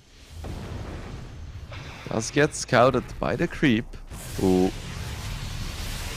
And despite there being no stuns, the Rod of Athos is gonna be all it takes. And Stepan hits him with the smiley face once again. Damn, that's some emotional damage. Ooh, finally Boris has a point in stun. Let's see if he's gonna use it. 10k lead now at 20 minutes. It's not insurmountable, but it's still respectable. Stepan just a few hundred gold away from his Bloodstone, which is gonna be quite nice. At the same time, Sniper doesn't really care. We'll see. Luna going for a butterfly next, which I guess is okay. Sniper is the hero that's gonna deal most of the damage, so having some more mitigation against that is quite nice. At the same time, I probably still would have preferred BKB. But you know, that's how carry players play. Oh, smoke coming out. Looks like everyone is in it. Can they find someone here? The ideal target would be just bursting down the Luna, but with an Oracle behind, as well as an Underlord with his global presence. That is very difficult to do. Ooh, a blind stun coming out from Octane. It's not gonna do much, but somehow Lesh didn't notice something was going on, and they start the fight by killing Sepan. And personally, this is where I would go for the retort with the smiley face. But Natasha, more mana than me. Gonna let their actions speak for themselves. Dire's middle tower has fallen. Butterfly is almost done. I still get some confused sometimes by the new build-up of the Butterfly. In my head, it's always been Talisman of Evasion, Eagle Song, and Quarterstaff.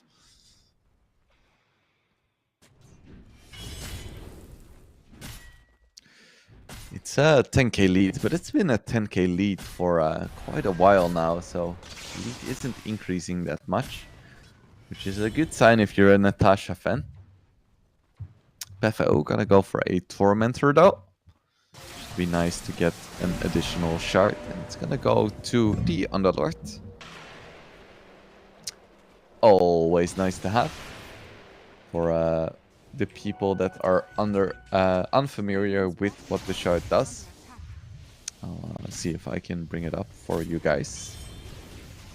The shard is still the Firestorm, like the quicker waves, more waves, and you can cast it on yourself or an ally to have it follow them, which is something you don't often use, but just having more waves and faster waves is quite nice. Big smoke, and once again they catch the pan, and that's a big kill. They may be able to still go for a fight. Walking uphill like that is not really the play. Shadow Shaman is gonna go down, so it's a 1-for-1. The Lesh is gonna be traded for a position 5. Definitely worth it. Level Death wants to go for something, but doesn't really have mana.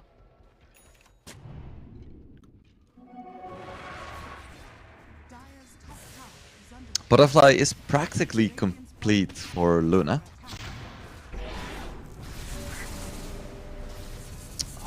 I really wish that one of the PFU heroes would just buy a blink and just jump sniper every single fight. Even the Luna, just getting a blink, popping BKB, blinking in with Eclipse is just so strong. We'll see what he ends up doing. Natasha hunting for something, but they don't really have the best jump either, aside from the center, who was quite far behind. Also, I wonder if Level Death is going for a Gleipnir with this like a vitality booster, or if it's just a casual vitality booster. Because it looked like he was going for Gleipnir, but then he queued up BKB. So I'm not quite sure. We'll keep an eye on it. Guardian Greaves are completed for Underlord. Ooh, and they get the Rod of Athos. Can Sniper make it out? Looks like he's gonna be fine for now, at least. Just using the Force or the Hurricane Pike on himself. It's gonna buy him just enough space. Ooh, but a big initiation by the Underlord. Again, another zoning Hoof Stomp. And Chip isn't gonna go through with it. I think he could have gone through just fine. Even if they would have popped everything on him and he would have died, I think that would have been a great fight for PFU. Level Death so close to his BKB. He really wants it before the next fight. It looks like Natasha is gonna try to defend this tier 2 once again. It's gonna be a big 5v5 brawl. Getting the vision on the high ground is absolutely paramount.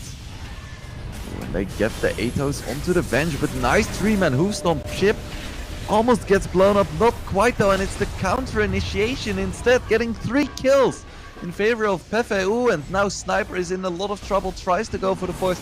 Can he make it out? It does look like it's gonna be fine for now. Instead, it's gonna be Frey taking a lot of damage, tries to go for the ulti. Not gonna be enough. Still, they cannot get on top of the Moneymaker. He's shaking it, and there is nothing PFU can do. Regardless, they do take the tier 2 and another favorable fight. They're getting away with just ignoring the sniper. All they need to buy is a few blinks, because he keeps making it out just by the skin of his teeth.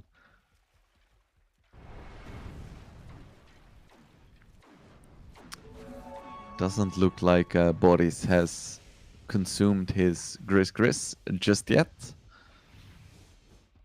Still awaiting that influx of net worth.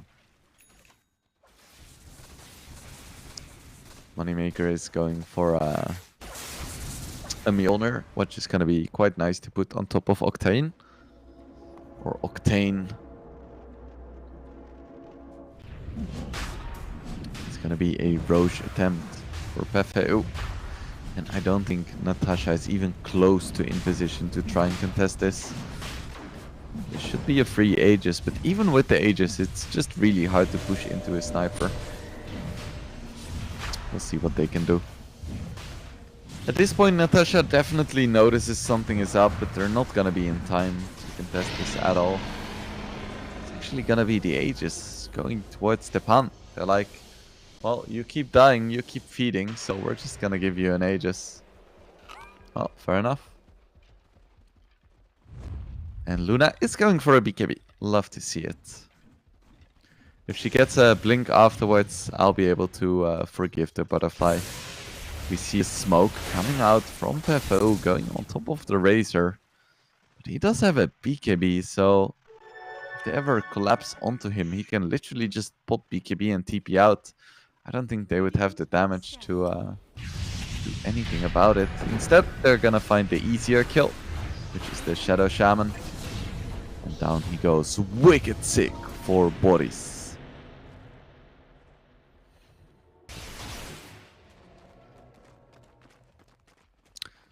So Razor did go for a BKB first, and it is indeed going to be a Gleipnir. He just changed his mind halfway through. It didn't really end up costing him, because there hasn't been a big fight for a little while.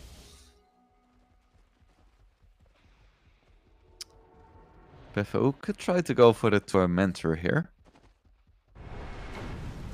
They're really split right now.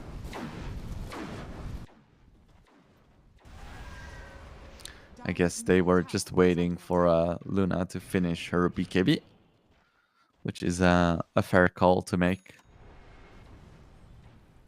She is very strong now, but still, if she gets isolated from her team, I still think Sniper could have the damage to take her down. So there we finally have the Tormentor attempt. It's gonna be a shard or the Oracle. So that's like the healing / damaging zone. I forgot exactly what the name is, but we are here to learn, me alongside you guys, so let's find out.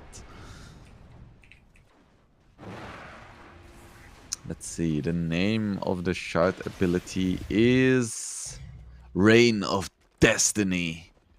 Amazing. Dire's bottom tower is under attack. Sounds very intense for how underwhelming it can end up feeling sometimes. Are scanning. Yeah, it slightly amplifies regen, decreases it for the enemy, it deals a little bit of damage, it heals for a little bit, but it's not like Destiny. But we see a big initiation onto Stepan, but I don't think Stepan is really the ideal target, because he had Aegis and Bloodstone. Instead it's gonna be Octane who's gonna bite the dust. Can they take the Aegis of Stepan? No, not even. They just don't have the damage, and slightly mistimed with the Fate's Edict. So it's gonna be Stampede down, Center down, and Aegis still in the hands of PFU. That being said, they haven't really been able to breach the high ground. So if Natasha can make sure that PFU doesn't get any racks of this Aegis, I feel like they're gonna be relatively happy. With Moneymaker just sitting on the high ground, peppering the bullets. Another attempt-ish onto him, but they just really don't have the catch. Stepan in the fray actually manages to turn it around and survives. Finally loses his Aegis, but both Lighty and Level Death fall. Now we see an initiation onto the Underlord. Do they have the damage? It looks like they do. Chip goes down, and it's going to be a 2-for-1. But, you know, Natasha, they defend once again. I feel like we could very well be in for a long one. Finally, we see the Blink Dagger onto the Leshrac. Now Luna just needs one. Big Serpent Ward in the middle. Defending that tower once and for all.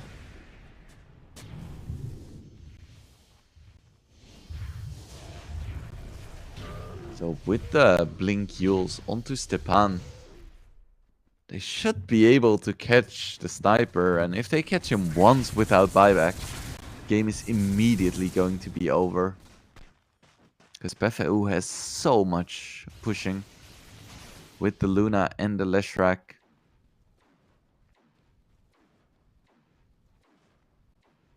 Luna getting pinged out here. Octane is in a pretty decent position to try and go for a catch. See a big wraparound coming from the rest of Natasha, but the Luna is going to be able to escape just fine. Of course, that was a wraparound, but not a smoked wraparound. Oh, and they find Moneymaker for the first time. He goes down. He does have buyback, and he's going to have to use it. They get the Shadow Shaman as well, so it's going to be just a 4v5. Moneymaker without buyback for at least 7 more minutes. If they catch him once, he's down, but even if they don't... Ooh, big damage onto the Razor. Luna standing her ground with the ulti as well. She's gonna be completely fine, doesn't care about anything. And Level Death is gonna fall as well. And he doesn't have buyback, so it's just the Sniper and the Centaur, but he gets caught in the Yules, tries to force out. Can he escape? It doesn't look like he can, and this could very well be the end of the game. No Sniper for 80 seconds, no Razor for 40 seconds. It's just the Centaur and the Shadow Shaman up against the entirety of PFU. What can you do against such unrelenting force? They're gonna try to go for some kind of play. I just don't think they have what it takes right now. Yules comes out onto the Centaur. Big Serpent Ward comes out, but it's just not gonna be enough to try to go for a swap into the Fountain. But killing the Underlord's not gonna win the game for you, and in fact, they can't even kill the Underlord. They lose 5. They lose everything. 31k gold lead, 34 minutes, and PFU takes the first game in convincing fashion. Yeah, well, that looked pretty good from PFU. The laning stage went really differently to what I would have anticipated. I was like, okay, this Razor lane, it's just gonna destroy the Underlord completely. You know, mid is gonna go fine, and to be fair, it really did go fine. And then I was expecting the Luna to just struggle a little bit more with this Centaur lane, but she just had an amazing game from start to finish. Like at 8 minutes, at something like 50 creeps, 25 denies or something. I was just chilling. Even bought a BKB at the end, which is honestly all I'm asking. All I'm asking from my carry players. So yeah, really nice game from PFU. Not sure what Natasha is gonna do about this in the second game. If perhaps they want to switch up the draft a little bit, maybe give Moneymaker a bit more of a playmaking hero, because I think Sniper is just not the best right now. He did well in some of the like earlier mid-game fights, did well in lane, but at the end it felt like he was just mostly running away. And the moment he got duelsed, he got taken down every single time. So that is the first game between Natasha, Basha, and PFU. But of course, this was just the first game of the best of 3. So we're gonna be going into a little bit of a break. And then we will be back with game number 2 and potentially even game number 3. Who knows? Maybe Natasha, Basha can turn it around in game 2. Either way, we're just gonna have to wait and see. So we're gonna go into a break as soon as production is ready. But you guys should just, you know, stick around, get a drink, get ready for the second game of the best of 3 of the PLAYRIXNATIONal 2024, the tournament of tournament. Who cares about all the other tournaments going on at this moment? There is real Dota being played. Yeah, you know, TI qualifiers, EPL, Leon Masters, none of it matters. Just watch some PLAYRIXNATIONal, you guys.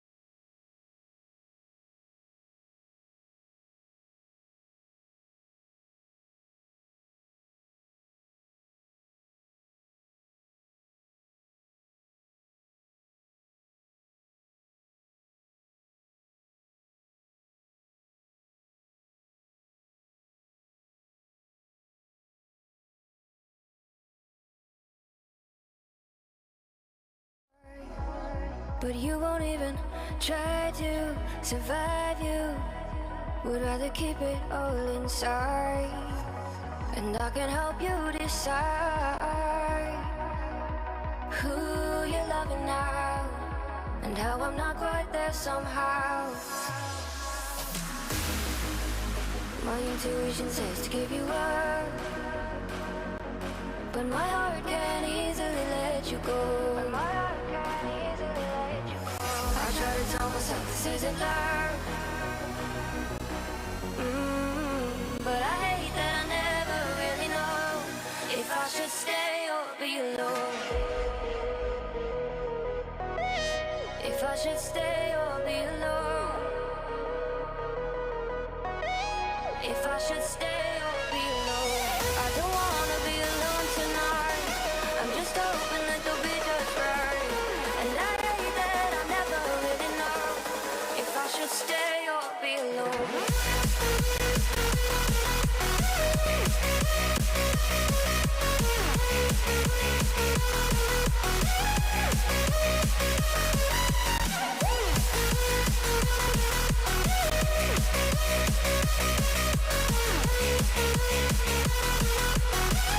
If I should stay or be alone. I don't wanna be alone tonight. I'm just hoping that you'll be just right. And I hate that I never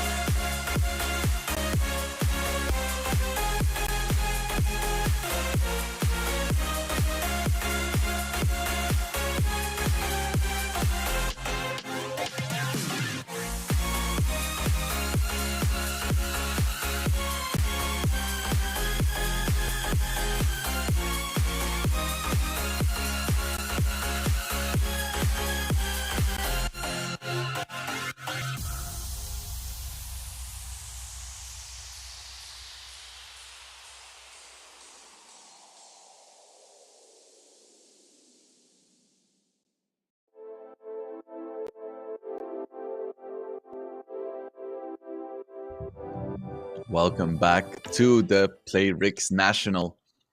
We just had the first game between PFU and Natasha Basha for the third place decider match, who is like the best of the almost best. At the start of the game, I thought it was going to be Natasha Basha who was going to run away with it. I thought their sniper pick was pretty clever against the lineup of PFU. But PFU, they just managed to completely ignore the sniper for, I think, 35 minutes.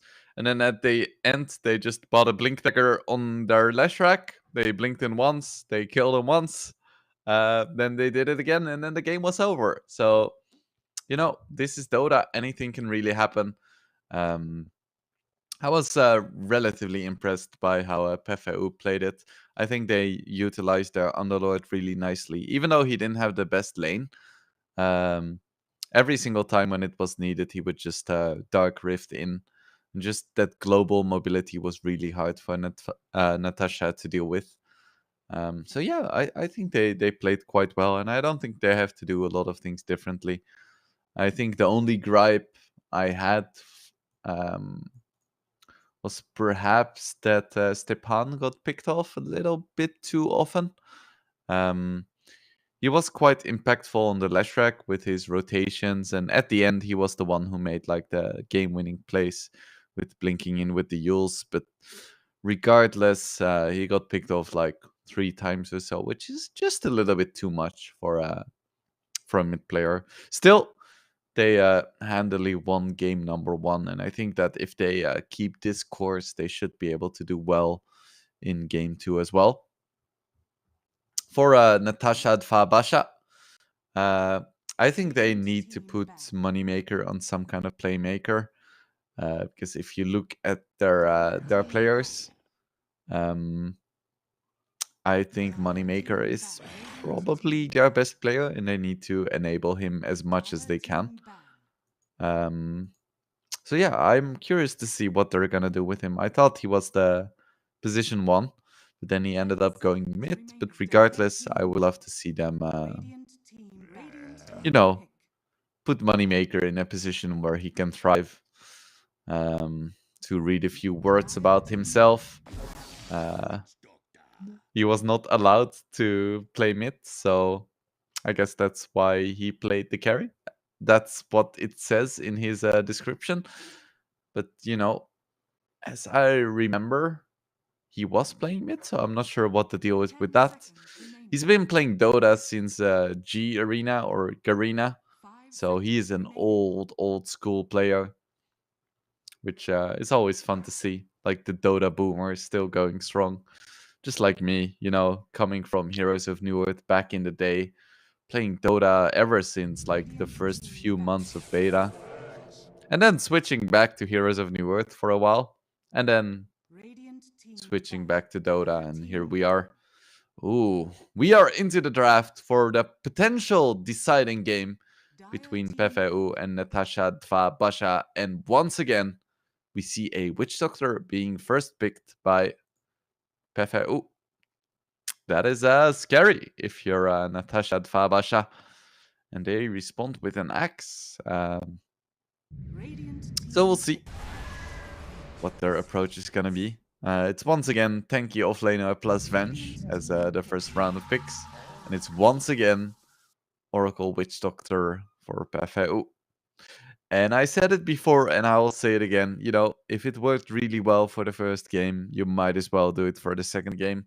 If it ends up not working anymore for the second game, you still have a third game. And if it does, well, series is over. You win.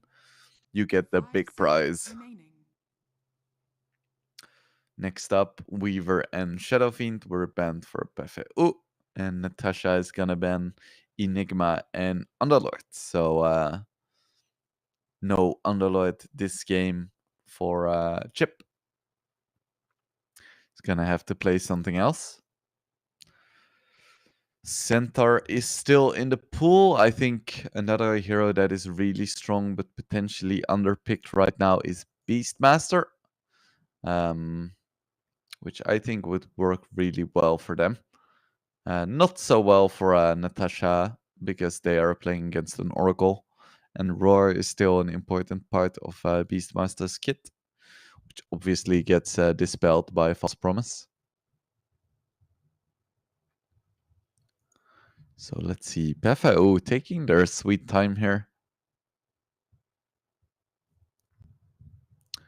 They are playing against an Axe, which is always a little bit scary to pick a Dire carry team against.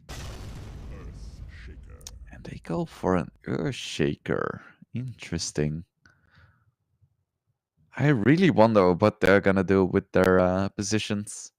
I think it's very likely that they just have or 10 give seconds Boris remaining. Witch Doctor again because he played really well in game number 1. But usually I would say seconds that you remaining. just play Witch Doctor 3 and Earthshaker 4, but instead they could go Shaker 3 or 2 with Earthshaker 4 as well. We'll see what they end up doing. Natasha, they go for a CM and a Templar Assassin. So I quite like TA against Oracle and Shaker, but I could see her really 10 struggling in the seconds lane remaining. against a Witch Doctor with Voodoo Festeration. 5 seconds remaining. Because he was already struggling as a Razor in that specific matchup, but I think TA is going to struggle even more. And now it's going to be PFAU picking the Razor, so Octaine on his Axe is really going to struggle in that lane. It's X +1 up against Oracle Razor. That sounds quite 10 scary to me. seconds remaining. See if they can make it work. 5 seconds remaining. Next ban for PFAU. They still need to target mid laners, most likely. I don't think Natasha's gonna pick Sniper again, so I don't think that's really an option.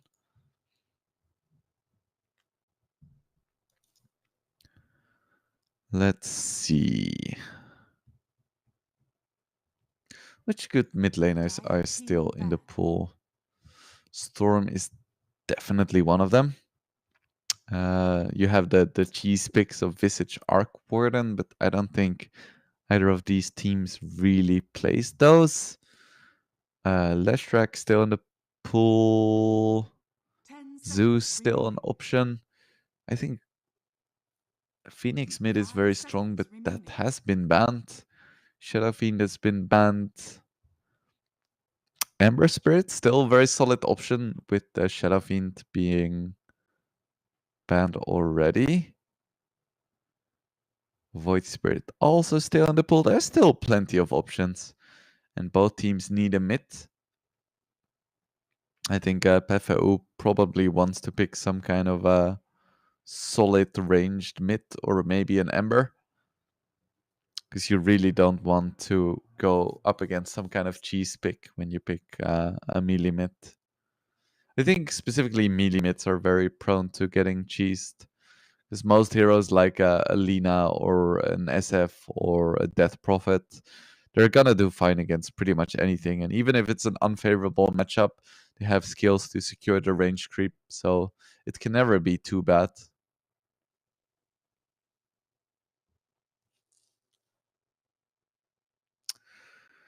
So Natasha, they're taking their sweet time. They're going through this methodically, just like me. Let's see what other options are there. Primal Beast mid is pretty good as well. OD still in the pool. Natasha, they end up banning a Necro. That's is interesting. When you have like an X CM Venge TA, I don't think I personally would be very scared of a Necro. But Necro is quite a strong hero right now, so I can't really blame them. Viper, I definitely understand though, because Viper is very good against most of what Natasha Basha has right now.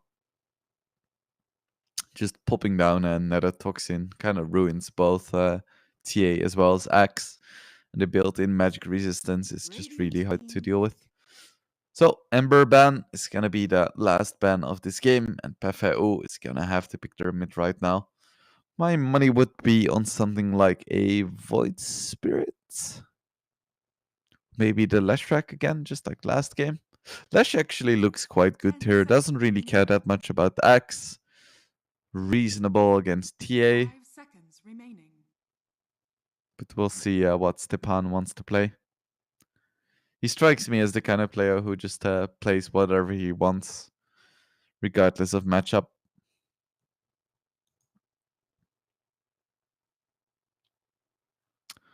So let's see, 20 seconds left. Is there any specific hero that Natasha would like to pick here? I would be very surprised if they go sniper again, so PFO doesn't necessarily need to pick a lot of jump, because they already have the shaker. But some playmaking is always nice from your mid, and it's gonna be sniper. What? Why? Why?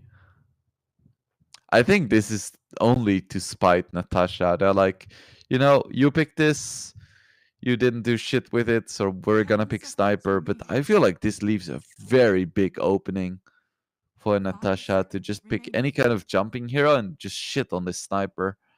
Because he is strong in the laning stage for sure. But in the mid game against Avenge XTA? And they go for a Lycan. Okay. So that is a lot of rundown potential.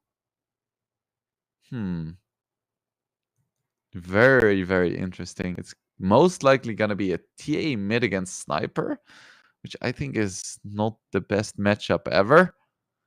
Then it's going to be a carry Lycan against offlane Shaker. Well, this is certainly something, Dota fans. We're in for an exciting game. I said at the start of this draft that PFU, you know, they didn't have to do anything different, right? Because they won the first game in convincing fashion. So I was like, you know, they can play the same style of Dota. They can just do the same thing they did again, but better. Or just the same. It doesn't matter. They were in a good spot, but instead they just flipped the script completely. They picked the course that Natasha just lost the previous game with. So that is a statement if I've ever seen one. Looks like Stepan is going to go for a different facet though. Not going for the quick shrapnel. Instead going for the ghillie suit. So the thing about the quick shrapnel is that it's very strong in terms of burst damage. Like it's more comparable to a nuke. I've often compared it to like Flint Beastwood's ult Q in Heroes of New Earth. That's just like a lot more damage. But the downside of this facet is that you lose out on some vision capabilities. Just the old shrapnel was very nice for just giving vision and slow in an area for a while. While the new facet is really concentrated damage, but it loses some of the control you have. So we'll see. Stepan up against the Moneymaker in the mid lane. Sniper versus TA.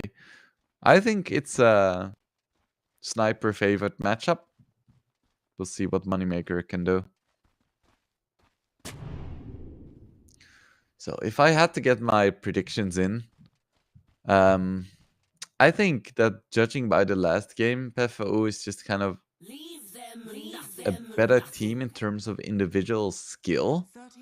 But I really don't like their draft here. I feel like the Lycan can do very well against the Shaker. The Sniper can do very well against the TA. The Razor does well against the Axe. Like, in theory, once again, I don't know. Yeah. It looks like PFO just has a really nice draft. Once again. But wait. What? Am I confusing? Yeah, I think the teams are in the wrong position. Oh, Fisher comes out onto 2. Lighty once again taking a lot of damage here. With the Festoration, it's not quite gonna be enough damage. But yeah, the graphic is in the wrong place. Is it? Wait, am I? No, it's in the right place. I am just losing my mind here. So which draft do I like more? Definitely Natasha's draft, because the sniper is gonna get ran down. The laning stage could go okay for PFU, but in theory, I think in the mid game it should be better for Natasha. So they just have so much jump for this sniper. But we'll see what Stepan and his team can do. Jeez, I lost my mind there for a second. My apologies. That's what solo casting does to a man. After a while, there are no more conscious thoughts.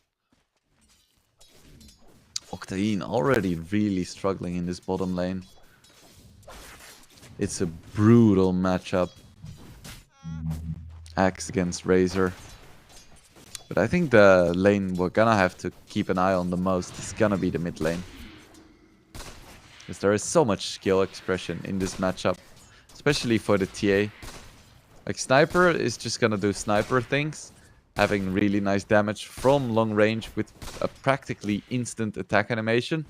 But Moneymaker is gonna have to activate his fancy footwork to get those side blades hits. A lot of damage onto Lady once again, and there is a Q.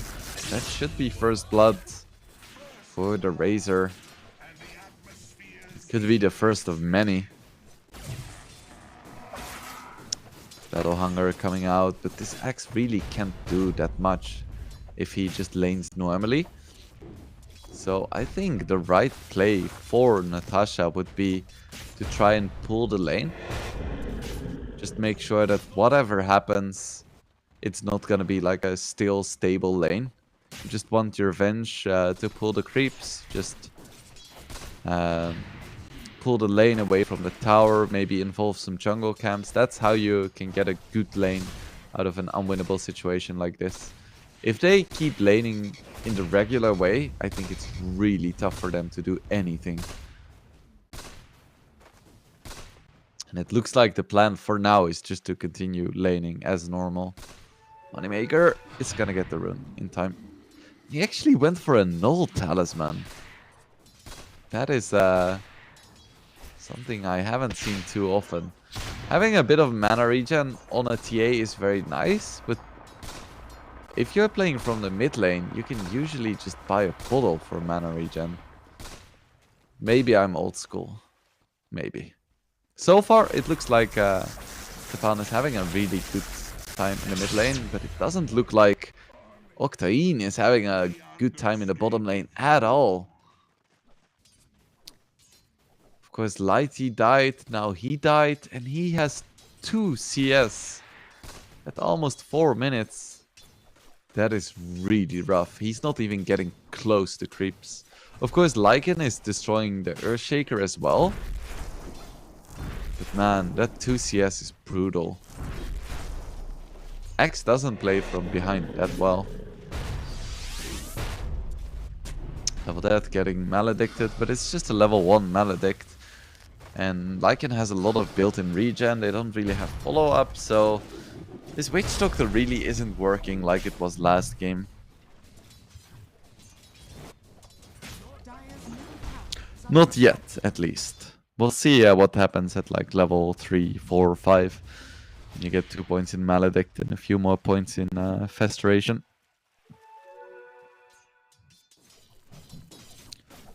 $1k lead for PFU so far. Which this game makes total sense, because I think their lanes are favorable. The only thing I'm worried about is the mid game for them.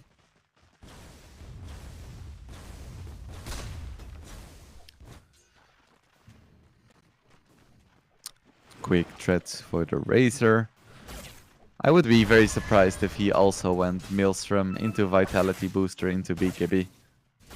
But you know, maybe I don't play that much Razors, so maybe the Council of Razors has found a new build. Ooh, and I spoke too soon about the Witch Doctor, as Crystal Maiden is gonna fall. That is the first kill for Boris. Yeah. Lycan is having a good time, but the rest of his team isn't having a great time so far. TA is doing okay, as well as could be expected from this matchup. At level 6, you have a few more options with the traps, but any good team will just constantly buy sentries for your mid laner to make sure that TA doesn't have trap control. We see another drain coming out onto the axe. It doesn't look like Frey could really get in range up to now. He should have it.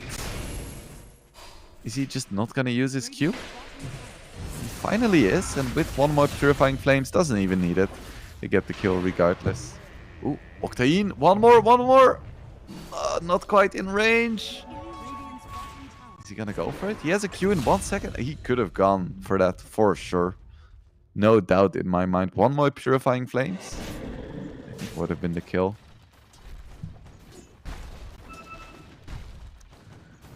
With the Fate's Edict Purge, there is very little to lose as well. I guess they don't really need to go for it, because the lane is already going very well. 7 CS for the axe. He's getting 1 CS per minute, which, you know, 1 kill per minute is really nice, but 1 CS per minute is kind of shit, not gonna lie.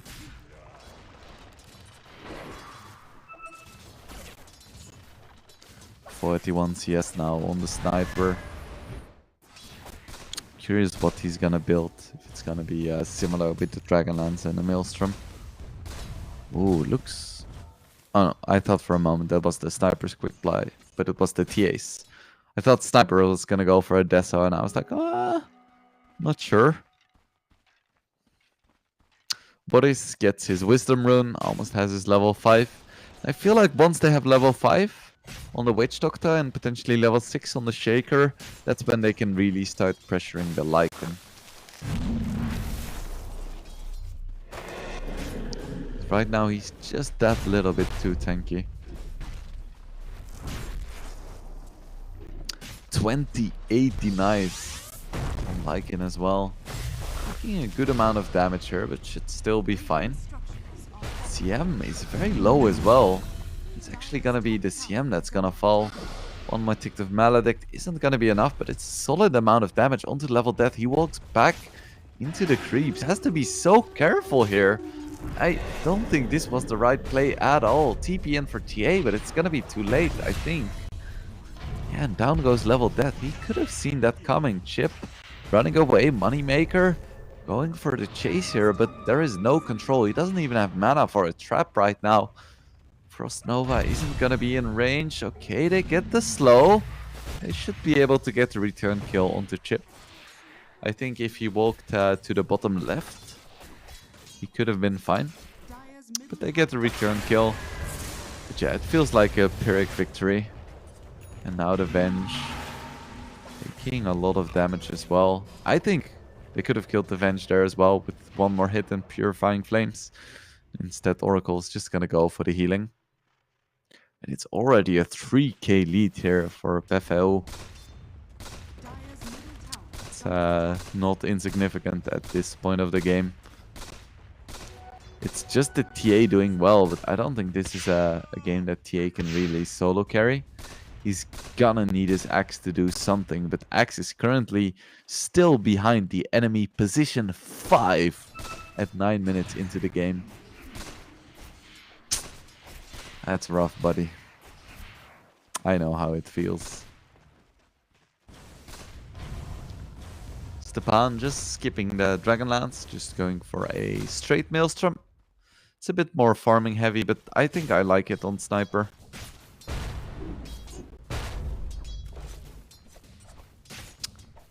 Chip not having the best lane against this Lycan, but doing respectable. Oh, poor Octane. I feel so bad for him. 10 minutes, just 2 bracers and boots. This man is on welfare.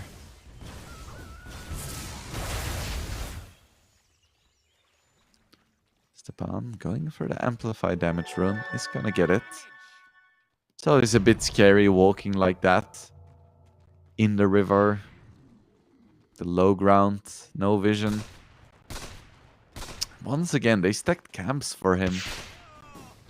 PFAU have been so diligent about stacking camps, and Stepan getting that influx of net worth every single game. Of course, Sniper is a lot worse at taking the stacks than a Leshrac is, especially without the Maelstrom and with level 1 Shrapnel. But, you know, I appreciate the gesture. Once again, they're gonna go into Octane, and there's nothing they can do to save him. Down he goes. Nice freezing field here. There is no cancel. Boris has to go back. No one is really in danger of dying. There is a Lycan shapeshift though, but CM already getting blown up. Kill onto Boris. That's a nice streak. Going to level death. Lycan still going, but doesn't really want to commit here. There is an Echo Slam, and shapeshift duration isn't infinite. Can they get a nice block here perhaps? No, Fisher still on cooldown. And level death just takes the nice kill there. But that's a 1-for-2 trade in favor of PFAU. So even with the Lycan rotation, it was still favorable for PFAU. Still, the 3k lead isn't really increasing by that much, so that's a good sign for Natasha. They just really need to get this Axe Blink somehow. It would have been so nice if they had stacks at the Ancients as well, because they have a TA and an Axe, but it doesn't look like their supports really had the time to make any of those juicy stacks. I wanted to say snacks. It feels like a snack. Moneymaker with his Null Talisman, making some money in the jungle. Going for a Deso into Blink. Nothing crazy for the TA players among us.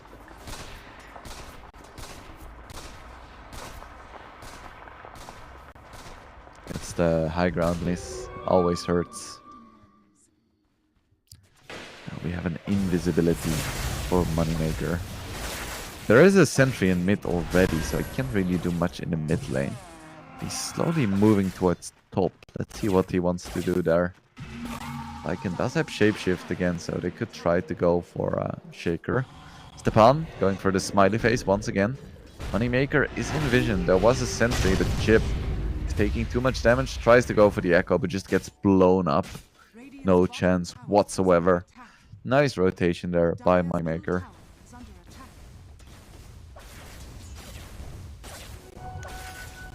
Razor is not going for a Maelstrom. He's going for an SNY. Just wants to be strong early. Get that one do everything item. Has to go on the aggressive here, but has to be a bit careful. I think he can definitely be aggressive though against just CM, Venge and Axe. Because none of them have any money or levels, and Oracle has ulti. I think he can just run in for spells. Like, what are they really gonna do to contest him? There is a false promise. He has 20 sticks. I think he can freely run in. Bit of pressure on the tier 1 mid. No one is there to defend it. Moneymaker just making his presence known. And Stepan doesn't have time to defend because, you know, he's farming creeps.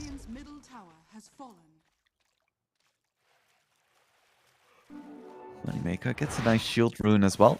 I still think a bottle would have been nice for him instead of the Null Talisman. Oh, face boots now for Axe.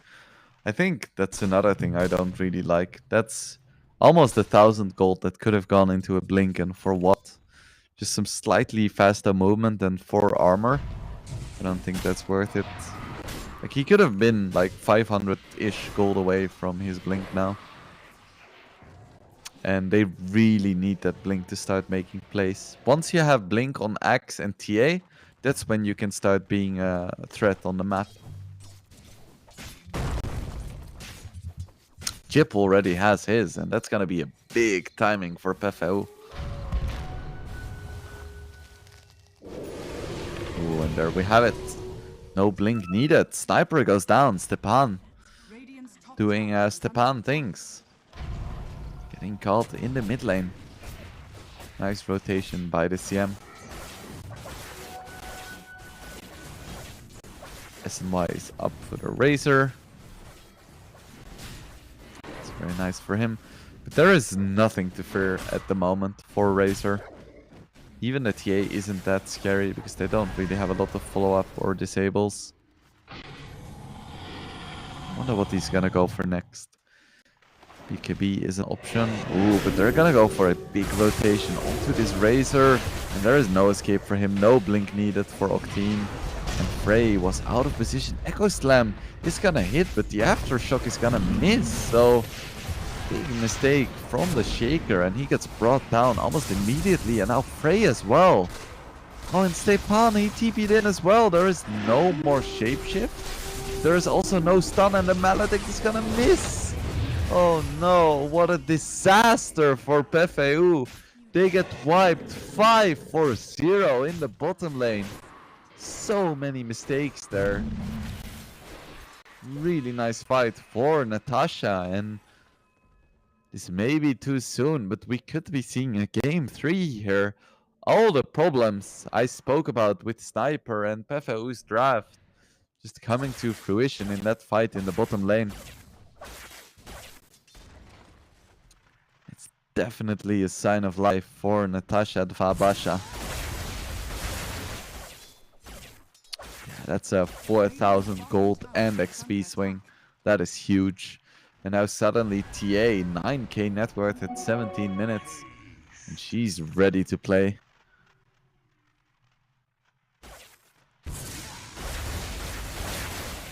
Even Axe, he's gonna have his blink soon now. And even without the blink, they already won that fight. Just imagine what would happen if the fight starts with Axe plus TA jumping Sniper and killing him instead.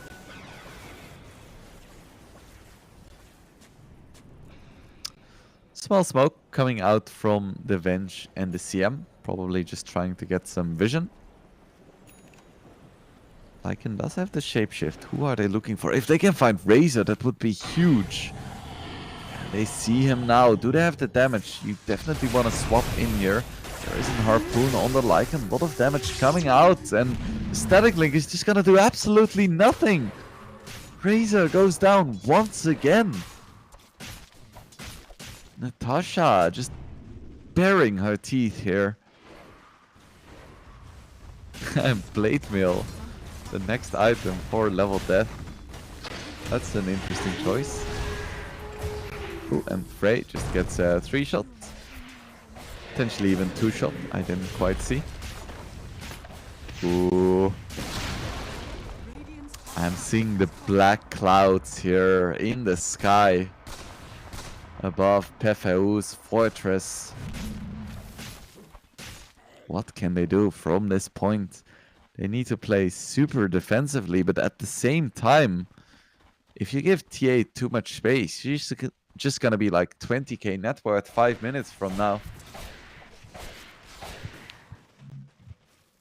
Has the Blink, Dragonlance, Deso, 8 stacks on the Deso as well.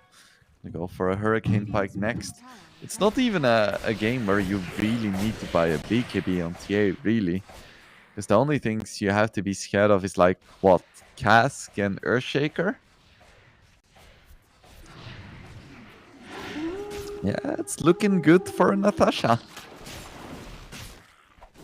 Level Death changed his mind. No Blade Mail, just gonna go for a straight BKB.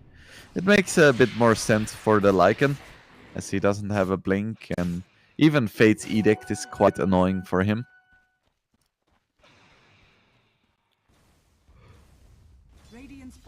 We'll see what he ends up deciding. For now, Moneymaker just in the bottom lane, putting some pressure onto this tier 2, but he needs to be a little bit careful. His team is very far away, blinks away. It should be fine. Loses his career. And that's just 500 gold towards PFAU. It looks like Natasha Basha wants to go for a Roche here. That is always so scary against the Shaker. What can they do here? Do they have the vision? Viking is in position to break smokes, but he could just get caught as well.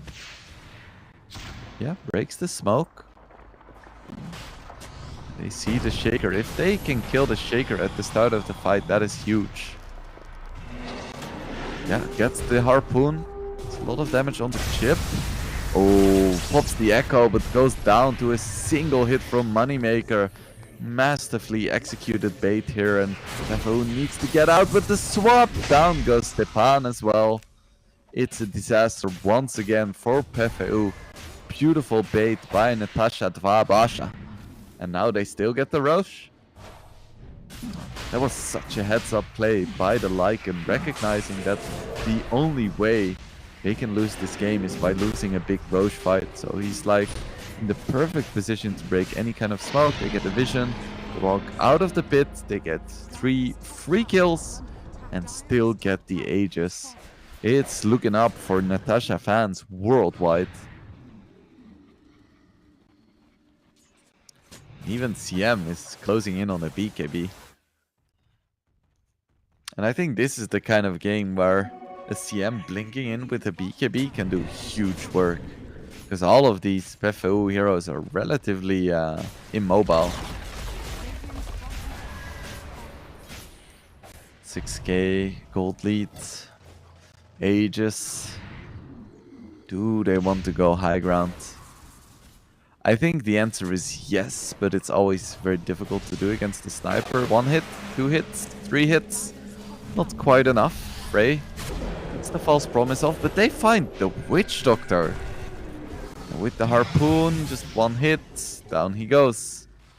Rock team would have liked to get the chop there, but still, it's a kill. 7k gold lead now, tier 2 should be relatively free.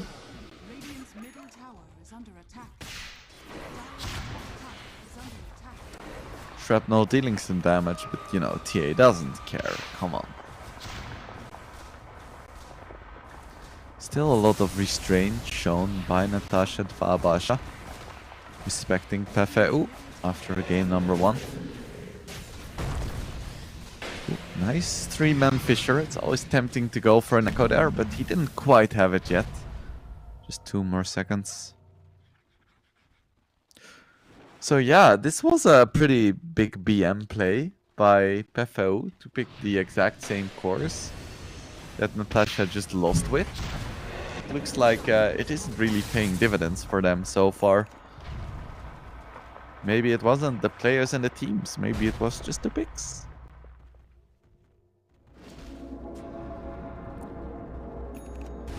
Still 3 minutes left on the Aegis. Natasha can just take their time, get their remaining 2 outer towers, and then potentially do some damage to the tier 3s. It's unlikely that they would go high ground with this Aegis. It's just not the right time yet.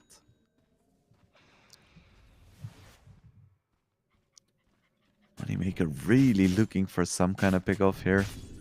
He's not gonna find it. Should just focus on getting the towers.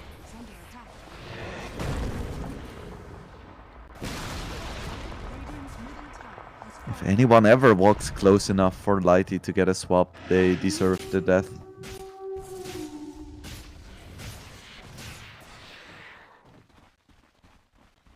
I wonder if he's going for an Aghanims as well.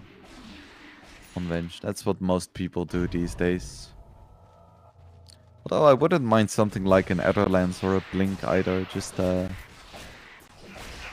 get those swaps and initiations, because that's what this game is all about. Whoever gets the best initiation is probably gonna win the fight. You start the fight with like a 3-man Echo Slam. I think PFAU can still definitely win fights. Fisher on just the axe. There we go, 4-man Echo Slam. This could be a good start of the fight. Level Death, taking a lot of damage, is gonna go back. I wonder if he's gonna die. Oh, beautiful melt hit. Gets a double kill. Stepan and Chip both falling. Moneymaker showing what he's worth. And Level Death still alive as well. And without the sniper, there really isn't a lot of high ground defense left. Level Death tries to go in, but beautiful setup for Octoine. Can they kill the Razor? Yes, they can. That's 4 down now. 12k gold lead. Age is still up. Beautiful in-fight execution by Natasha the Basha. That's gonna be one set of racks. Are they gonna go back? No, actually they don't have to. GG is just called. I'm not sure if the game was completely over just yet, but GG is called. Maybe FAU is a little bit tilted or something. I can't exactly explain what's going on. Ichi, do you have any idea? No, he just turns his back to the game entirely. He's like, what happened? What happened to FAU from game number 1? I don't even know. Man. I guess Natasha Basha, they did listen to my advice after game number 1. I was like, they need to put Moneymaker on a playmaking hero. They need to make sure that he can dictate the tempo of the game, and that's exactly what they did. They got the TA, and they got that beautiful fight in the bottom lane, where they just capitalized on the positioning mistake from the Oracle, leaving Razor completely alone to get bursted down, and then TPing in one by one, and then all of them just dying just sequentially. And I feel like from that point, they were on the back foot, and they could never really recover. And then we had the beautiful, beautiful play by Level Death at the bottom Roche, breaking that smoke, finding the Shaker. And from that point, the game was just one snowball away from a disaster. So, where does that leave us? It leaves us at a score of 1-1. Natasha Basha against PFU. We're gonna go into a bit of a break soon to give the players as well as myself and production a little bit of rest before going into the deciding game number 3. Of course, this is the 3rd place match, so this is what's gonna decide who is the 3rd best team of the biggest tournament of the year, the PLAYRIXNATIONal. Regardless, we're gonna go into a bit of a break now, so stay tuned, get some water, maybe look at like some Dota buff stats, imprints in your head and write on your walls. Don't pick sniper, and then we'll be back after the break.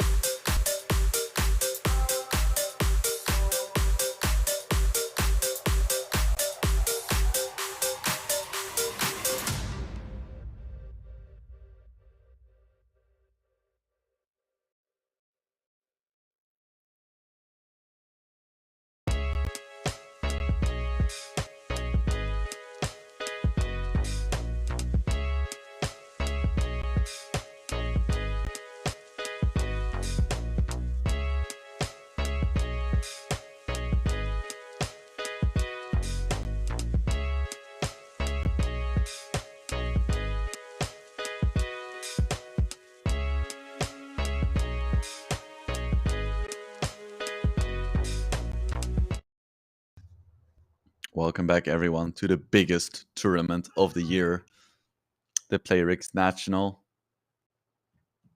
We just had some pretty nice games of Dota. After the first game, I was like, PFU, they're the undisputed champions of third place. But then in game number 2, they got too cocky. They got too cocky for sure. They just handily defeated the Sniper Razor, and they were like, we're the better team. They can't touch us, so we're just gonna pick the same heroes and beat them with it. And then they got clapped hard by Moneymaker's TA. They got humbled, for sure. Like, I know this is an internal tournament for PLAYRIX, but the company dynamics are never gonna be the same after that match. It's insane. Even my cat, he was watching over here, but now he's just left. He was like, no, this is not for me anymore. This was too crazy. So just one more match standing between both of these teams and eternal glory. I don't think the grand finals have been played just yet. But yeah, this match is definitely the most important one. So stick around.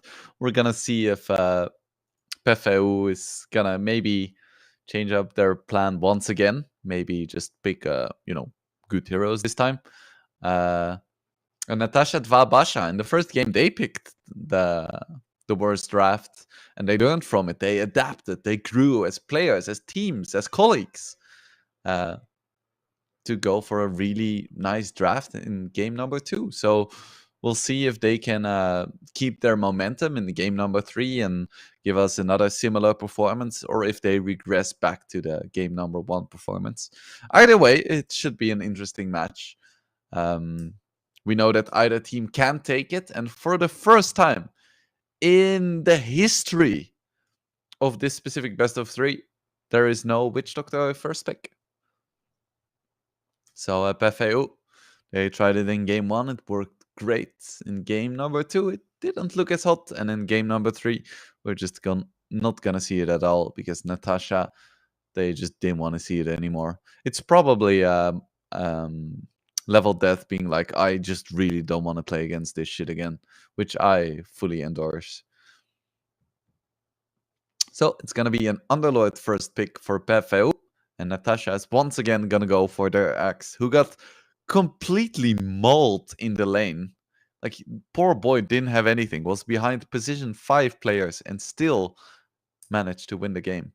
So they're like, okay, if we can have such a bad game with X and still win, we might as well just pick him up again, because if he has any kind of better game, or even just as shitty of a game, we should be able to take it.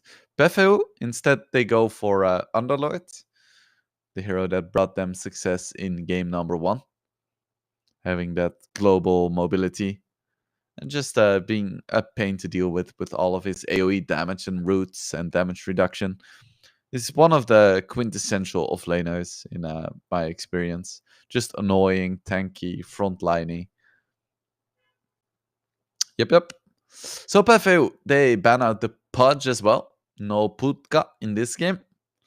And Natasha, they ban out Stepan's famous Lashrak. Then a Venomancer ban as well, which is something I personally can always get behind, because I freaking hate that hero. Have hated him for years, will never stop hating him. If you're a Veno player, you should be ashamed. So, PFU ban out the Shadow Fiend as well. It's one of the strongest mid heroes right now. Definitely a bit more popular in pub games than in pro games, because he's still quite snowbally, all things considered. But we're not gonna see him this game. He gets banned, and PFU pick up a Venge. So flipping the switch a little bit, as Natasha has consistently second-picked Venge in both previous matches. But not this game. PFU takes it away from them, and instead they're gonna go for a Crystal Maiden. It did work quite well in the last game. Even though the lane was really awful, they're just gonna go for it again. So what else do they want to pick here? Against Avenge Underlord. I think Ursa is still in the pool. I think that would have been an appealing option against the Underlord. There is no TA because PFAU is slightly traumatized by Moneymaker's performance in the last game. There is quite a few like strong playmaking heroes still in the pool. Like I think Moneymaker is the kind of player who will also thrive on a hero like Ember or Void Spirit. So we'll see what they end up picking. But Natasha, they pick up the Lion, who looks really big in this showcase, by the way, because he's standing way more in front than the other heroes, which I think is kind of funny. And Befeu, just like in game number 1, they pick up the Luna. So they're going back to a lot of heroes from game number 1 here. Only the Avenge is different, swapping it out for the Witch Doctor, but the Underlord, Oracle, Luna, that's all familiar grounds. Of course, they're not going to be able to get Stepan his Leshrac, but if they want a hero that plays very similarly and just execute game number 1's plan again, they could just pick a Death Prophet. Both heroes are similarly strong in the mid lane, have some pushing potential, skill relatively well, are tanky. I think that would be a nice option for them. As for Natasha, they probably want to emulate the success of game number 2. So yeah, that is exactly right. They pretty much duplicate the draft from last game, going for Axe, Crystal Maiden, Razor, and just swapping out the Lion or the Vengeful Spirit for the Lion. So PFAU is going for the draft from game number 1, which they won. And Natasha Basha is going for their draft from game number 2, which they won. So ultimately, this game is going to decide which team truly deserves the victory. Because it's both teams playing their strongest drafts, their best prepared strategies to see who comes out on top. So Necro ban from Natasha Basha. Once again, I don't really see Necro as a mega scary hero here. Just have a lot of stuns, a lot of magic damage, but they just don't want to deal with Oracle Necro, which in itself is fair enough. So PFAU, what do they still need to ban? It's probably gonna be Moneymaker's hero. So if I were them, oh, okay. They ban out a carry and a carry / position 4. They're expecting Moneymaker to play the Razor. I don't think they should. I think Razor is really strong against Underlord, and you want to give Moneymaker like a Storm Spirit or an Ember Spirit here. Let's see if my assumptions are at all correct. Viper is the final ban, so I guess it's gonna be Ember then? Because I think Storm is not that scared of a Viper. Or what else is there? Something cheesy? Something musky and cheesy? They're taking their time. They still have 28 seconds of reserve time left. This is gonna have to be the Moneymaker hero, right? Yeah. Okay. It's another playmaker, flashy, aggressive mid laner. It's gonna be the Lina this time. It's also a hero that has like positive delta matchups against practically every single mid lane hero in the game. So it tends to be an option that is quite safe to pick if you have to pick before the enemy. And now PFAU, they have to respond to this Lina somehow. What could they still pick? If they want, they can pick something like a Puck, but I feel like if they pick Puck, then they're gonna lack quite a bit of damage. So what else is there? I think Lone Druid would be quite strong, but I don't know if Stepan plays it. I don't think he does. They could pick Zeus. Zeus is quite okay. Solve some of their damage issues. Decent lane against Lina. And importantly, it's not banned. Wind Ranger is okay. Void or Ember isn't really the best. Pango, I think, would be decent. Or Primal Beast, something to get on top of the Lina. They just need to give Stepan something that he enjoys, and it's gonna be Rubik, which means congratulations, Natasha Basha, for winning this best of 3, because Rubik, oh, I hate this hero on mid. Seems like he never does anything. You have like 3 cool spell steals, where you like kill a position 5, and then you die once people get BKBs. That is my prediction here. Stepan is gonna make some cool plays, and then he's gonna die, and Rubik cannot really farm. So around like 30 minutes, he falls off completely, and Natasha wins the game. Of course, I am just an analyst. I'm just a Dota player boy. I cannot see the future like Oracle, so maybe Stepan is gonna prove us all wrong, and he's gonna skill into high heaven with this Rubik. Only time will tell who's going to be the 3rd best team of the most prestigious tournament of the year, the PLAYRIXNATIONal. We'll see. Either way, I am excited for this game. As I said before, it's like the best these teams have to offer. And we are 1-1. Up for grabs is, of course, 60 Rix coins per player, as well as eternal bragging rights. So it should be good. We'll see who comes out on top here. I think once again the mid lane matchup is going to be very interesting to watch.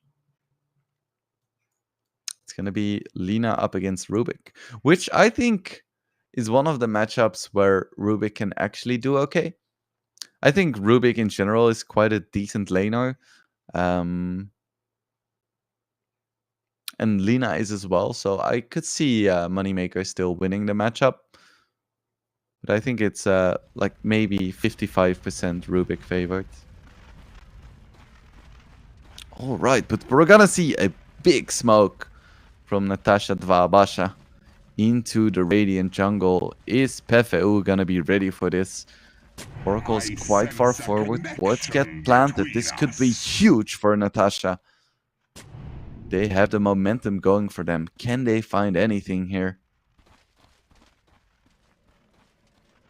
So far, the answer is no. They're still in a really good position. And the moment Frey walks close, there are so many gap closers and slows for him. I don't like that Level Death has skilled up his static link already. Generally, you don't really want to skill up any skill until you have to use it, especially if you have certain gap closing skills at level 1, like the Plasma Field, which has a bit of a slow. Unless it's something like a passive, but generally... Ooh, Frey! Don't do it! Don't get those dollar signs out of your eyes! No! Greed is bad! Greed is bad. Frey goes down. Octane already has more net worth than he had in game number 2 at 10 minutes. This is crazy. Natasha Basha, they get... I'm not sure how many bounty runes they got. But even if they... I think they just got 1. I think it's a 1 for 3. I could be mistaken. Either way, it's a nice start for Natasha Basha. Getting that injection of money.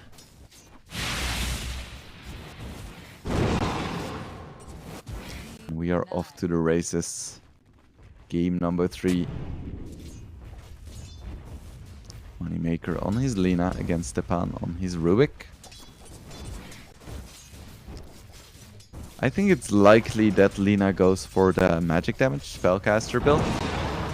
Seems to be the more popular option these days, but I think there is a point to be made in favor of right-click Lina as well. I think both styles are still perfectly valid. Ooh, big fight between the CM and the Venge on top. I don't think there is enough damage. And with the boots, Venge is gonna make it out just fine. But this lane matchup from Razor against Underlord is so incredibly good. Ooh, goes back into tower. Good amount of damage onto Moneymaker. It's a Fate Bolt still as well, and it's a level 2 Fate Bolt. Moneymaker needs to be careful. One more hit. Oh, this is so close. Doesn't quite have the range. Oh, you might not have noticed, but that was so close.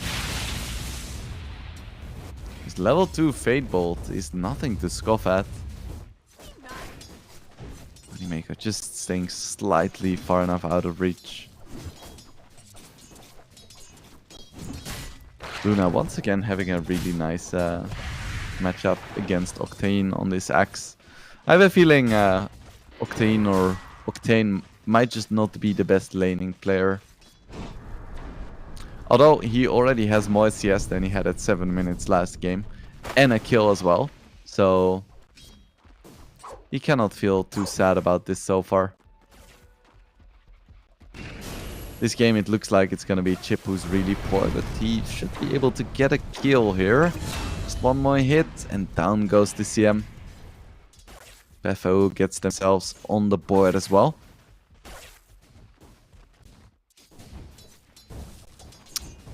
And yeah, it's like we said, Stepan just having a slightly better time in the mid lane.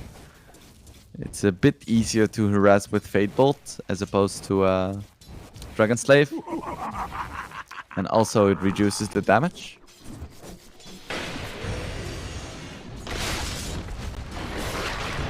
Stun coming out onto the Lina, but there really is no follow-up. It's like X is just struggling. And level 2 X tends to not do that much anyway. I would still love if they just creep skipped in some way. It's a bit harder with like the aggro changes and such, but at this point it's very much doable. And that's how you make sure that every single game you get that 10-minute blink on Axe. Like I've seen like 10 minutes blink blade mill on Axe. Even in a lane that's like pretty shitty if you look at it on paper, just because of creep manipulation shenanigans. Alas, they're not gonna go for it.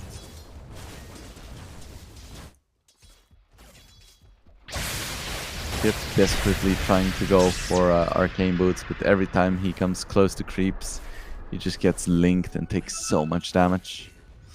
He either takes a lot of damage or he has to use his Pit of Malice, and either result isn't really that nice.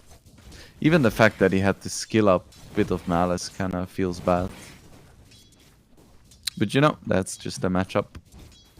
Seeing a bit of a calm early game here. Just one kill going either way. Frostbite onto Chip, but he doesn't really care. He has a Bracer, for God's sake. He's invincible.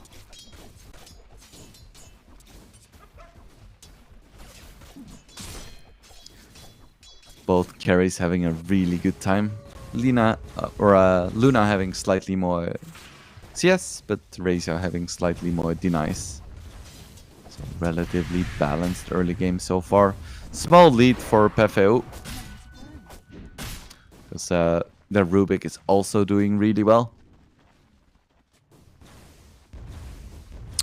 But nothing game winning or game losing just yet.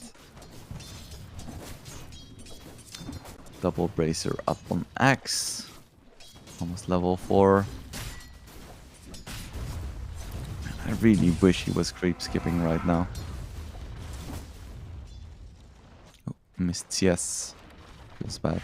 Ooh, and now with this stolen Dragon Slave, it's so hard. We see Crystal Maiden go down on the top lane. Level death. Should be fine. There is no follow-up. That's the second death here for the Crystal Maiden. It's definitely a bit sloppy. Moneymaker running away. Stepan doesn't really have anything. middle But tower level is 6 under attack. Rubik with the level 3 Stolen Dragon Slave is just so hard to play against. Ooh, and now it's gonna be the Razor in a lot of trouble with the Firestorm. He's gonna be fine. That was a lot of damage. They really need to be careful in this top lane. You have to respect this. Magic damage coming out from level 2 Magic Missile as well as the Firestorm. Might be worth it just picking up some raindrops. But with the rotation from Stepan, it's a nice kill onto the Razor. The CM is definitely gonna fall as well. So double kill in this top lane. PFEU, after losing the first blood, looking really strong. Is deciding game number 3. And so far, Rubik is working. I hate to see it. I gotta acknowledge it. Just don't get inspired and try this in your pubs, please. Thank you. On behalf of the entire Dota community. It's not really clear what Moneymaker is going for yet in terms of build options. He's going for null tallies and boots so far.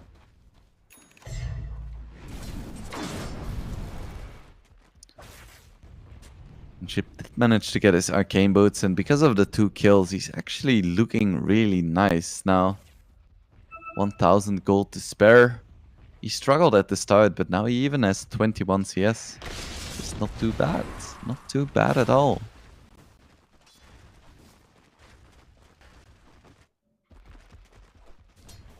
Bit of pressure coming out onto this tier 1 tower. And Stepan once again coming top with an Invis rune this time. He still has the Dragon Slave, but it's gonna run out relatively soon. And he did walk through both Ops as well as a Sentry. So they know he's coming. Even a scan coming out, so this gank isn't gonna be as successful. And Stepan's Dragon Slave runs out as well. So it ain't gonna be a kill. Maybe. Oh, he actually goes towards the bottom lane. There isn't really that much kill potential here with a Luna without Eclipse, but they could try. Level 3 Purifying Flames is pretty strong. They can get a toss back, that could be nice. Stolen Battle Hunger and now Eclipse. Skilled up, is it gonna be enough? Looks like it. Lighty going for the Fairy Fire, it isn't gonna be enough. It's gonna be a double kill for PFEU. Can say a lot about Stepan, but these rotations have been on point this series. Of course, he does lose his tier 1 mid in return. So you could argue that that may not have been worth it, but it's still very nice. Yep, being gone on here. Doesn't have any teammates nearby. Static Link coming out. Rotation in by the Rubik with the stolen Eye of the Storm.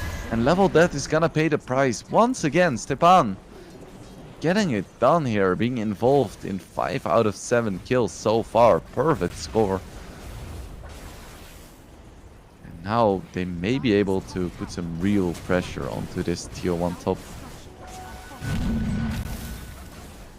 Notification comes out. Moneymaker rotating towards the top lane, and it looks like it's actually gonna be a right click Lina.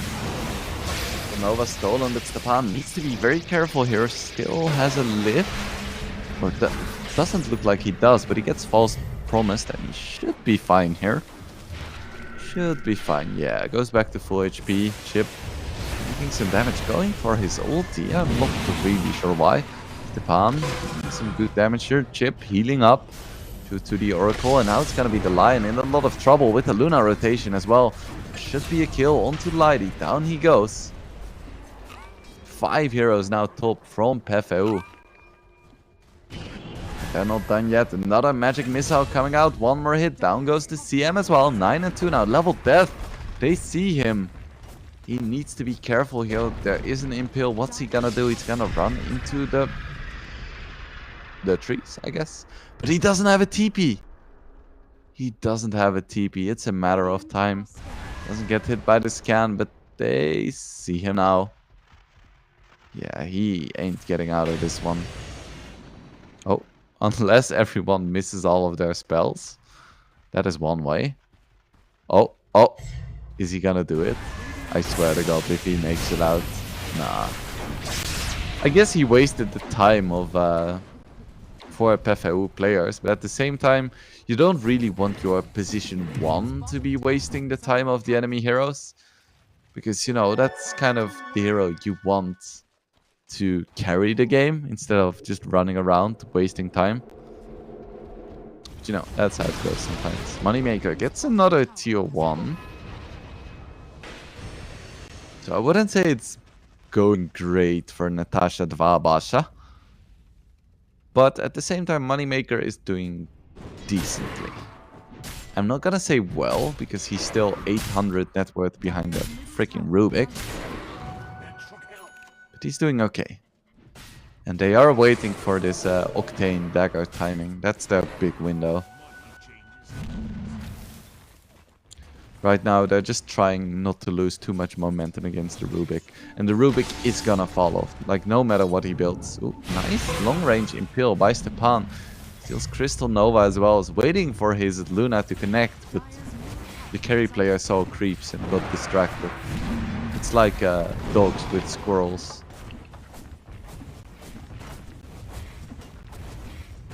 Still, they get the tier 1. 5k gold lead now. Very, very nice. Joshua Mask of Madness up for the Luna, level 10 as well.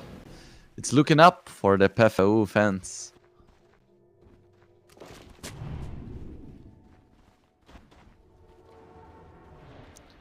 Natasha, they're really waiting for this blink timing. It's pretty much all they can do at this point. Because Lina with a Maelstrom isn't going to be able to really make plays.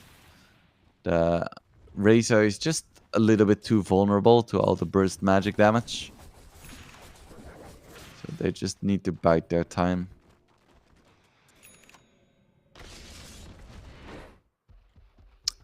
CM going for a smoke, just trying to get out some vision. Stepan has his phylactery. So that's even more magic damage, but it's another thing that doesn't really skill that well. It's nice to have, but you don't really want to have a countdown Rubik, and just like 150 magic damage later in the game is really inconsequential. But I mean, what else can a Rubik do? That's the question, and the answer is nothing. Nothing really. That's why he tends to fall off.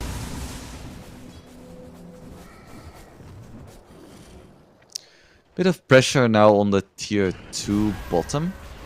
We see a magic missile coming out onto the CM.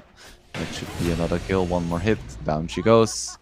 CM is doing a lot of CM things, which is a lot of feeding.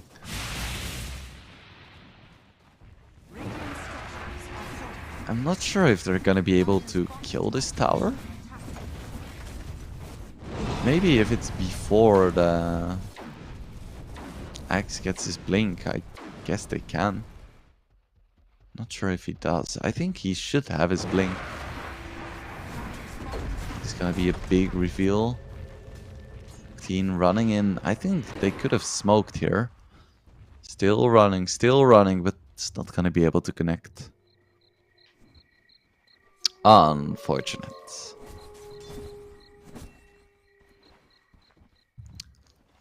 Luna almost has her Manta. Definitely nothing to scoff at.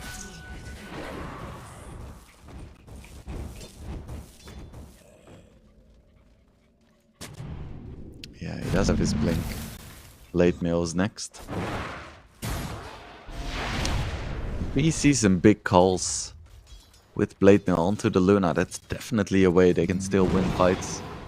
Because Luna is very vulnerable. And we've seen Oracle be out of position before. And it can happen again. Stepan stealing Plasma Field, which is a really nice spell to steal. However, it is just a level 2 Plasma Field, so not the best. Not the best.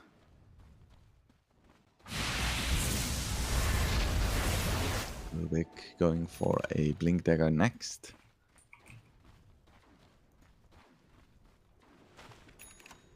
he's been pretty good so far.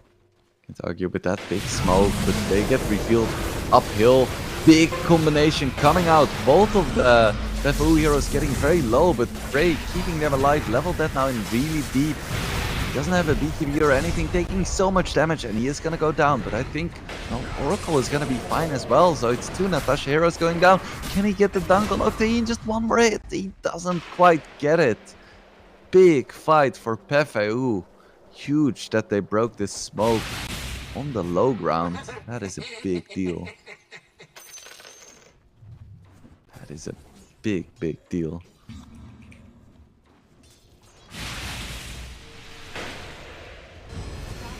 Now they should finally be able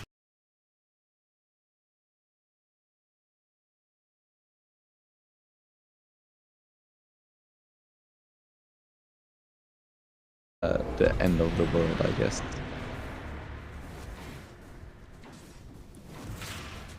So Rubik went for the facet that gives you extra AoE for subsequent spells on spellcast, which could be really cool with certain stolen spells, like LSA for instance, or the Plasma Field. Just having huge AoEs for those. Nice juke with the illusions, and now Axe is in really deep, and there is nothing he can do. There is no save. He just misses his call, walks into a pit of malice and dies. They really cannot afford to make mistakes like this. They're trailing by 8k and they need something, and that something isn't failing to defend it tier 2. I can tell you that much. And now actually Moneymaker, he gets caught, the long impale. Down he goes as well. And now CM, oh no, CM. Beautiful 4-man impale, that's a ravage by Lighty. Moneymaker falling as well, and Moneymaker was kind of my final hope for Natasha Basha. Because it looks to me like PFU is in a pretty commanding position in this game number 3. Dire's middle tower has fallen. Yeah, just looking at that ability, it's called Ravage. It's in the hand of a good player.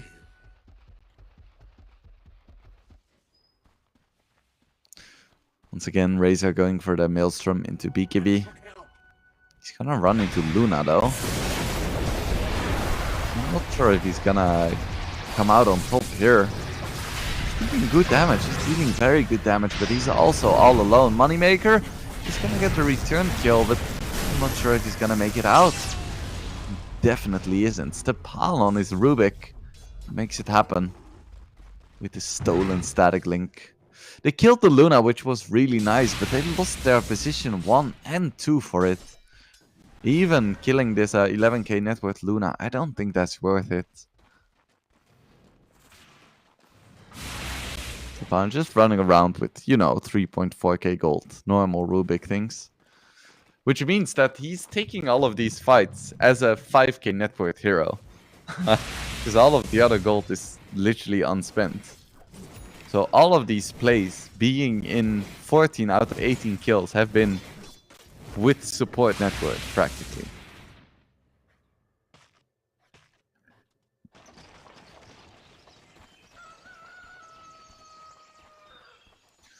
Lighty also very poor on this Lion.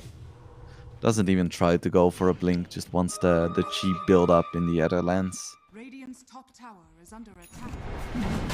It's gonna be a roach attempt for PFU. I say attempt, but with the Avenge and the Luna, they should be able to take it pretty quickly. Natasha isn't anywhere close to contest this. I think a smoke may be coming in the clear for TM, but it's just gonna be too late. It's not the fastest Roche ever, I'll be frank. They have enough time still. Yeah. It's nowhere close to Natasha Basha. In fact, Stepan just TPs to the top lane. This is the Plasma Field again. Is he gonna keep going? Yeah, because there was an Infernal Gate used. They're just gonna pick off the Razor once again. No escape for him. Really nice coordination here by PFAU. Just like in game number 1, using this Underlord really well. They get the Roche and they instantly combine it with a pick-off, which opens up the map, which gives them a tier 2. Really nice team play from PFAU.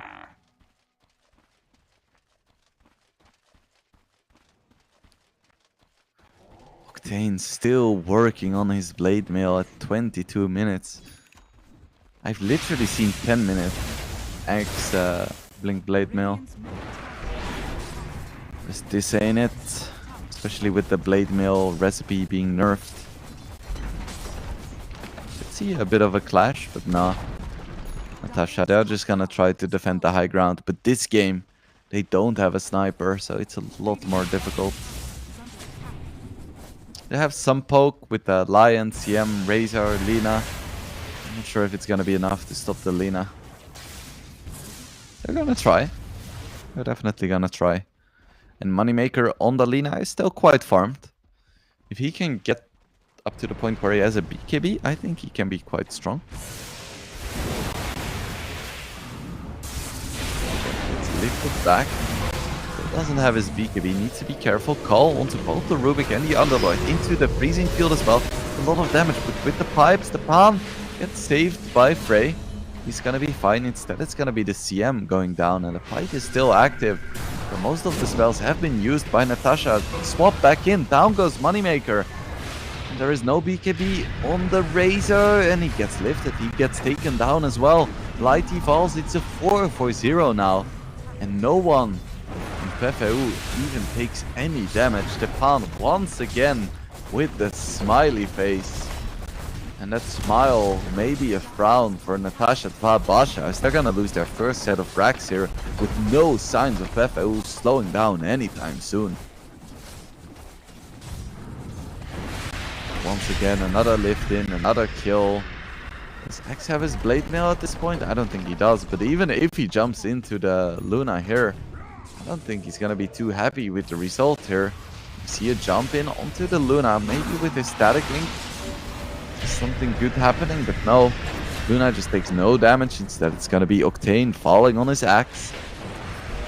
Yeah, and Luna just doesn't take any damage, and they're just gonna go for throne. They're like, okay, you can stop us.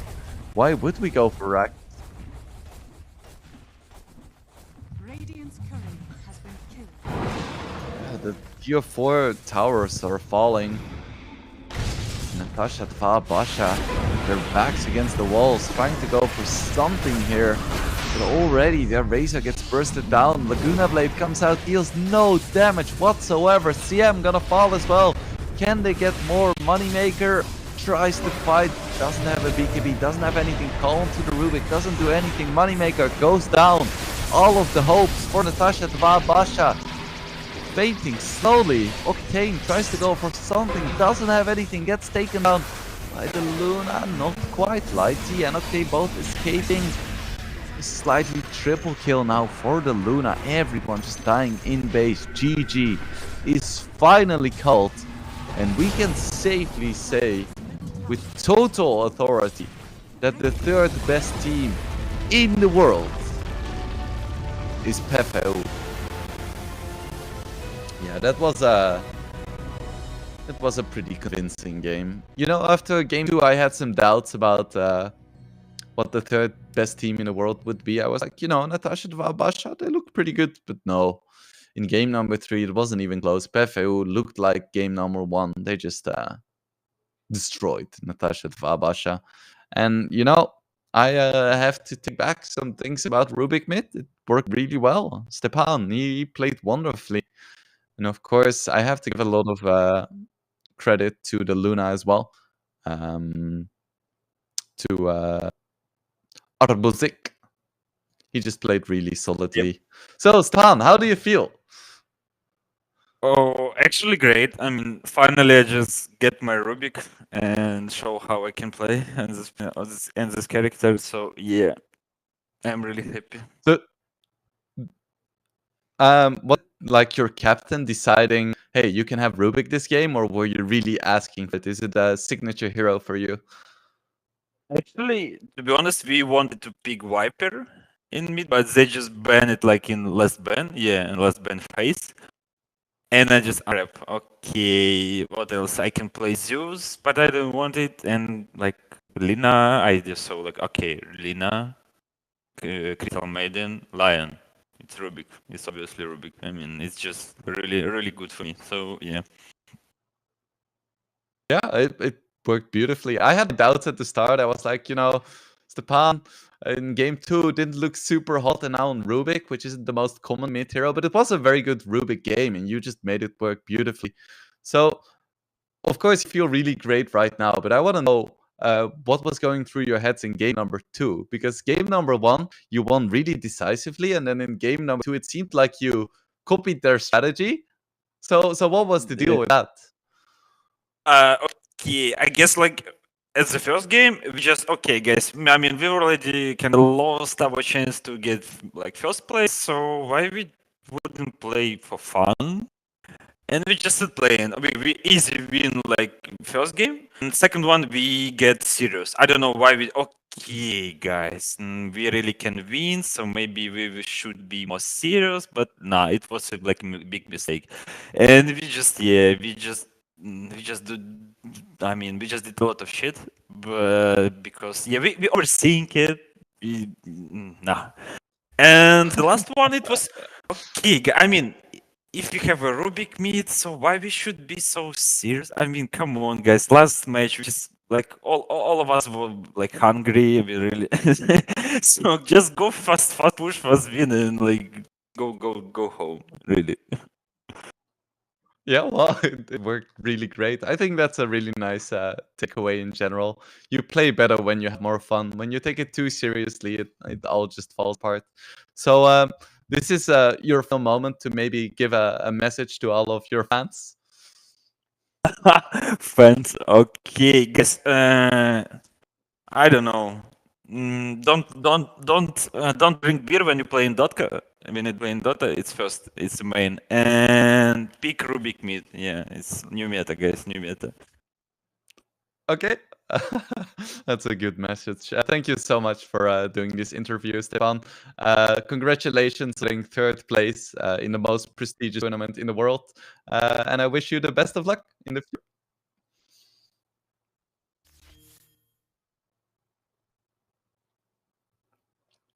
Man, what a lovely guy, and what a great way to end this best of 3, and to talk to the man who was probably the most fun to watch in the entire series.